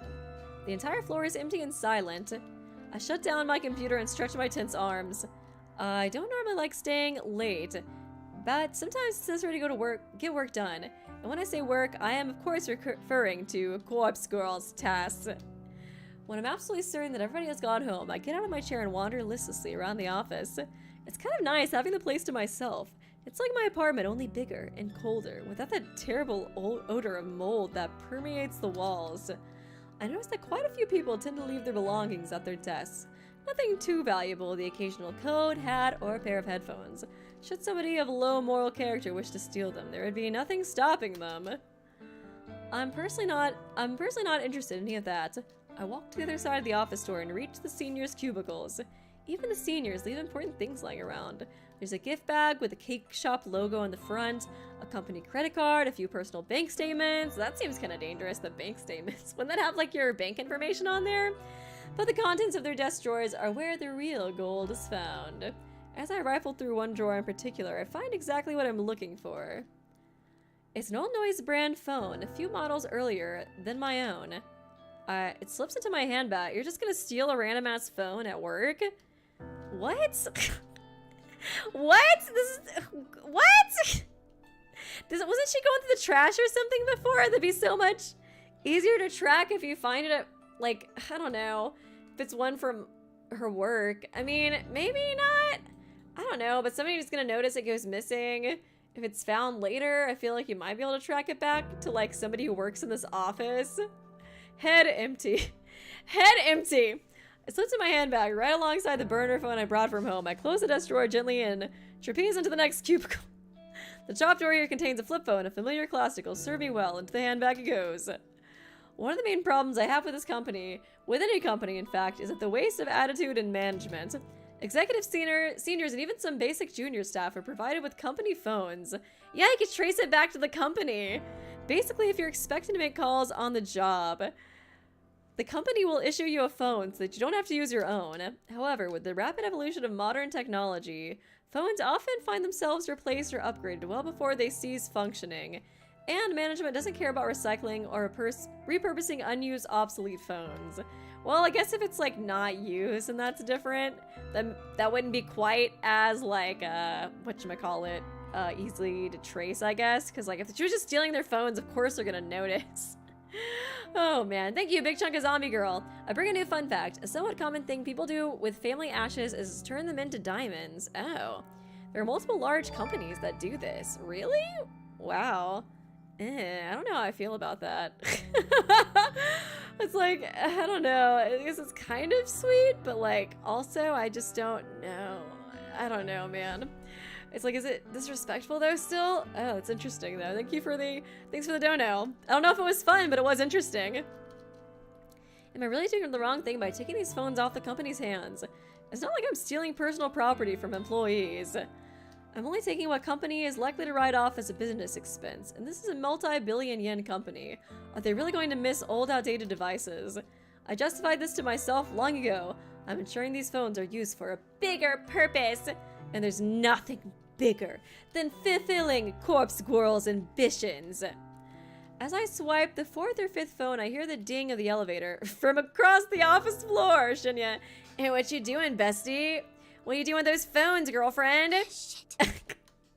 Someone's here. I need to get away from the cubicles without being seen. Is that you? Hey, I think it is him. I must have ducked down a second too late because the voice identified me correctly. I scuttle forward on my knees, crawling underneath the desk. What's up? Not doing anything, Shinya. Just tripped and crawling on the floor, you know, it's just whatever. I scuttle forward on my knees, just a little bit, so that I'm not too close to the cubicles. When I get to my feet, I'm halfway between the senior employees area and the juniors' open plan desk. Shinya? Oh, yay! Best boy! Shinya walks over from the elevator to greet me. Hi. You're here awfully late. What were you doing over there? That is, if you don't mind me asking. Oh.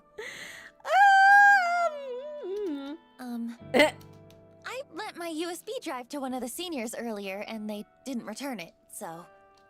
So obvious. Oh, did you find it? Nope. Oh well. I'll ask about it tomorrow. I could help you look if you like. Seriously, it's okay. I'm about to head home anyway. What are you doing here? I left my wallet at my desk. Can you believe it? Luckily, I remembered before I took Tomoe out for dinner. I would have appeared to be quite the buffoon if I'd been unable to pay for our meal. He's so cute. Yeah, I suppose so. Hey, how are things anyway? Yeah, I kind of wanted to see his reaction to Kotomi dying. I was like, I'm sure he'd be like relieved, but he might also be sad since he seems like a more innocent character. Allegedly so far, he seems to be the only innocent character. Things with Tomoe are great, We are truly in love. Well, okay, not exactly what I meant, but It's gonna be our 3-week anniversary soon. I can't wait. how are things here? I mean, what happened with Kotomi and... Ah, that whole kerfuffle. Kerfuffle? Can you believe Miss Ida is dead now? Is it wrong of me to say that I'm happy she's dead? Aw, nah. Is that an awful thing to admit? You're good, Shinya. I gently shake my head, but I don't interrupt his train of thought. It's so bizarre. Especially considering our relationship and how determined she was to end my career. The tears, too. Poor little guy. It bothers me that Shinya is still referring to the conflict between him and Kotomi as a relationship. It would seem that she was the only one with animosity toward me. As such, the other executives said I'm welcome to work here as long as I like. Aw, that's good. In fact, they were even generous enough to give me a small salary raise. Aw, yay, that's nice. Wow! That's great, Shinya. Thank you. It truly was a struggle there for a little while. Before my brain can even register what I'm saying. Oh god, Jesus Christ. I'm Corpse Girl. She really is. Oh my god, the word vomit that just comes out of her mouth constantly. The following words tumble out of my mouth, and no problem, bestie. Anytime you want somebody to die, just let me know. Do you want to talk about it? Okay, never mind. Noriko, I know that I haven't been as open with you as I should have been. Maybe talking about it will help me put the whole thing behind me. I bite my tongue as I try to think of a way to back out of the situation. Oh, you know, if you're uncomfortable talking to me, maybe Tomoe can help? My objection is met with a smile. Looks like I'm in too deep now. Tomoe means well. She really does. But whenever I bring up the subject, she becomes visibly angry. I don't blame her, but Tomoe also does have a really, really short temper. Many a death threat against Miss Ida has been made aloud. I wouldn't be all too surprised if Tomoe was the one who killed her. There certainly is a motive there, after all. So you don't know who killed Kotomi? Oh, thank you, Kyoko. At least Aroha can deny she is a void. That's true. Dude, if Noriko was a void, she would just say it immediately. Like the first, like when you're first meeting her as Sora's like, hey, my name's Noriko, I'm a void. It's like, oh, it's so interesting how there's people hiding amongst this group that are evil and work for, what was the oh yeah, duh, it was Void. And work for the evil organization Void. Like, I just met you, I don't even know what Void is yet. I don't even think the police know that much. Father showed me the photos of the crime scene. Chances are that whoever did kill her was also killed in return. Though, as abusive as she was toward me, I never took her as the type to instigate a mass murder. She was an angry person, yes. But that seemed to stem from a lack of fulfillment. That's what I assume, anyway. And I think that's the reason she made her advances on me. Shinya, I really am sorry. I'm so sorry that you had to go through such a traumatic experience. I thought I was going to lose everything. Man, poor Shinya. My job, my relationship. I'm glad they killed her, at least. Miss Ida threatened to steal it all away from me. Just so she could experience some form of power, some small manner of pleasure. Why do people do those things, Noriko? I don't know, man. What joy is there even to be found in... Isn't that kind of what Noriko does? With the website, though, in a way? Has, like, the power over people's lives? I take my time to consider my reply. I'm probably not the best person for him to be having this discussion with, but all things considered, it does seem to be helping him come to terms with things. Shinya, what you went through with Kotomi, what she did to you, that's not what it's about. She never had the right to put you through that. Yeah, for real. I hope that one day, when you're comfortable and feeling healthy, I hope that you can make some good memories with Tomoe. Yeah, aw, sweet. What a wholesome scene for such an unwholesome game. Yes. I hope so. Poor Shinya, I just wanna hug him, dude. Thank you, Noriko. Don't mention it. I don't know if my words were the right ones. What right do I have to talk about what he went through? I can only hope that I managed to bring him some sort of comfort. I better grab my wallet and get going. Don't want to keep Tomoe waiting. Aw, cutie. Say, would you like to join us, Noriko? Are you hungry at all? Oh, I don't want to intrude on your romantic evening. It's no trouble, really. Aw. Maybe next time. I have some things I need to do tonight. Okay, no problem. Well, see you later. Shinya takes off towards his desk. I breathe a sigh of relief as I hoist my hand back up from the ground, feeling the reassuring weight of my newly acquired burner phones. I enter the elevator and give a polite wave to Shinya as the doors close. Aww, such a freaking cutie pie! Literally never done anything wrong his whole entire life. Call back when you leave the restaurant.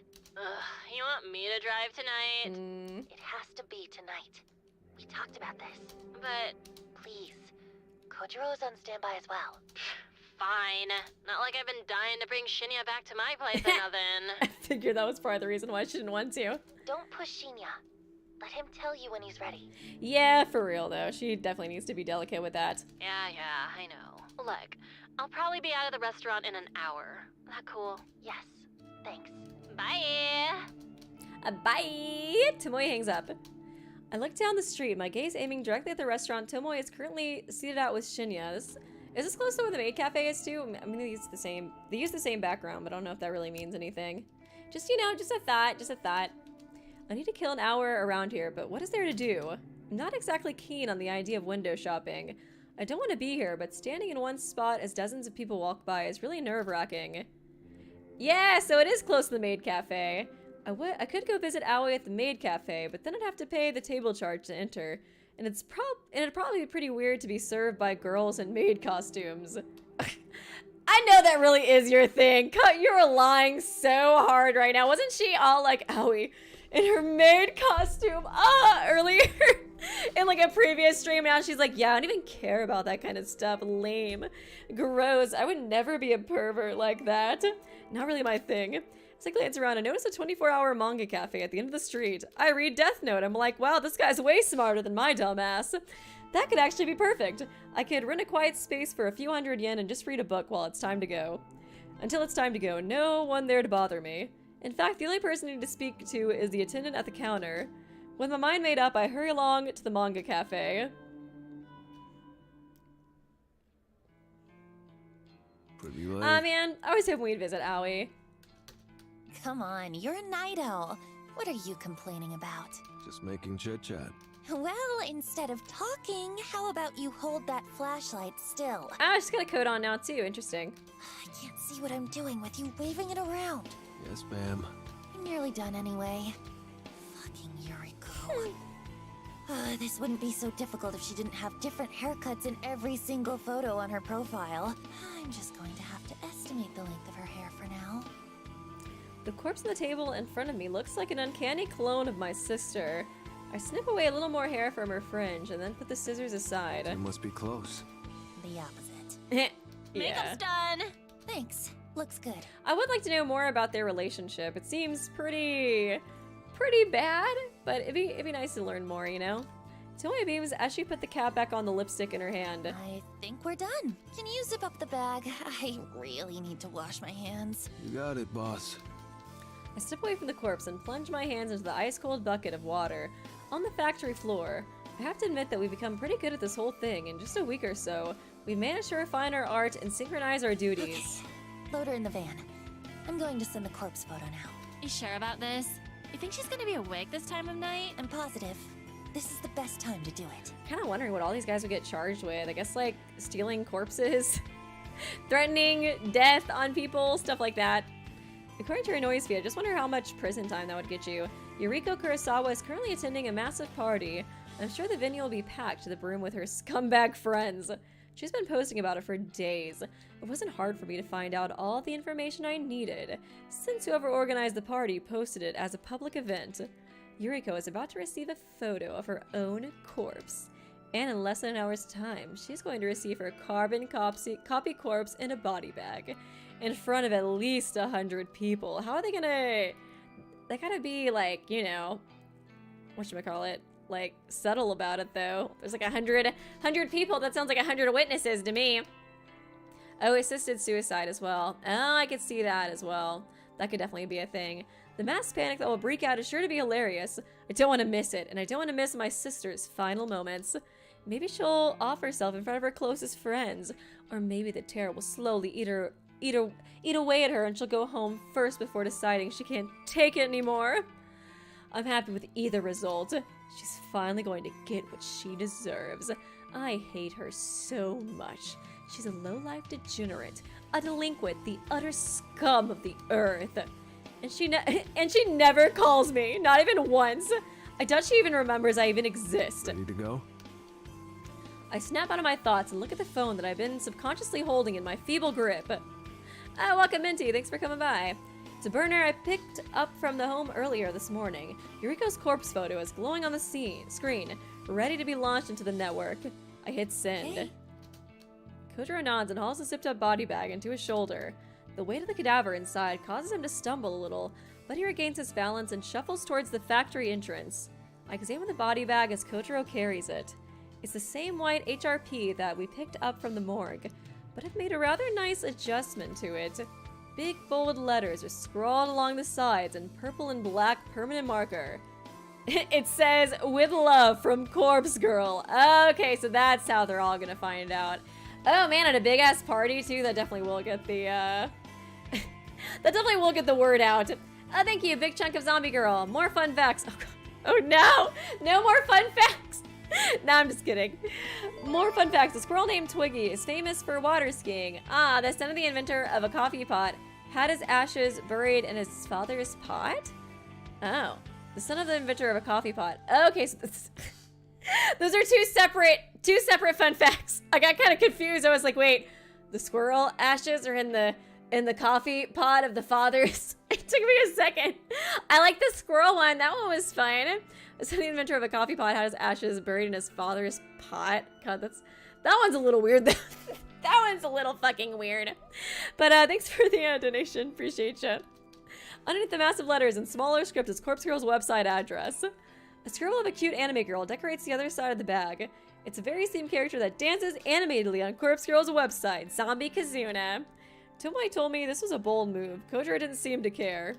Yuriko Kurosawa is about to be publicly executed. Tonight is the night Corpse Girl becomes known to the world.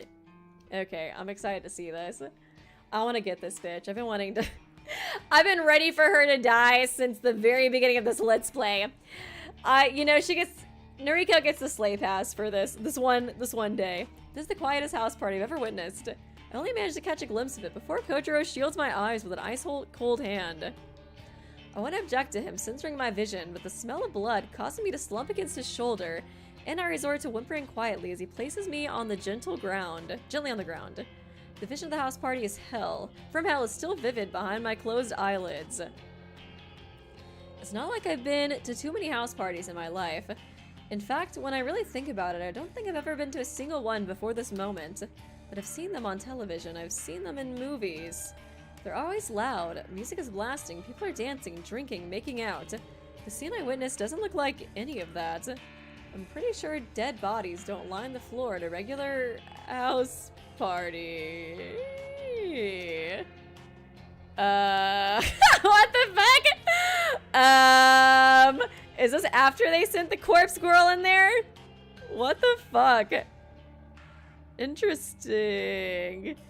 I guess is this after she already sent the body in there? Or they already slaying before we can even do it? I'm pretty sure trails of blood aren't on the guest list. This party's weird. The walls are slashed, there's broken glass everywhere. Is she already dead? Specks of blood are dotted across the furniture?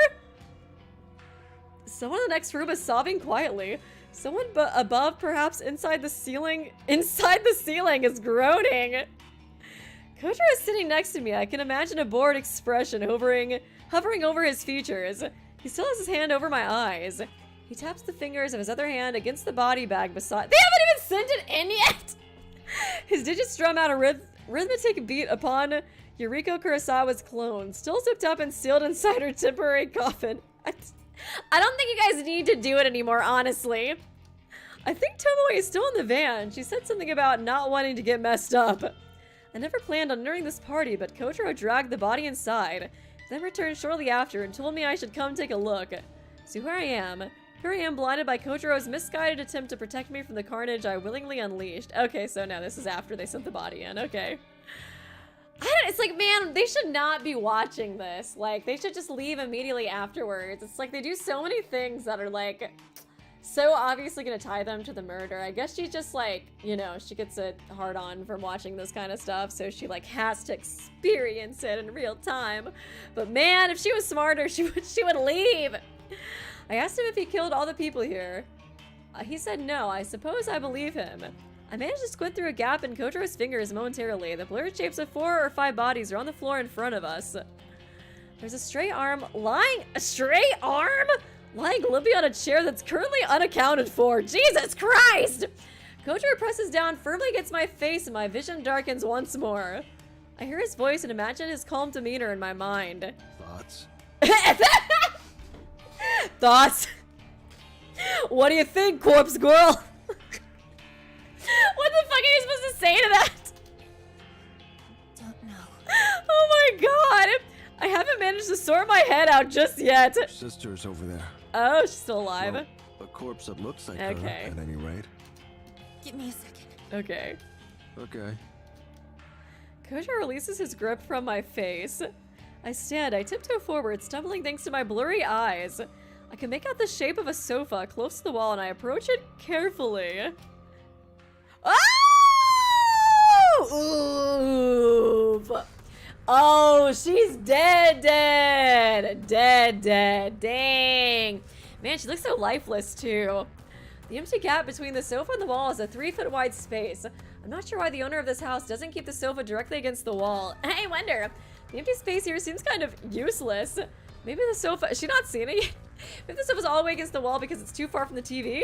Maybe that's the reason why. I don't know though, I'm just putting thoughts out there. Thoughts and prayer, Noriko. That's what I was thinking too. Thoughts and prayers? Oh god, I would personally just get a bigger TV so the sofa can be kept comfortably flush with the wall. The gap here really annoys me. It's making me Girl, have you not looked behind it yet? I want to push the sofa back myself, but I know I don't have the strength. It's a massive thing, bigger than I am, and maybe even bigger than Corpse Squirrel. Even if I was strong enough to move it, there's still the issue of my sister lying between the sofa and the wall. She's in the way. I'd have to move her first, and the thought of touching her... She's worrying about the couch. Okay, so she does see the dead body. She just doesn't really give a shit about it. God, who moved this couch here? It's literally her interior designer arc, you know? She's in the way. I'd have to move her first. The thought of touching her is absolutely disgusting. But God, this couch is bothering me so much. This is obviously the worst thing in this house right now. God, what kind of psycho would do this? Even when she was alive, I never wanted to touch her. She's a foul excuse for a human being. Hey, Yuriko. Long time no see. Oh, she's about to start going wild on her.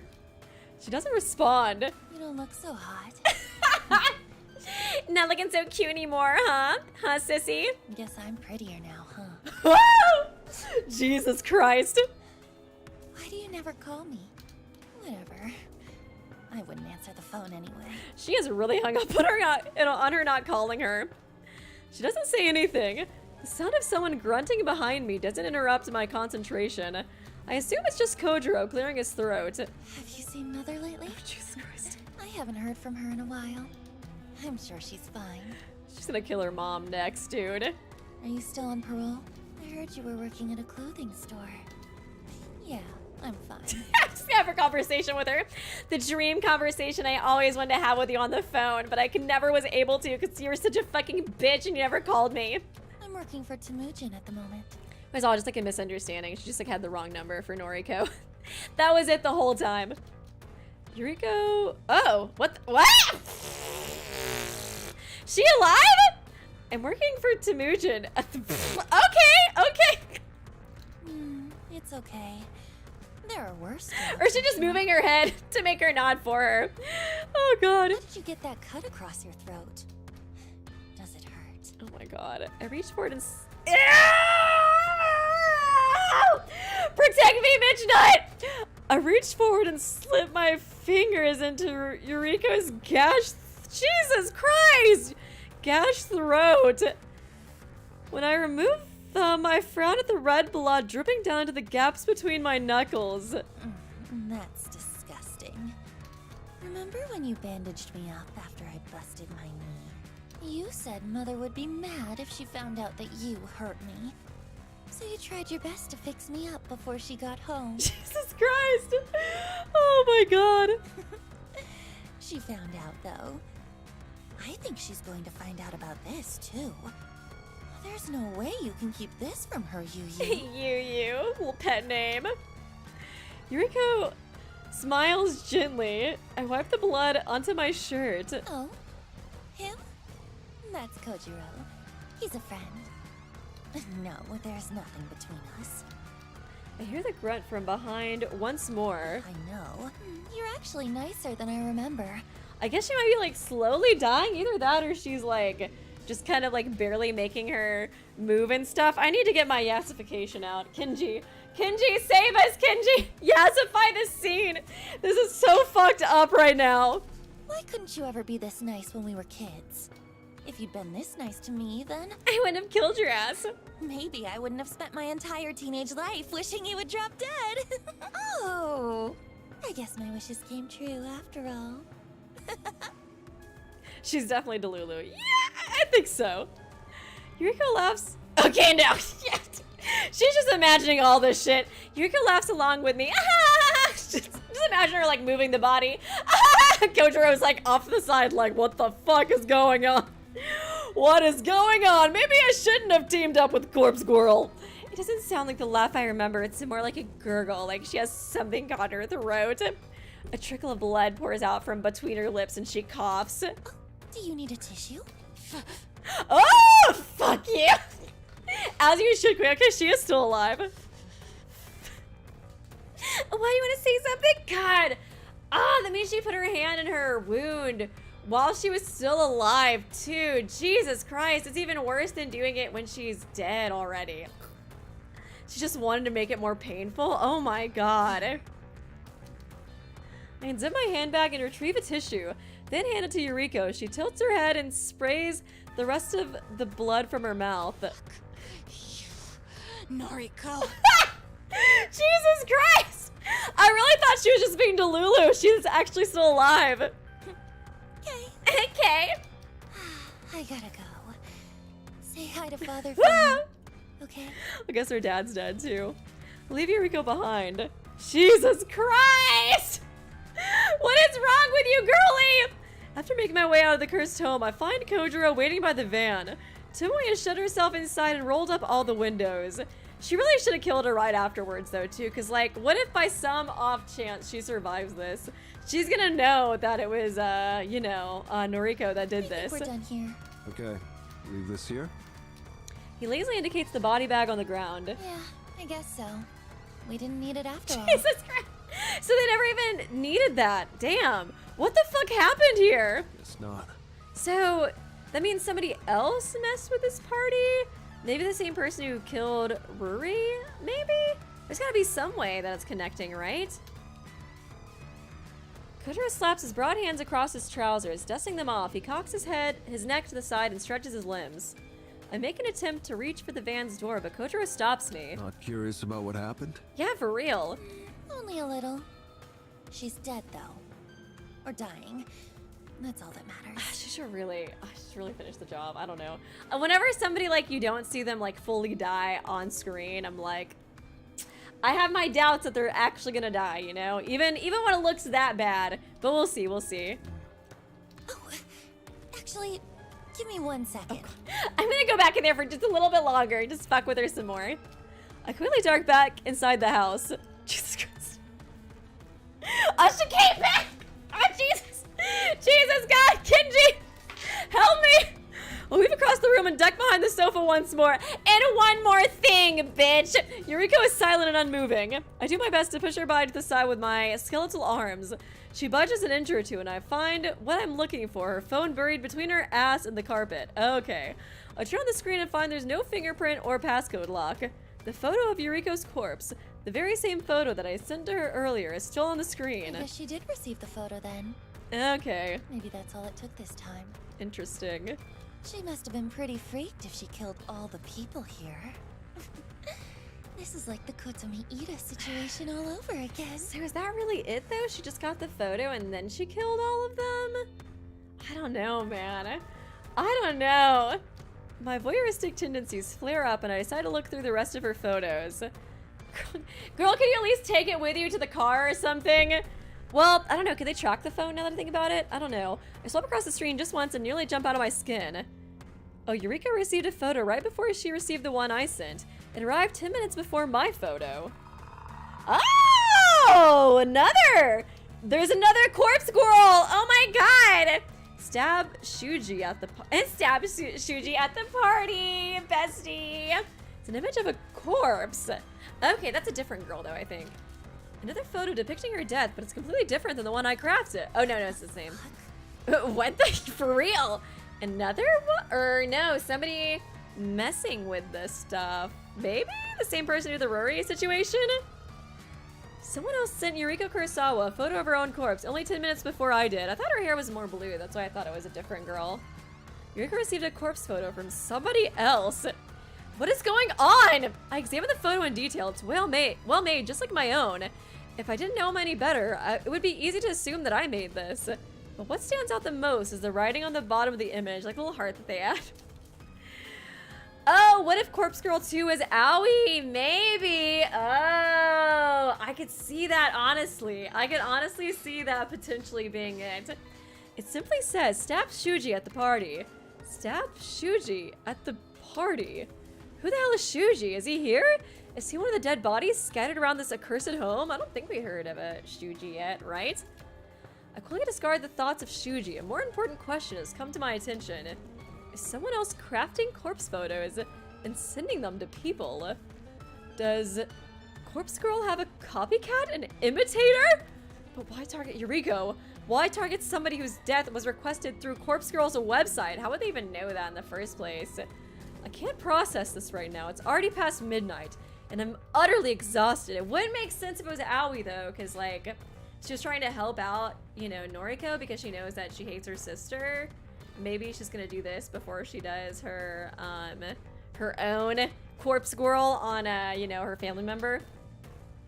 I shove Yuriko's phone into my handbag and get the hell out of the house. Jesus Christ. Oh my god. That was wild, man. That was pretty wild. Today is not a suitable day to go to the office. Today is not a suitable day to wake up and shower. Today is not a suitable day to force those tiny pills down my throat. Today is a day to lie in bed and rest my face on the pillow caked with yesterday's makeup. I don't know what the time is. I don't really care. My phone has buzzed several times, but I simply don't have the energy to reach over and look at it. I just want to stay here and be warm and comfortable and not think about anything. I don't want to think about that house party last night, but I keep thinking about it. I was like, is she traumatized from her sister's body or the fact that there's a second corpse girl? I don't want to think about finding Yuriko's body in that irritating, useless space between the sofa and the wall. God, I still really want to go back and push that sofa. Shows up to the crime investigation scene. If you could just give me 1 second, I really need to make that sofa flesh with the wall. Come on, please. I don't want to think about my sister's final words to me, those bitter syllables that she used all of her remaining strength to force between her blood-soaked lips. I don't want to think about the fact that I probably have said the same thing to her if I was in her position. I don't want to think about the possibility that someone else was responsible for Yuriko's death. Yeah, I figured she'd be pretty upset by that possibility. I mean, yeah, they didn't even have to do their whole thing either, so it really could have been the other corpse girl, or the corpse gal.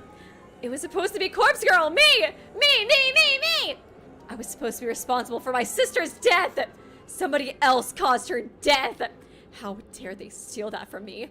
How dare they? A copycat, a nobody! The more that I don't think about it, the more I find myself thinking about it. I guess it could have been the copycat who requested the death in the first place, so that they could, like, fuck with her, you know what I mean? And so she could try to do it, but then they would do it, like, right beforehand, you know what I mean? Think! Why would somebody copy Corpse Girl's methods? How would somebody copy Corpse Girl's methods? Corpse Girl is mine! Corpse Girl belongs to me! I'm not infamous enough yet to have an imposter. Surely I'd be kidding myself, delusions of grandeur, to think that I've earned an imitator. But the fact remains that somebody sent Yuriko a corpse photo that was meticulously edited and just as convincing as anything I could make. And those instructions: stab Shuji at the party. Stab Shuji. Did Yuriko do it? Did you pull a knife and slit Shuji's throat? What about the other people at the party lying cold on the floor? Did she kill them as well? Did Yuriko imitate Katomi Ida's final moments and cut down a swath of people, all in the effort to spare her own life? And then, who turned the knife on Yuriko? Someone acting in self-defense? Did she kill them too? There are too many questions, and not nearly enough answers to satisfy my hungry mind. In an effort to find a silver lining in the whole situation, I think about how Kojiro left the body bag at the party. Hopefully the police will discover— oh yeah, this was gonna be the time too when Corpse Girl was sure to shine because it was gonna have the stuff on the body bag. But she didn't even get to do it. That's so sad. This is so tragic. Hopefully the police will discover the corpse and link Corpse Girl to the murder scene. Her name and website are written all over the HRP after all. Everything might work out. As long as Corpse Girl claims the credit for the deaths, my popularity still has a chance of skyrocketing. Her website will be inundated with new requests from people begging for me or Corpse Girl to kill on their behalf. Yeah, yes, last night's slaughter may actually be the best thing that could have ever happened. I'll happily steal the credit to propel Corpse Girl's name into the stars. I roll over and bite my pillow until it's soaked through with saliva and blood. God, she's so psycho. And scream until my lungs give out. Okay. Okay, girly. Happy for you, or sad that happened. Sorry. The house party from hell is all over the news. It's being live streamed. Oh, wow. It's all over noise. It's all anyone is talking about. I didn't expect anything less. A dozen or so people dead, a corpse in a body bag, a cryptic message, and with love from Corpse Girl. The police are trying desperately to put all the pieces together. That detective, Shinya's father, has his face plastered over every news outlet. He says the whole event is linked to the previous string of murders, the ones with corpses decorated to look like the victims. Of course it's linked, you utter dipshit. God. It's like she wants to be found out. I mean, I feel like she does want to die in a way, you know? Maybe she just wants to go out with like a bang. It's all Corpse Girl's doing. It says so on the fucking body bag. Except, this wasn't Corpse Girl's doing. But the more I lie to myself, the better I feel. I'm the only one who knows that a copycat was responsible for the deaths. I'm the only one who has seen the photo with the instructions to kill Shuji. She's got so much pride. I know this really is just absolutely killing her, that like the biggest, most exciting like Corpse Girl success is like not even a Corpse Girl success. It's like a copycat who did it. God, that has gotta be pissing her off so much. As you can see, I've still got Yuriko's phone. That all-important piece of evidence that will surely serve me better than the police. Oh, she did take it. According to the various threads in Noise Channel, the police tried to redact the image of the body bag with Corpse Girl's website written on it. I guess it makes sense since she doesn't want them to see the other photo. That's by the imposter! But once something is on the internet, it's pretty much impossible to remove it. The fact that the police wanted to delete it only served to increase the speed at which the image spread. 1,000 posts around the web are all asking the same thing. Who is Corpse Girl? Apparently a lot of people are too scared to visit the website. They fear it might incriminate them. Like the police are ready to knock down the door of anyone who visits the site. Blech. Yeah, right. That reluctance, that hesitance hasn't conquered the hearts of the truly curious. Corpse Girl's websites. Oh, wow, received over 1,000 visitors today. How many requests? The overwhelming majority of IP addresses accessing the site are based in Tokyo. Even though the murders are known all over Japan, the news outlets in Tokyo are really having a field day with it. I expected most of the web traffic to be local, but it's still nice to see some visitors from elsewhere. Osaka, Kyoto, Sapporo, Fukuoka. Hell, there were even 2 hits from the USA. Wow. Corpse Girl is finally becoming well known. Her Kira arc. However, despite the influx of web traffic, not a single request has been made. Oh, really? Wow. I pound in annoyance as I stare at my laptop screen. I thought there would at least be like 100 or something. The request box shows no unread messages. It's almost too difficult to believe. I wonder if the changes I made to the site's front page have deterred people from using it. I'm asking for a lot more information now. A victim's name, address are now necessary to submit a request. It is more information, and they also get like confirmation that, like, they're actually gonna die, you know what I mean? Or it's more confirmation that they think the person they submit's actually gonna die, especially with all that, like, detailed information. I feel like, you know, the other way, it's kind of like, I'm angry, I'm just gonna put their name on the website, or put their picture on the website, and whatever happens, happens. But now it's like, you're really assigning their death. I'm about to shut down my laptop in annoyance when a little detail grabs my attention. The last message in the request inbox. It's stamped with the time and date. Today, 5:45 p.m., about 15 minutes ago. Huh? This request can't have come through this evening. It's been marked as read. Somebody's hacked into the website, which means I've already opened it. I think so, at least, right? Curious, I click on the message. The photo that downloads is of somebody I've never seen before, an unremarkable man, but someone that I would instantly recognize if I had previously opened this request. I return to the inbox and examine the details and the times and dates of each message in close detail. Every message is marked as read, so I had assumed all these were requests from previous days, but it would seem that I was wrong. Okay, wow.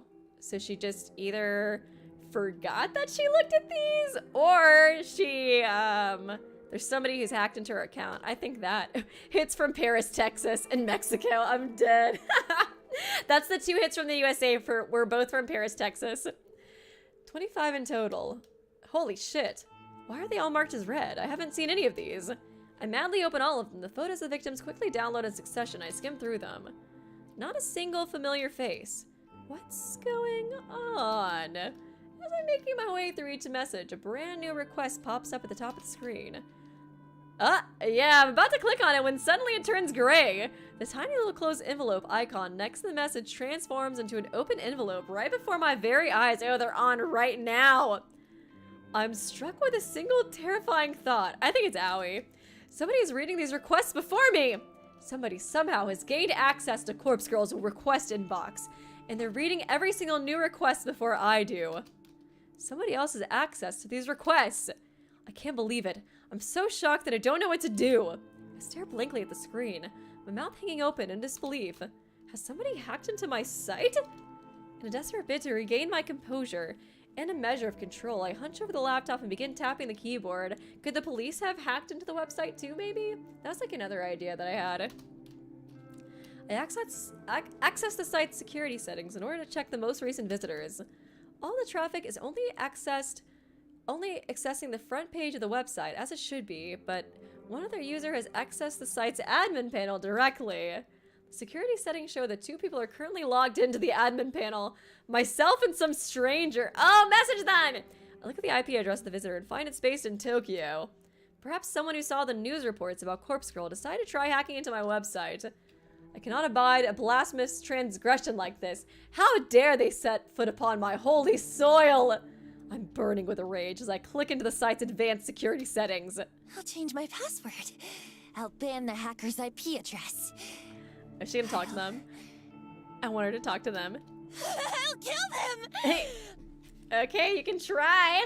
But I don't know, the copycat seems pretty good. I'll kill them for defiling Corpse Girl's website! Noriko, your password was 1234. Probably was, honestly, with her. She honestly does have some stupid...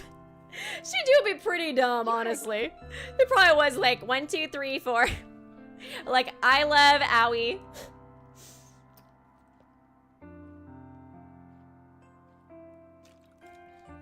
The password was gay for Owie 1234. Yeah, so? Can't you track them down? Don't you have, like, connections? Me? Already hooked you up with cadavers. Don't know what else you want. I want you to find this hacker and let me strangle them to death! Jeez. Again, talking in a public place. In the public bathroom at her work, I assume. I'm no computer genius. Take it to the police. You've gotta be kidding me. Of course. So what am I supposed to do? Find someone else. Besides, Excuse me? What exactly do I owe you? my share of the corpses. Yeah, I was like, they haven't really done anything with that yet. Like, he's just gonna get it from the infirmary? Or not the infirmary, from the morgue? It's like, why does he even need her, honestly? I guess he's just a fan, but he didn't really seem all that impressed by her either. Remember our deal? It's take with you. We're supposed to share. Oh, come on. What do you need me for? You're capable of getting the cadavers yourself now that you know how.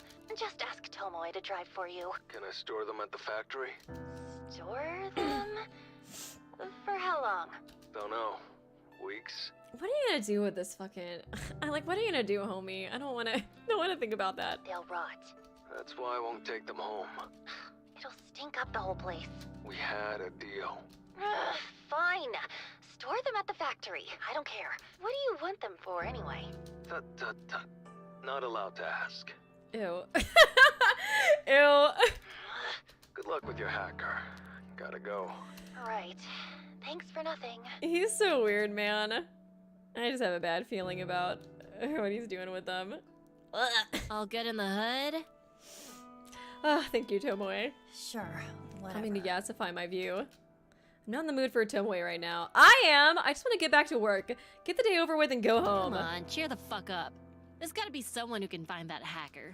Well, I don't know anyone. Ah, yes, talking about it loudly again at work. Yeah, me neither. How many requests did you say there were? 70 when I looked this morning. Jesus. 70? Jeez. Yeah, there's no... I always kind of wondered what she thought when, like, they got this many requests. There's no way they can keep up with that. They're just gonna have to pick and choose who they kill. How am I gonna deliver that many, you know what? Keep your voice down. Now you think about it. Now you question it. I said, you know what? I didn't say nothing incriminating. The you know what? The corpse A's. What's it like, Pig Latin? How do you speak Pig Latin again? I can't remember. I don't know, okay? Is that what you want to hear? No need to snap at me. Just shut up for a minute, will you? I can't think when you're around. Wow, sorry. Fucking skank.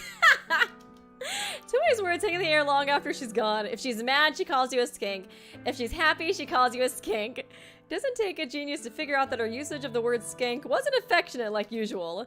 I curse under my breath and return to my desk. I feel like I'm drowning under stress at the moment. Everything is piling up on me, forcing me down, pushing my head underwater, and taking away my will to even fight back. 70 odd requests at work though, a hacker with access to my website. Even if I manage to block them temporarily, I'm sure they'll return.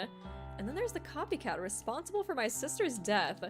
It's all becoming too much. I don't feel like I'm in control anymore. I don't feel like stoic, unflinching Noriko that's back. That's gotta be like super important to her, like, I don't know, psyche. I don't even feel like Corpse Girl, poor defiled Corpse Girl with hackers prodding her and copycats mocking her. If I don't feel like Noriko and I don't feel like Corpse Girl, then just who the fuck am I? Kaide. No, I'm just kidding.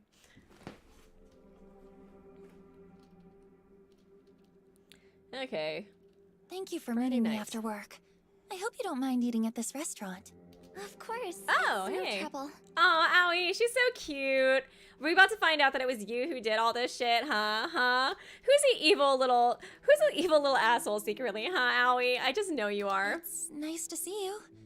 I feel like we only ever talk on the phone these days. Yeah. Is something troubling you? She's so cute. I'm not really sure why I asked Owie to meet me. Part of me wants someone to talk to. I want to vent and unleash my frustrations. I have this friend who knows someone who might be Corpse Girl. But another deeper, darker part of me just wants to throw everything away and hold her in my arms and let her tell me that everything will be okay. Noriko, you've got a weird look on your face. Sorry. You can talk to me. I'm kind of swamped at the moment. Do you ever get that feeling that you're drowning underneath the weight of everything? That no matter what you do, you'll never escape your situation? What am I saying? Of course you get it. You've been through so much shit. Noriko, we've both been through a lot. School wasn't easy for either of us. I know you better than anyone. I know everything about you. Emmy was really bad to her at school, man. She was like pulling her hair out and stuff. That was rough. That's true. It comforts me when I remember just how close Aoi and I used to be, but times have changed. I've changed. I might as well be a completely different person these days. There are things about me that Aoi doesn't know, things that make up who I am, who Corpse Girl is. I guess I'm just overwhelmed. Maybe I need a vacation. A vacation, huh? That does sound nice. See you, Leon. Thanks for coming to the stream. Okay. Dream Aw. vacation destination. Go. Huh? Come on. We used to play this all the time. Don't think about it. Just tell me about your ideal getaway. Somewhere sunny? She's so cute, dude. I love Aoi. I don't care if you're evil. How can she be evil? If evil, why adorable? Don't laugh at me. I just can't imagine you in the sun. Seriously. You said dream vacation, so yeah. In my dreams, I'd like to go somewhere sunny. Maybe Hawaii or Australia. Don't go to Hawaii, girl. We all know who's in Hawaii. Don't go there. Could you imagine me with a tan? You should go. Go to Hawaii or Australia or wherever. Do something good for yourself. Go to Australia. Aoi, come on. You know it's not that simple. But why not? Really? How can you, of all people, ask me that? What's that supposed to mean? You can't even leave your apartment without checking that the light is off, or that the faucet isn't running. You need to check, like, 10 or 20 times. Oh god. It's gonna get awkward, isn't it? I'm aware. At least I can go out. Oh shit. Hey, I'm out right now, aren't I? Nikki, do not come to Australia. I repeat, do not come to Australia. Maybe she should go to Hawaii, honestly. Her and Mitch deserve each other. Let's be honest. Let's be honest. Oh, that's so funny. Thanks for being a member, Nikki. Are you? Oh. Oh. Ooh. Hey, I'm out right now, aren't I? Are you? What's that supposed to mean, girly? Okay, being sus. Excuse me? Uh-oh. Does a safe little place like this even count? How is this any different than your tiny apartment? It's completely different. I'm surrounded by people, and It's the same. You don't go anywhere new. You're too terrified to step outside of your comfort zone. Well, if you knew what she was doing, I think you might change your mind. oh, come on. You can't talk. You couldn't even start working at the office with me because you were too anxious to leave your apartment. Oh god, the girls are fighting. That's not fair. If I'm not certain about everything, then it's too hard to... Why are we fighting? We both know what we're battling with, so... Why? For real. I don't know. I'm sorry. I'm sorry too. We sit in uncomfortable silence for a while. Every now and then, Aoi shuffles in her seat and checks her phone. Oh god. I said some nasty things to her. Sometimes I talk before I can even think twice about what I'm saying. Aoi? So awkward. Tell me about your dream vacation. Mine? I'd actually like to go somewhere colder. I like the cold. I like to wrap up in blankets and sip hot cocoa. Me too. Maybe a winter getaway to Switzerland or Norway. Aw. That doesn't sound half bad. There's something nice about snuggling up in the cold. Just like together. Right? I'm glad you agree. Oh, did I get a notification? Oh, okay, that was from Nikki. It just came late. Okay, just want to double check. You think we'll ever get away? I am certain we will. Maybe we could go somewhere together. Go somewhere in the cold together and cuddle, maybe? Just think about it. Just think about it, girl. Maybe. By the way, I wanted to tell you that I'll be leaving the maid Oh, cafe soon. yay. Really? That's great! What does your manager think? Oh. It's like, that bitch is dead. I don't know. Corpse Gal took care of her. I think he's had a change of heart. She's totally the copycat. He said I can do what I want. That's fantastic, Aoi. Yeah. It's a relief, that's for sure. I guess she could just be threatening them with like corpse girl photos, you know what I mean? My last shift is tomorrow. After that, I'll finally be able to escape that one guy. I am happy for her, that she gets to leave. Aoi hangs her head. She doesn't have to say anything more. I know that she's talking about her stalker, the disgusting guy that makes advances on her at work. I'm sad that it had to come to Aoi quitting her job in order to escape him, but a solution is a solution. What will you do for work? I'm sure something will come up. I have a bit of money tucked away, so I'm not too worried. And my boyfriend has a good job. Oh. So he can probably help out. Boyfriend? When did you get a boyfriend? Oh god, Noriko's about to start pissing, sobbing, throwing up, screaming on the floor right now. Your boyfriend? Right now? I'm suddenly shocked that Aoi dropped that nugget of information so casually. Since when has she been seeing somebody? She's never spoken of a boyfriend before. A sharp knife carved from jealousy pricks my heart, and I have to look away from her in order to hide the tears welling in my eyes. We've been together for a little while. His name is Junpei. What? That's great. Oh my god, Jumpy! Wow! I can't believe he left Akane. This is so sad. I'm just thinking of Junpei from Zero Escape. Oh my god, I'm just gonna imagine that it looks exactly like Junpei from that game. Actually, he's going to pick me up in a little bit. Oh, I get to see him actually? Junpei, Junpei, Junpei! Junpei, Junpei.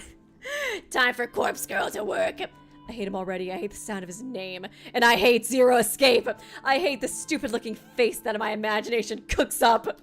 His stupid plaid shirt and his stupid brown hair and his stupid watch with a time bomb on it. He's kissed Aoi.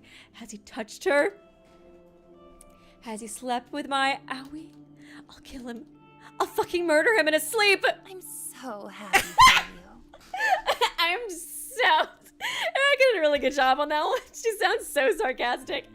I am just so fucking happy for you. So happy, bestie. Thank you. Oh my god, wow. Kind of homophobic of you, Aoi, to get a boyfriend.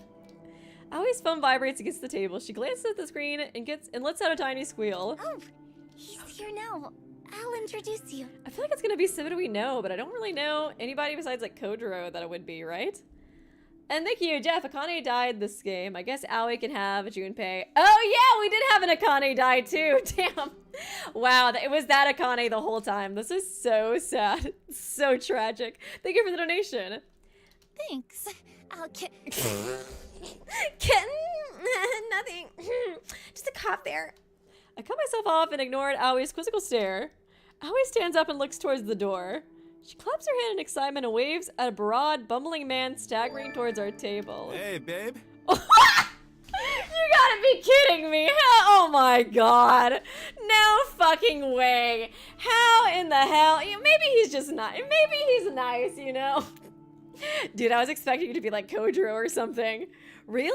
She got a weeb? Fake Wi-Fi. Really? He's probably really nice. He's probably really nice, but I know, dude. Oh my god, no way is Noriko gonna take this well. Not only does she have a boyfriend, but he's not hot. Junpei. I look at this guy. Look at his lecherous eyes, his drooling mouth, his disheveled clothes. What a fucking weeb too. He's like at the anime pin. She meet him at the maid cafe. Aoi's dating this fucker? She could have anyone she wanted, you know? I mean, she's probably not as vain as Noriko is, because Noriko is obviously like super duper vain. She could have had me. She could have had my gorgeous body. I would give myself to her anytime she wants. She picked Junpei over me? Is your friend? Sees her like just shaking, eye twitching. This just seems kind of weird, man. Yes. Junpei, this is Noriko. Sup? Sup? Aoi talks about you a lot. She does? Oh god. Dryly. Noriko, so what's his number? Can you send his address and a picture of him to the Corpse Girl website, please? It's, you know, it's just for a gift, a lover's gift. It's not to kill him or anything. We're going to go catch a movie. Oh my god. Would you like to join us, Noriko? Oh my god. Is he gonna be the first one that she kills that wasn't submitted on the website, maybe? Maybe. Nah, babe, remember you said we were gonna... Oh my god! Oh god. Oh no! Who is this dork? Junpei? Oh god, I can't handle this. Noriko's gotta be freaking out right now. I can't even. It's fine. I've got stuff to do. Come on, babe. You said we're gonna hook up afterwards. Who's this fucking Mitch? This fucking Mitch asshole in a fat suit. It's Jesus Christ. Oh, okay. maybe next time. Maybe. Well, see you. Lates. Late. Bye. He's probably perfectly nice, but the part was kind of awkward. That was kind of awkward. Well, maybe he's probably not nice, honestly, with the way this game's going. He's probably an asshole, honestly. Yeah, I definitely imagine him doing the lip bite. Oh my god. I'll say it again, being ugly is playing life on hard mode. He's not that bad, but it's just like they really like, honestly, you know, make Aoi seem like this perfect goddess, you know what I mean? And especially with like Noriko, she's like so obsessed with like weight and like being perfect and beautiful. Like, I know it's just gotta be fucking killing her, you know what I mean? You know what I mean? It's gotta be killing her. But no, he's not really that bad, honestly. I like was mostly freaking out just because I know this is gonna like really, gonna really upset Noriko. Cause she's so vain, you know what I mean? And having like her perfect waifu with him, God, that's gotta piss her off. Like, she's probably gonna start thinking like, am I even like, is he better looking than me? And like, in her mind, I just feel like that's gonna send her spiraling, honestly. Aoi grabs Junpei's arm with the two lumber away. I give up. I clearly can't compete with what Junpei has to offer her. I'm over here. I had my chance in senior high school and I blew it. I've moved on. That was my conviction, right? I want her so badly. Girl, you've not moved on. But I'll just keep moving forward. I'll find someone else to fill the void until I can have her. I'm over her, she says, tears welling in her eyes. I'm over all of this. Junpei isn't even worth killing. I don't have the time to waste on him anyways. I have something like 70 requests to work on. I really thought she was gonna make an exception and just kill him anyways, honestly. I don't have time to be relaxing here. I need to go home and work and fulfill Corpse Girl's ambitions. If I do that, maybe I can get over Aoi. And if Corpse Girl becomes famous enough, maybe Aoi will respect me and love me and we can be together and we can go to Hawaii or Australia or Switzerland or whatever the fuck and drink hot cocoa in the sun and snuggle next to each other. Yeah, you're so over her, girl. You were just so over her. The perfect psyche of somebody who's moved on, totally. Take hold and get over our fears and our anxieties together. We will always be happy, even if Junpei dies and Aoi wouldn't even care about it. She would just kiss me on the beach and we'd be so fucking happy together. I'm so glad she's moved on. This is like really healthy for her, you know what I mean? Everything would be so much better if Corpse Girl could get her shit together and just pull herself up from my mind and not drown in the endless thoughts of what if and who and why that circulate like draining water within my brain. Everything would be so much better if Aoi just loved me like I love her. But for now, I'm over her. I have work to do. I'm just gonna fantasize about her later tonight. But I'm over her. Totally over. Each corpse blurs into the next. They all look the same to me now. Oh, got the death note music again. Hee ha ha hee ho ho. Each cause of death is just an insignificant fact. Just a bullet point, a tiny detail to be incorporated into a photo. I've lost track of how many photos I've created tonight. 20? 30? But their requests keep coming. I thought there were 70, but there are so many more now. 200? 300? I can't waste my time counting them. This one is going to die from a baseball bat to the face. This one's gonna be drowning. This cute guy is going to sever his own head, and this pretty girl will electrocute herself. She's really gonna do all 70? They're all going to leave beautiful corpses and beautiful photos. We'll have fun collecting corpses that look like these victims. Me and Tomoe and Kojiro will apply makeup to each corpse, and we'll dress them up, and we'll zip them up in cute little body bags, and put a nice little ribbon on top and deliver them to our victim. How are you gonna do 70 though, girl? Each one will die and turn and leave behind a beautiful corpse. Beautiful corpses all over Tokyo. Beautiful, beautiful, beautiful. Beautiful, just like me. Yes, see? This is exactly like why I figured she would get so pissed off at Aoi falling for Junpei. Beautiful, just like me. So slim and skeletal and perfect, so real. Each corpse will look just a little bit like me. Gorgeous. Yeah, I guess she wants to look corpse-like too, honestly. She does seem to find death beautiful. So, I don't know. Thank you, Kago Magica. And Rico's thoughts. I'm over it. I love her. I'm over it. I'll kill for her. I'm over it. I love her. I'm over it. So true. She's so over it. Why don't you believe that she's over it? That's so weird. That's so strange. But she said she was over it, you know? Oh my god. Oh, wait. There we go. Each corpse looks just a little bit like me. Gorgeous. Kojiro called me gorgeous once. Aoi never called me gorgeous. I don't have enough burner phones to send out all these photos. I'll have to use each phone multiple times. Maybe I can send 10 photos from a phone before I dump it? That's a good idea. I'll reduce the amount of work. We also won't have enough room in the van to collect so many corpses from the morgue. We'll have to make a few trips back and forth from the morgue to the factory to the morgue. I wonder how many bodies we can fit inside at once. 5, 10, 15? If we stack them all on top... of each other to see like limbs hanging out of the windows and stuff, we won't be suspicious at all on the freeway. I wonder if I could squeeze in between them instead of sitting in the passenger seat. Ew! I'm pretty small and pretty skinny. I could probably zip myself up in a body bag and hide amongst the cadavers and pop out and scare Kojiro when he opens up the van to unload them. Boo! Got you, Kojiro! Bet you didn't know I was in here with the corpses! Bet I look just like them, don't I? She is, like, into looking like a corpse. Wow. Can you insert body bag from the inside? I'll have to try it out. I can imagine Kojiro's shocked expression when I pop out, like a naked singer bursting out of a birthday cake. Maybe I could Girl, you need to calm down. You gotta calm down, girl. Oh, the background is getting fucked up. Before I get to the body bag, I bet he'd like that. I bet he'd like to see me slide out of the body bag completely bare, with my pale skin and bony arms, my scrawny legs. His eyes would pop out of his skull when he looks at me, my prominent ribcage, my breast, and my tiny flat He'd probably think about every night before he goes to sleep and fantasize about me in my perfect body. And he'd dream about cuddling with me in the body bag. Girl, you gotta stop. You gotta stop, girl. You gotta stop and get some help. You really gotta stop. It's getting worse, too, the background. It keeps getting worse.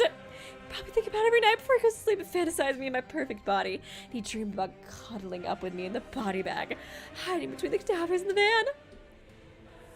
He's like, what the fuck? Like, Jesus, what the fuck did I get myself into? Did she actually do this? Or is she just imagining it? Look at his face. He's like, actually, I think I am gonna move on to either Jeff and or Weeby. I think I'm over this. Got you. Fuck. What the fuck, Noriko? Did she really do this? What the fuck, Noriko? I pulled the top of the body bag around me and let my chest breathe in the morning sky. It's time to stop. It's time to stop, Noriko. It has been so... It's been time to stop for a long time, but now it's truly time to stop. I really hope this is her imagination, but I don't think it is. Boo! Boo! My naked skin tingles from the fresh air. I don't think I've ever exposed this much skin to the sun.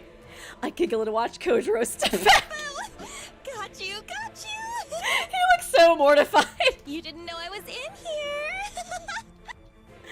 I wrestle my arms free and make an L shape with my hand. I press it against my forehead. Kojiro's a loser!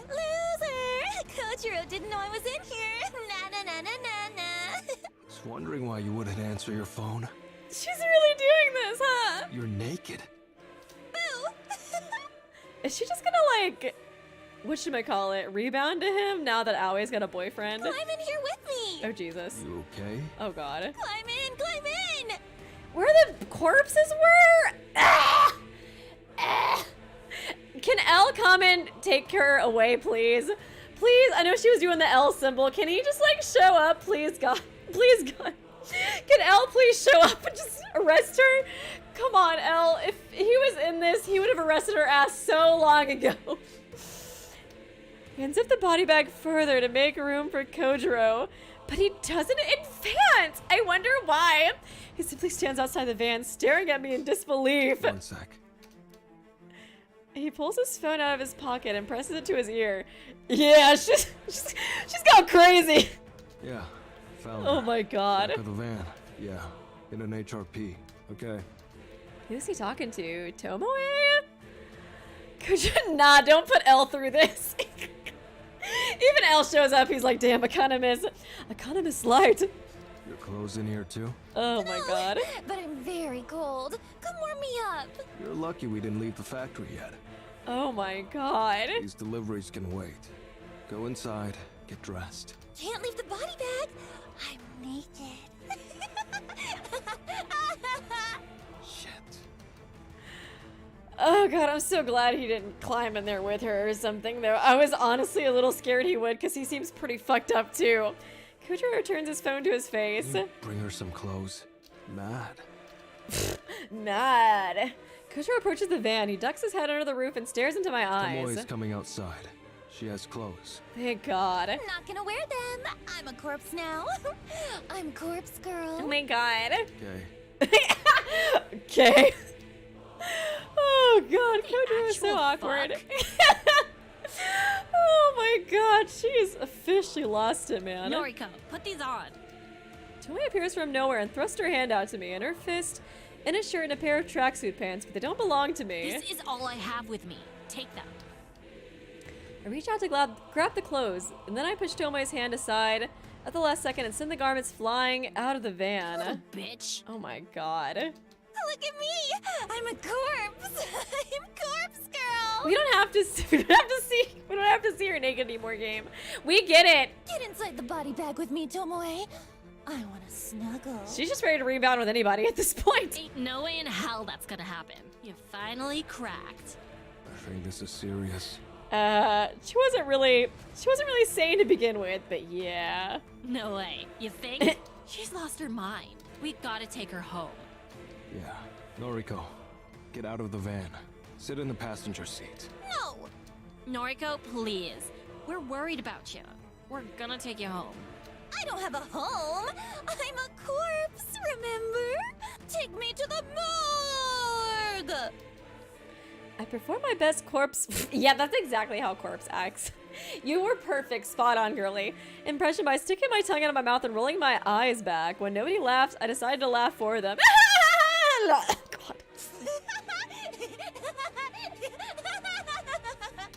Right. Enough. Kojiro climbs to the van and grabs my wrists. Let me go! He forces my arms to the body bag and they're pinned by my sides. I can't fight him off. He's far stronger than I'll ever be. He pulls up the zipper on the body bag until it completely envelops me. Then he pushes me backwards, so... Oh my God! I'm gonna leave her there! Jesus Christ! I guess she doesn't want to come, but still, should we really stack her with the corpses? The van's door slams shut as soon as he climbs out. It's dark. I hear shuffling around outside and then the revving of the engine. We're going to the morgue! We're going to the morgue! I sing as loud as I can, but I don't think they can hear me. Morgue! Morgue! Going to the morgue! I laugh until I can't breathe and then decide to suffocate. I decide to suffocate for a little bit. What? Girl.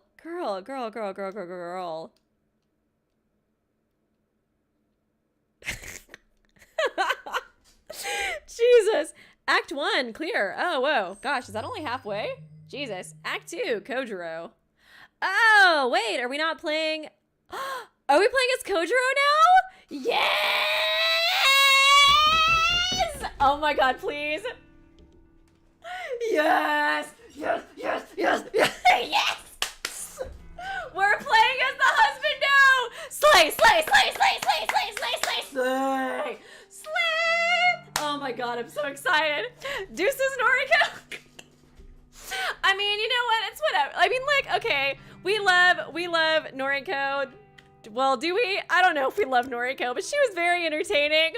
But it's husband time, baby! Yes! Jeff, where are you? I know you're excited with me. Oh my God, I'm so stoked. Yes! Oh God. I'm so happy. Okay, I guess we'll have to, I guess we'll probably continue next time. We've been playing for almost like 5 hours at this point. It was just getting so good. It was kind of hard to find a place to stop. I still honestly kind of want to play just because we're playing. Ah, yes, we're playing as my boy Kojiro. Yes. Yes. But we'll have to pick up next week. And yeah, I don't know. Are we like maybe halfway through the game now? I thought we were farther than that maybe, but I can't totally tell. But this game's getting really good. That was super wild, Noriko's whole arc. I kind of wonder if we'll have a Tomoe like Act 2. That'd be pretty cool. I would love that, honestly. I'm gonna be kind of sad because I don't know if we're gonna see Tomoe and Shinya. Well, I guess we'll see Tomoe, but I don't know if we'll see Shinya anymore, really, since he's not working there. But we'll see. I guess he might have to take over Corpse Girl's responsibilities. Now that I think about it, since Noriko's kind of lost it, you know. But yeah, this stream has been fun. I will see you guys tomorrow for Danganronpa Laps. I think we're gonna finish it. I don't actually think we have too much time actually left in Laps. Maybe like 2 or 3 hours. So yeah, we're gonna finish that game tomorrow, and then I'll probably figure out a new Fangan to stream on Sunday the next week. Probably to spare time. I've been thinking, leaning mostly towards that one. That or Annabellum. Those have been the two I've kind of had my eyes on the most, besides like other than Laps. But yeah, thanks guys for coming to the stream, and I will see you guys tomorrow, and I hope you enjoyed it. Bye!